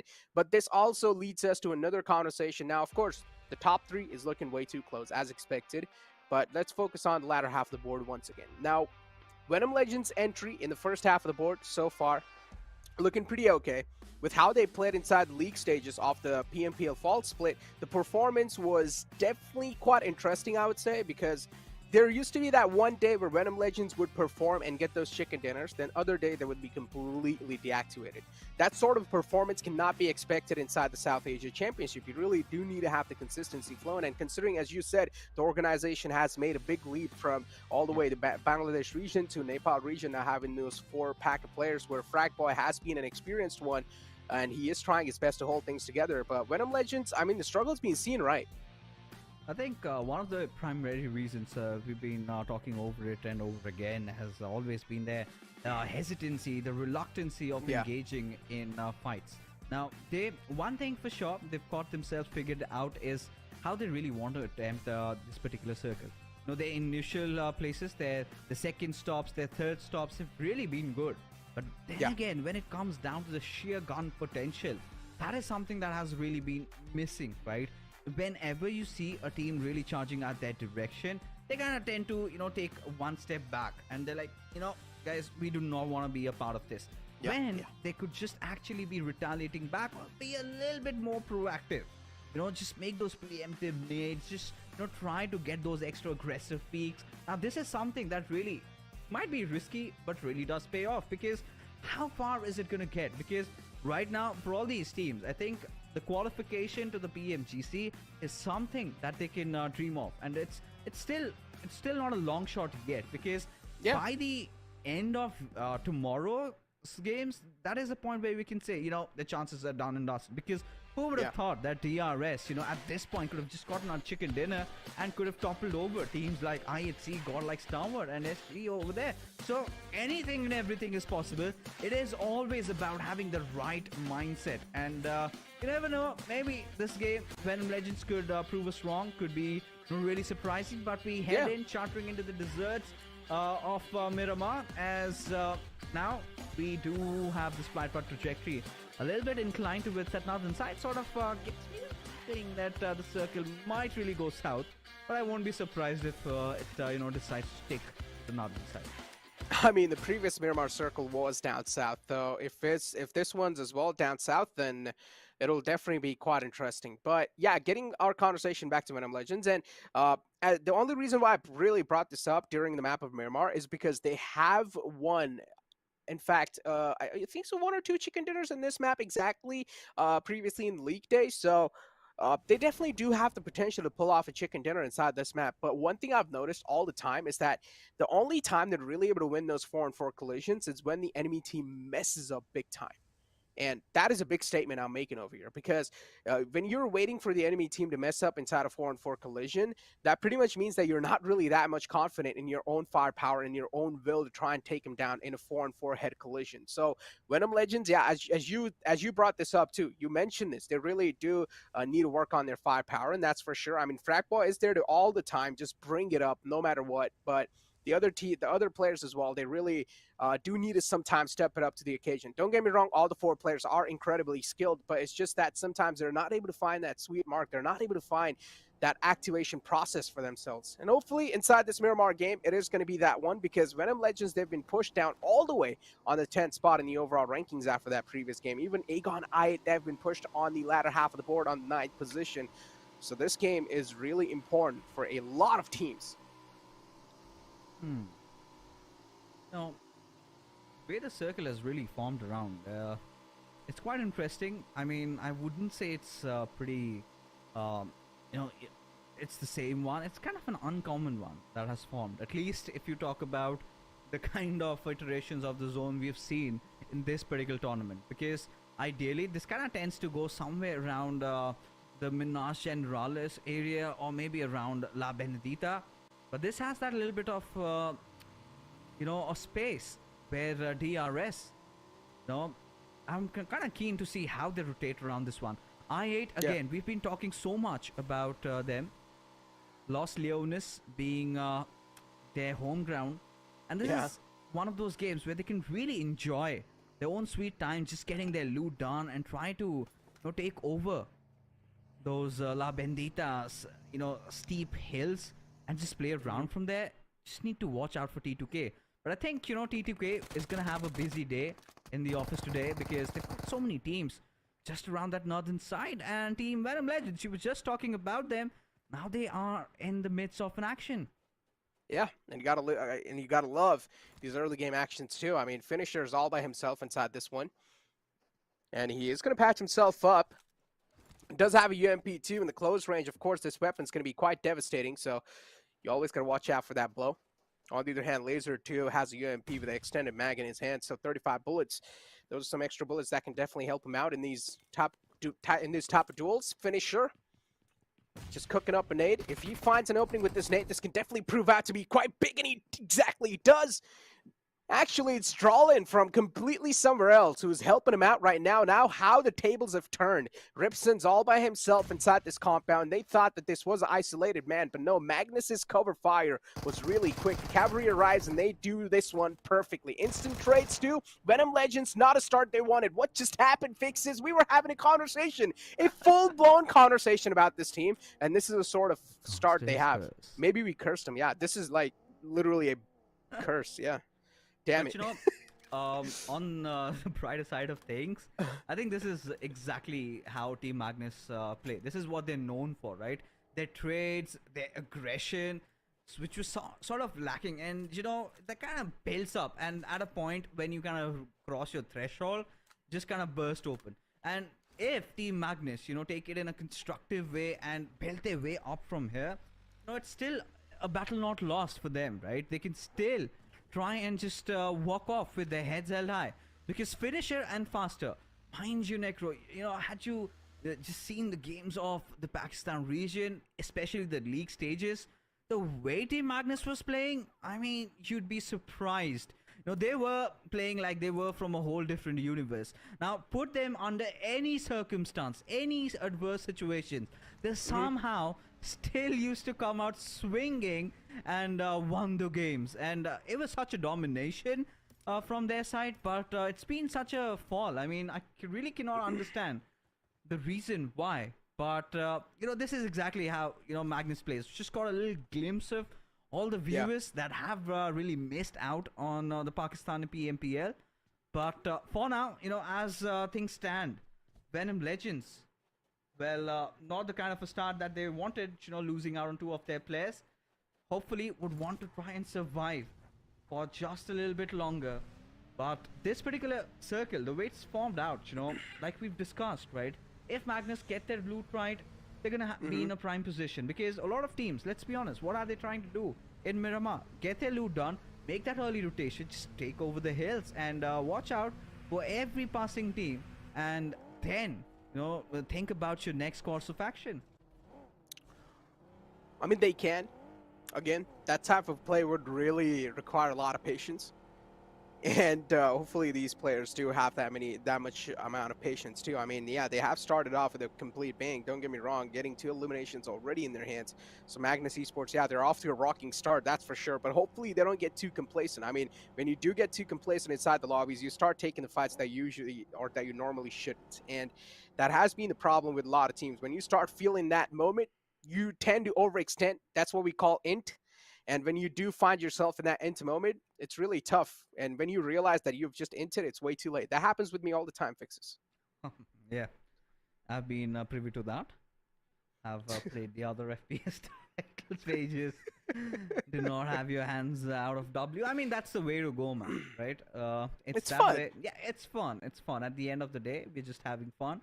We're not competitive players. We do not have to think about much. One game gets over, just get back to the lobby and start another one. And quite understandable why. But sadly these players do not have the luxury of doing the same. So much pressure, not just from their fans, their orgs, and more than that, to themselves. You have to exceed, you have to be a better player from what you were yesterday, is what the goal is, if you want to progress and develop. And we've seen that, few of the players, the big names that we have been talking about, if they're not there, maybe they did something wrong, didn't they? But right now, getting back to this particular matchup, we have these teams finally starting to set courts inside the circle. A lot of them that were outside are eventually trying to come in, but nobody wants to take around the center. Still just getting around, left and right. Nobody wants to instantly go off and fight for the center. Try to take down T2K, because honestly,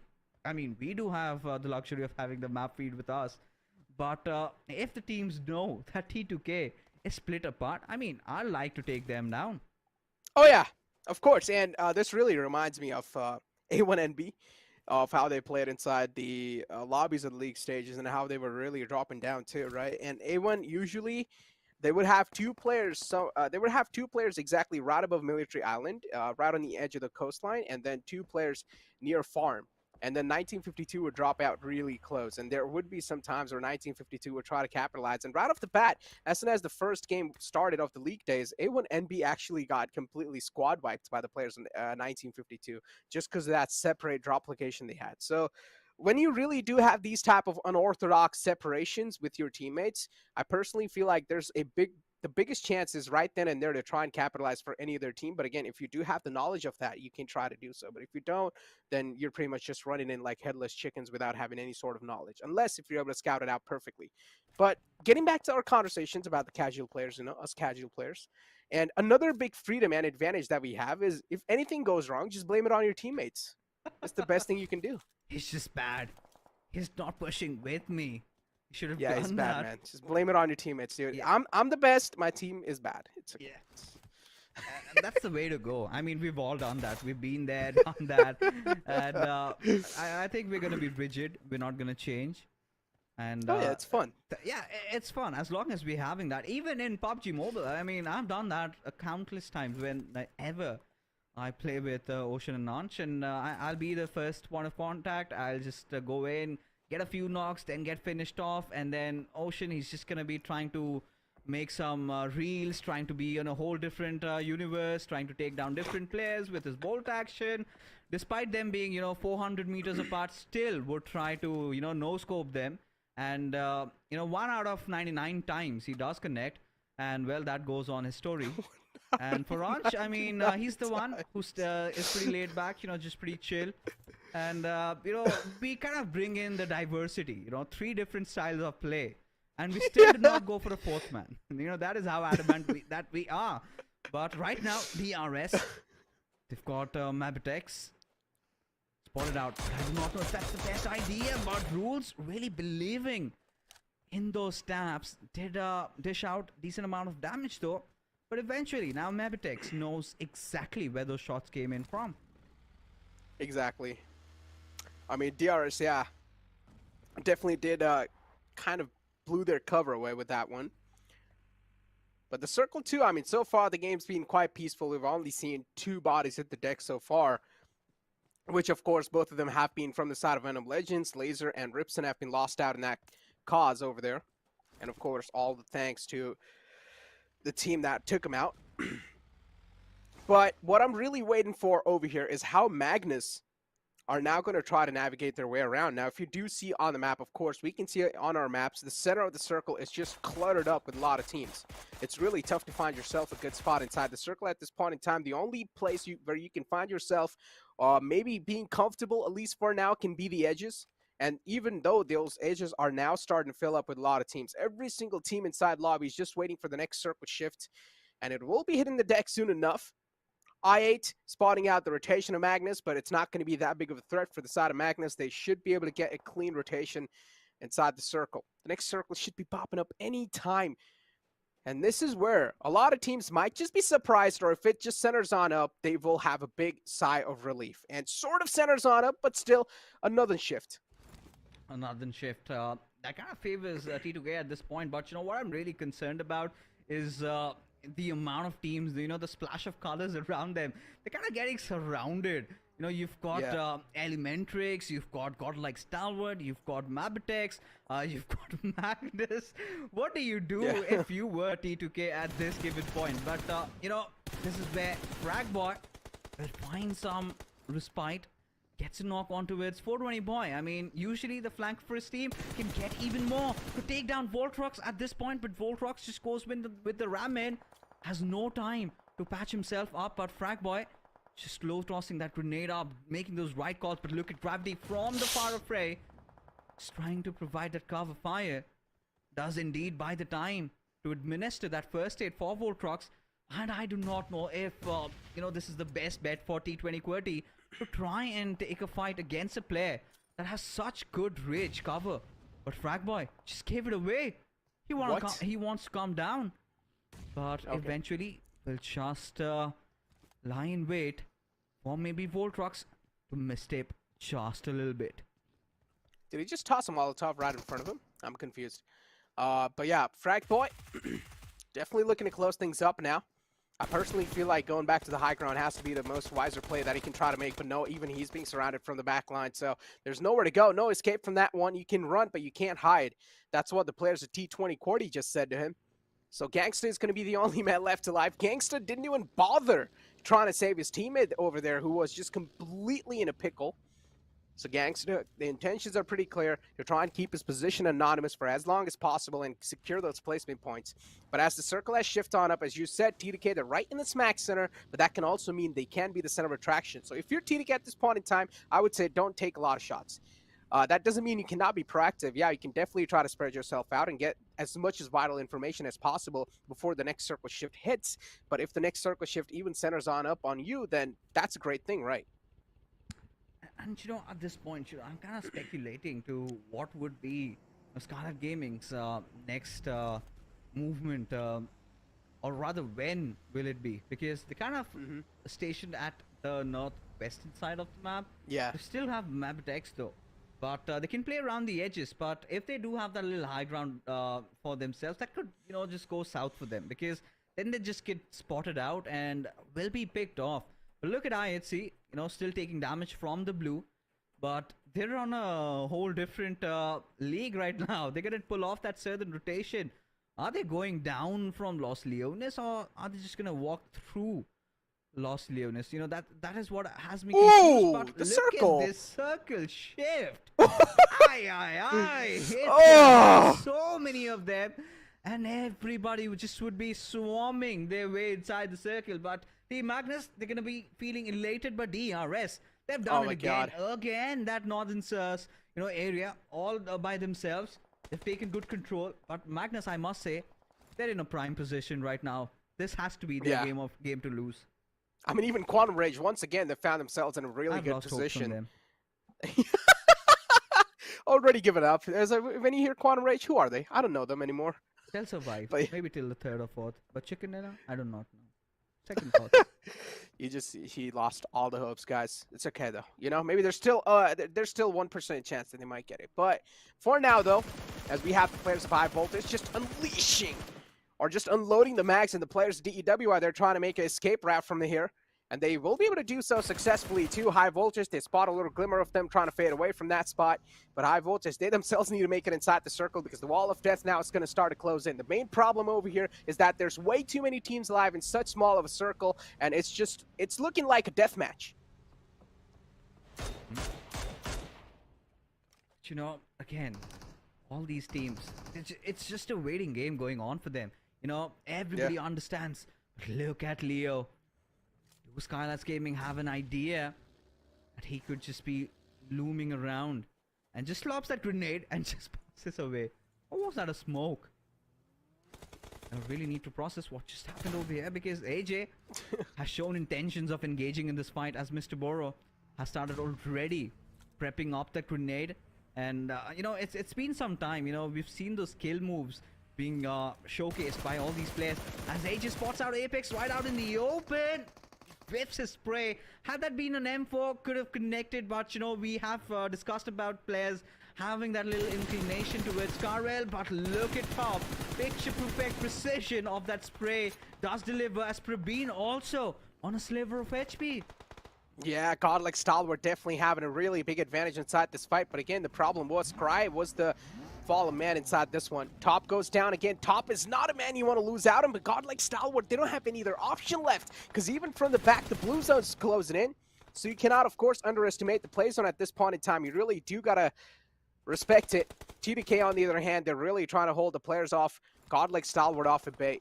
It's not going to be that easy of a task. Even the players of Godlike Stalwart know their backlines aren't that secured. So there's always going to be that sort of paranoia building up. Now, Action taking shots against Jane. Jane has definitely caught some few bullets, but those haircuts are just not connecting yet. Action out in the open. Nothing he can do at this point in time. He will fall down. It's all down to Pika.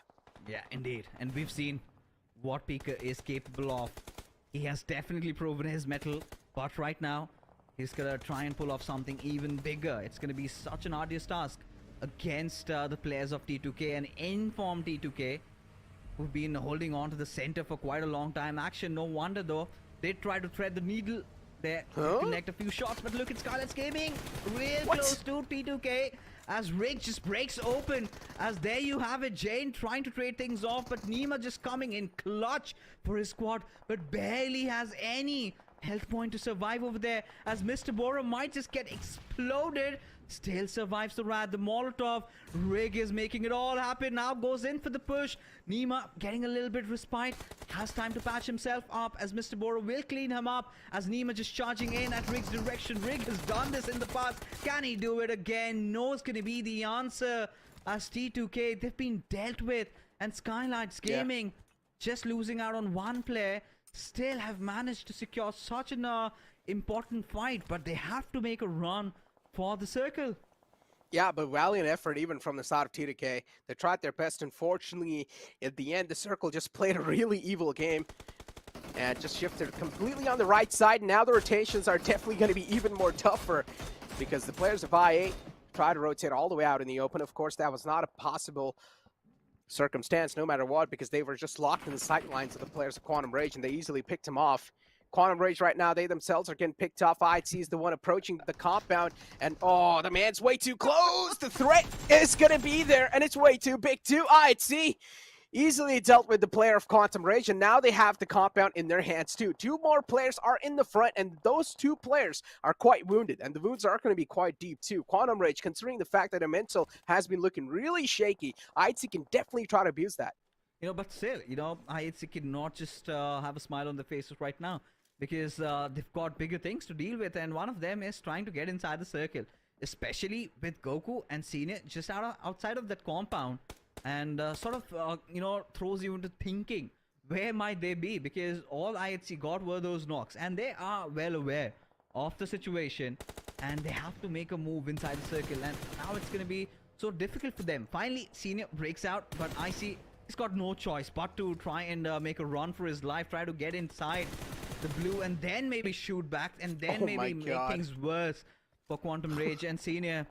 This is the nerves, man. I mean, ideally, the professional players are very well adept to at least take a player down. At least, you've got to practice your sprays, and they've done this in the past. They are good. Nothing taken away, but I think it's just boiling down to the fact that they're feeling the heat, but despite that, did manage to get a few knocks here and there, as I8 still have 3 of their players alive. This could be the game where I8 can possibly stage their comeback. Their players have a really good Rich to play around with. Scarlet's Gaming right in the open with nowhere to run and hide, with Team Magnus Gaming also pushing in at their direction. Ghost realizing a little out of position, gets punished, but instantly runs to cover. Yeah, the next circle just shifts out in the open in no man's land. I mean, there are the players, the DRS are out on the edge, but still the center of the circle is not taken by any other team. As you said, Magnus Esports definitely are having the game of their life, but if they are able to survive this entire situation that they're being thrown into right now, in which Faster was knocked out, but he should be able to get back upon his feet. But again, another big task for the players of Magnus is going to be to clear their backlines and also make sure they're making it inside the circle harms-free, in which the players of IAT are going to try to hold them off at bay. IAT, both of those players are just inside the circle or barely on the edge of the circle, and they are going to try to be the Guardian Angels. It's 3 players alive for them: Blade, Ghost, and Uzum.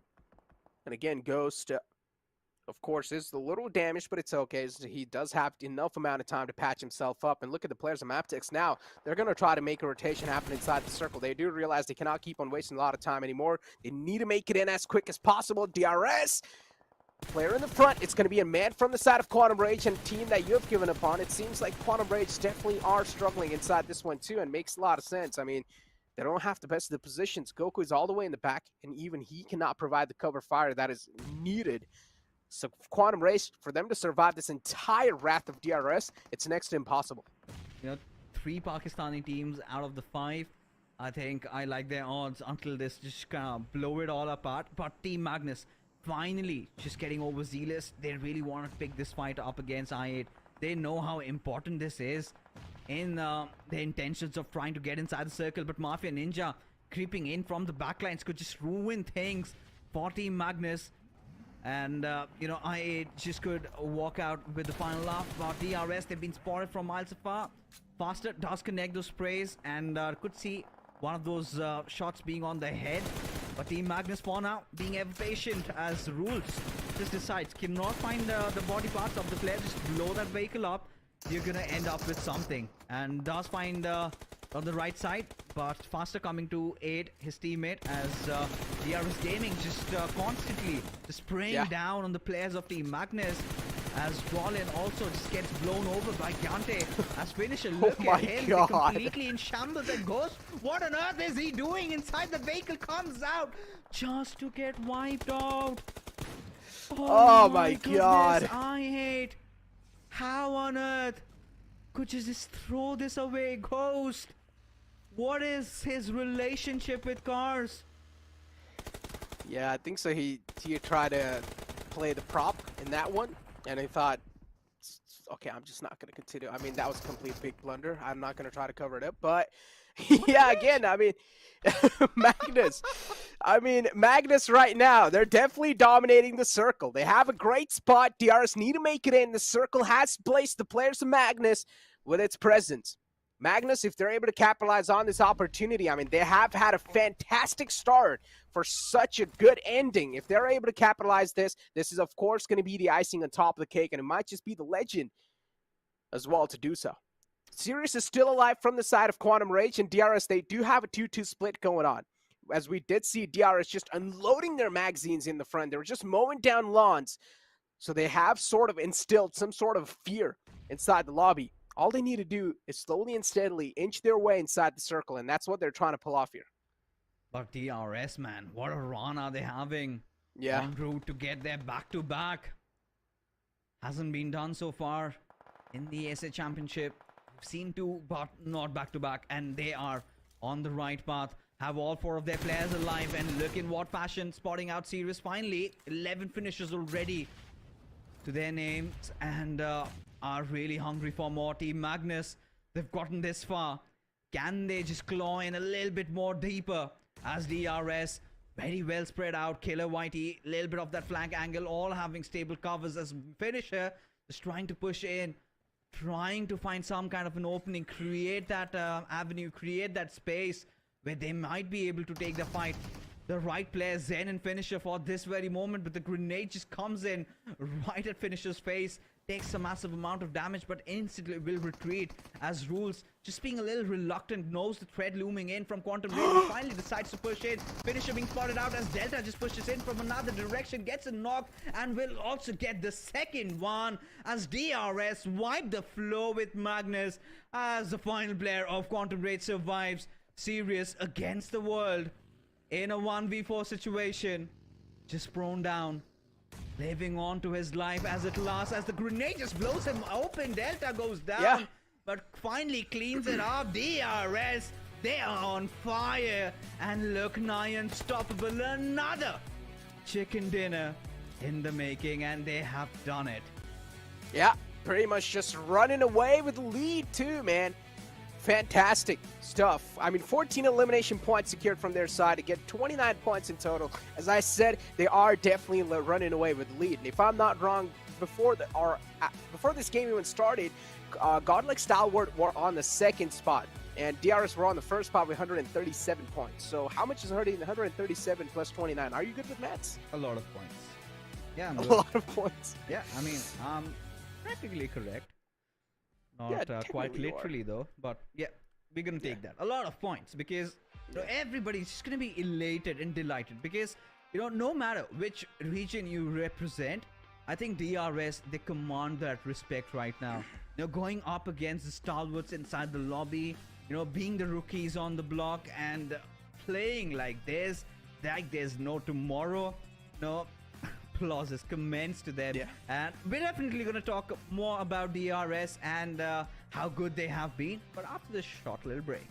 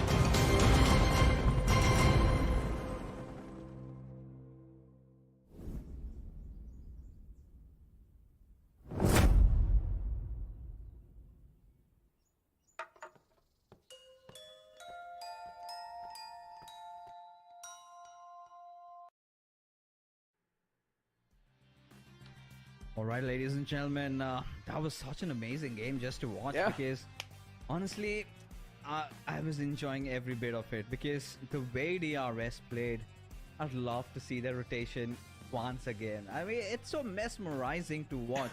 This is just not a team that wins by fluke, right? They're really taking the circle in such a beautiful manner. I mean, props to their IGLing, and not just that. Their entry inside those fights, the way they're just, it's all in sync. It's like a symphony that gets played on. And Delta, again, this player, he's pretty much stepping it up. And I think by the end of the show, when we have the MVP leaderboards, I'm pretty sure this man will have a spot for himself. He should be there, definitely, man. And because DRS, they have really just nailed it down today.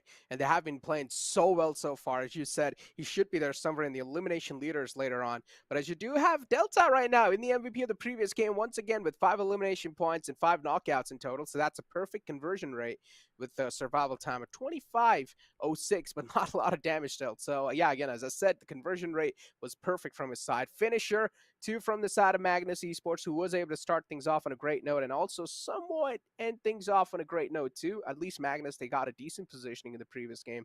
So Finisher got himself 4 elimination points at 774 damage wrapped up. So again, I mean, do you want to shed some light on exactly what happened with the players of I-8? Because yeah, as you said, the last man was just sitting inside the vehicle. So I've seen this type of strategy being replicated a lot in the NA region, where usually the players just try to sit inside the vehicle and pretty much just take shots from there. But I don't exactly know if that was the same sort of intention coming in from his side too. I think the intention, like you said, was pretty much understandable, but that was not the right situation, especially when you've got the players of Magnus completely just opening ADS on you. And he could have done so many different things, right, Necro? Instead, just because that does not really give you that precision that you ideally want with that weapon. And Ghost being one of those players who's really very well adept in his close range combat, I would have rather seen him trying to take a face-on combat fight rather than just sit inside the vehicle. That's not Ghost like, right, to be honest. But talking about the match summary, pretty much is quite clear. It was a DRS domination all over. However, Doc this time in this game of Miramar did the highest healing, right? Previous one clutched it out, one for the reels. But yeah, this game was all about those circle shifts being really random yet again. The teams having to adjust and adapt, and DRS making sure just remaining on the peripheries of every single circle that formed, and just staying aloof from the fights. And once they have a good position, they somehow get themselves activated, and then the kill switch gets pressed, and then there's just no stopping them, and it's just nukes dropping left, right, and center. Yeah, I mean, pretty much, yeah. And then in the end, it was just the last man of Quantum Rage, if I'm not wrong, who was able to survive till the end. But unfortunately, yeah, for quite a long time. And as you said, Quantum Rage, this is what they're known for, right? So, yeah, I mean, this is what they're known for, just to keep their heads tucked down.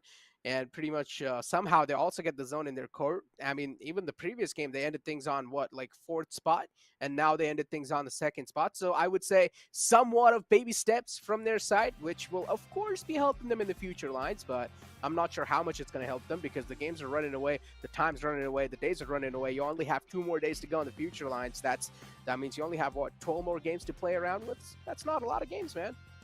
But let's be honest. I think the Pakistani teams did fairly well, better than how they performed yesterday. And it was just not one team. Yesterday, it was it felt like it was more about T20 QWERTY or maybe Regicide or Quantum Rage in that final game. But today, these teams had been consistent, and Regicide and T20 QWERTY were kind of out of equation, right? They barely had their presence felt, did not see a lot out of them. And sort of broke my heart. Get to see a lot out of Gravity, multiple situations we've seen, their flankers are getting caught off, they're getting those early casualties in those fights, they're not getting those trades, and did not really feel much like, watching QWERTY play. But I-8 seem to have sort of redeemed themselves. They're on the right path though, but I still feel they have a lot more to display of where their real potential lies. I mean, speak of the real potentials, man. I mean, as you were bringing that stuff up, and I also had a little bit of behind the scenes talk with Voltrux too, and he himself is struggling with a lot of things, man. And as I said, even I mentioned this before too, what goes on in the game is not the 100%. There's some stuff that also goes on in real life, and you never exactly know what exactly is going on. And majority of the viewers, they just end up hating on these teams that, oh, how did they screw this up? You don't exactly know what's going on in their real life too, right? So yeah, you always just gotta let it pass by, I guess, because they are definitely struggling with a lot of things so far. But as you do have the damage graph in front of us of the previous game, with DRS with, of course, 14 elimination points and 2611 damage dealt. Then you have Quantum Rage with, of course, only 2 elimination points and 653 damage dealt. With, of course, they secured the second spot. Magnus with a decent performance. Yep. Finally. A long time coming, right? Yeah. Just played like the way they're supposed to. And considering how chaotic the situation became, at that western side of the map, and still them trying to make it to the top 3 is still an achievement, which brings us to the overall rankings. DRS Gaming just rocketing their way up top and building quite a sizable amount of lead by the end of day number 2. Yeah. DRS Gaming at 166, where godlike Stalwart not on their tails anymore, need to get to that slipstream at 132. But then again, all the other teams, Scarlet's Gaming, IHC, not really far away, right on their tails, as T2K, High Voltage. I think, High Voltage, despite being really consistent today, did not really rack up as many points as they, should have.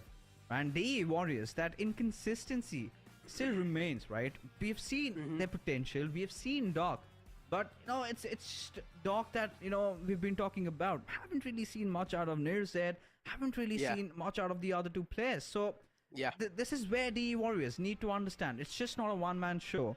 They've got to start performing like a team. But I8, look at how they've bounced back from where they were yesterday into the top 8 and still in race, despite the fact that they've still qualified. That's not gonna bog them much. But still, I mean, they're doing better than how they did yesterday. So that's definitely a progression. Oh, indeed, man. Speak of the progression, I mean, right now you have the latter half of the board, and look at Quantum Rage too. I mean, I would say that's a progression. But as I said, these are baby steps these teams are taking.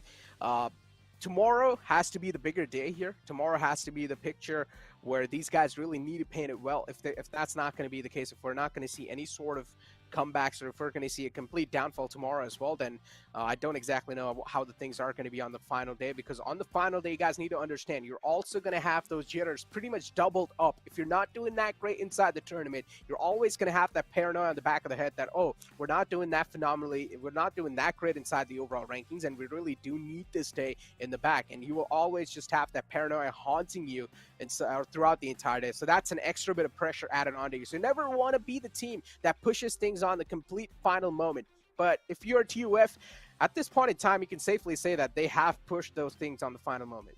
Oh, they certainly have. I mean, for TUF, and like you said, I don't know, the way they started things off, look at their position points, just 8. The kills department, that's still there. They're getting those eliminations. 31. They're not far behind. And quite in contrast to how Regicide have been playing. Quite the opposite, though. But TUF, they really need to focus on trying to stay alive, especially in their specialty map, that is Sanhok. They always tend to get those position points more often than not, end up getting chicken dinners, and they've completely been missing out, even if they have had the better half of the circle. And Quantum Rage, I think, has really exceeded expectations, because you remember yesterday they were sitting right at the very bottom, and today, having those 71 points earned, it's such a huge climb. Now, if they kind of continue with this craft, they're definitely going to look really good tomorrow as well.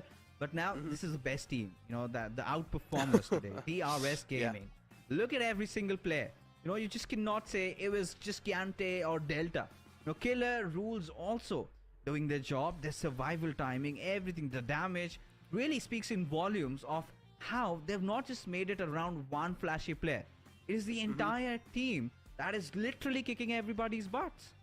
Yeah, indeed they are, man. I mean, Gante has 16 eliminations. Then you have Delta with 12 eliminations. Yeah, Killer YT, I mean, he's known to be the star player of the team right next to Delta, but Killer YT hasn't been able to activate himself, and this is where I really love the fact that the rest of the team is now taking matters in their own hands, and it's not just that, okay, if our star player is not able to perform, it's okay, we'll try to activate ourselves, and that's what exactly is happening inside this case too. So DRS, man, overall a very well-oiled team.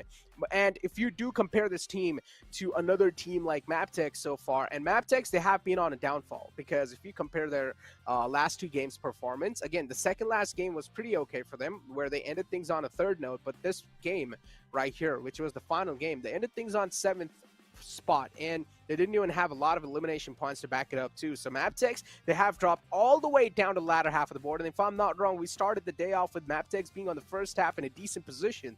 So this sort of a drop is really gonna hurt their mentality a lot much more before heading inside the second last day, and that just means more pressure. Finish leaders in front of us, and we expected to see Delta over here, at least in the first page, but that's not the case. Gyante is over there with 27 elimination points, and he's leading the charge. Oh, he certainly is. 27, the damage numbers so much high. Nima not far behind. And I think really Nima has also progressed. Cordless finally, getting his thunder back, and has himself at the 3rd spot. But honestly, I did not see a lot of demo magic today. I mean, not gonna take anything away from him. He's still that good. But what we saw from him yesterday was kind of not reciprocated today. But Pika, I mean, made some really amazing clutches. Had been, I think, one of the most reliable players for Team Starwood, because God like Starwood, I mean, when you kind of expect action in top to perform, let's be honest, they haven't been at their very best. I think there have been multiple situations where both these players have been picked off at very, weird angles. And there have been situations where Godlike Starwood have been wrong with their entry inside the zone. Even in this previous game, if you remember, how they were dealt with by the players of T2K. They're just trying to come in, action worse, trying to actually just, try and press in to that little opening that he had, but could not succeed. And eventually just the players of T2K came out and took him down. But today's day was sort of divided, but eventually DRS Gaming were the ones who really played their hearts out and showed what they're made of. Initially, when we were all wondering that it is going to be a Mongolian domination, the Nepalis did strike back. But that is all about day number 2, and day number 3 is going to be a whole lot more exciting. And I mean, today's day was again one of those days that I'm going to cherish, because we absolutely saw everything, right from healing battles to those intense 4v4 fights to those really beautiful rotation, and never to forget those beautiful clutches. And you also forgot about the blunders that we saw today. We saw some incredible blunders too, man. You always got to mention those unfortunate moments, just rub some salt on the wounds. Why not? A little bit here and there. And I'm pretty sure people are already going to be pretty salty about it, so I'm just going to we don't need to do it. I mean, understandably why, but now with DRS having such a high lead, they definitely have a target on their back tomorrow, because honestly they have been very slippery, right, with their approach. Nobody saw them coming. Now if we talk about the big dogs from the Nepal region, had to be teams like Skylights Gaming, one of them. Then you had T2K, but DRS, everybody's like, this team, we're just gonna deal with them. But tomorrow is gonna be the day where they're gonna be tested, because now teams are just gonna go back home and study how they were rotating around, especially teams like Godlike Starwood, teams like IHC, and even Scarlet's Gaming. I mean, they might be brothers. I mean, they might be their former org mates or whatever it is, because Scarlets, they were pretty much known as DRS, but no love lost in that. But yeah, I'm pretty sure tomorrow is gonna be the day where DRS really have to come out flying, because if they survive tomorrow, I think the day after it's gonna be a lot more easier, a lot more breathable for them, because if they sort of build that 60 points lead or something and carry on, I think they're pretty good to go. I mean, it's like Scarlet's Gaming and DRS, they have their own personal rivalry, and right now Scarlet's Gaming looking at DRS on the first spot, they're probably like, what? How did this happen, man? Yeah. How did you guys go there? Let that happen? How do we let this happen? Because Scarlet's Gaming is on the 3rd spot. Now, there's not a lot of gap between Scarlet's Gaming and Godlike Stalwart. It's just, like I'm not that great at math, so I'm not going to try to break the Just gonna numbers check down it because out. I know I'm going to be wrong. So, but yeah, I mean, right now, DRS, they pretty much have one game cushion, and they might just run away with the lead tomorrow. This is where Godlike Stalwart will need to try and find a counter. And as you said, go back home, sit back, relax, and try and find out a counter. This is what the team's homework is for today. Fixes. It certainly is, and that pretty much marks the end of the evening. What an event today it was. Such beautiful memories created. But Necro, you and I, we're gonna call it a night. Yeah. Go have our dinner, and even urge you guys to have yours and stay hydrated. Till then, take care and have a good night.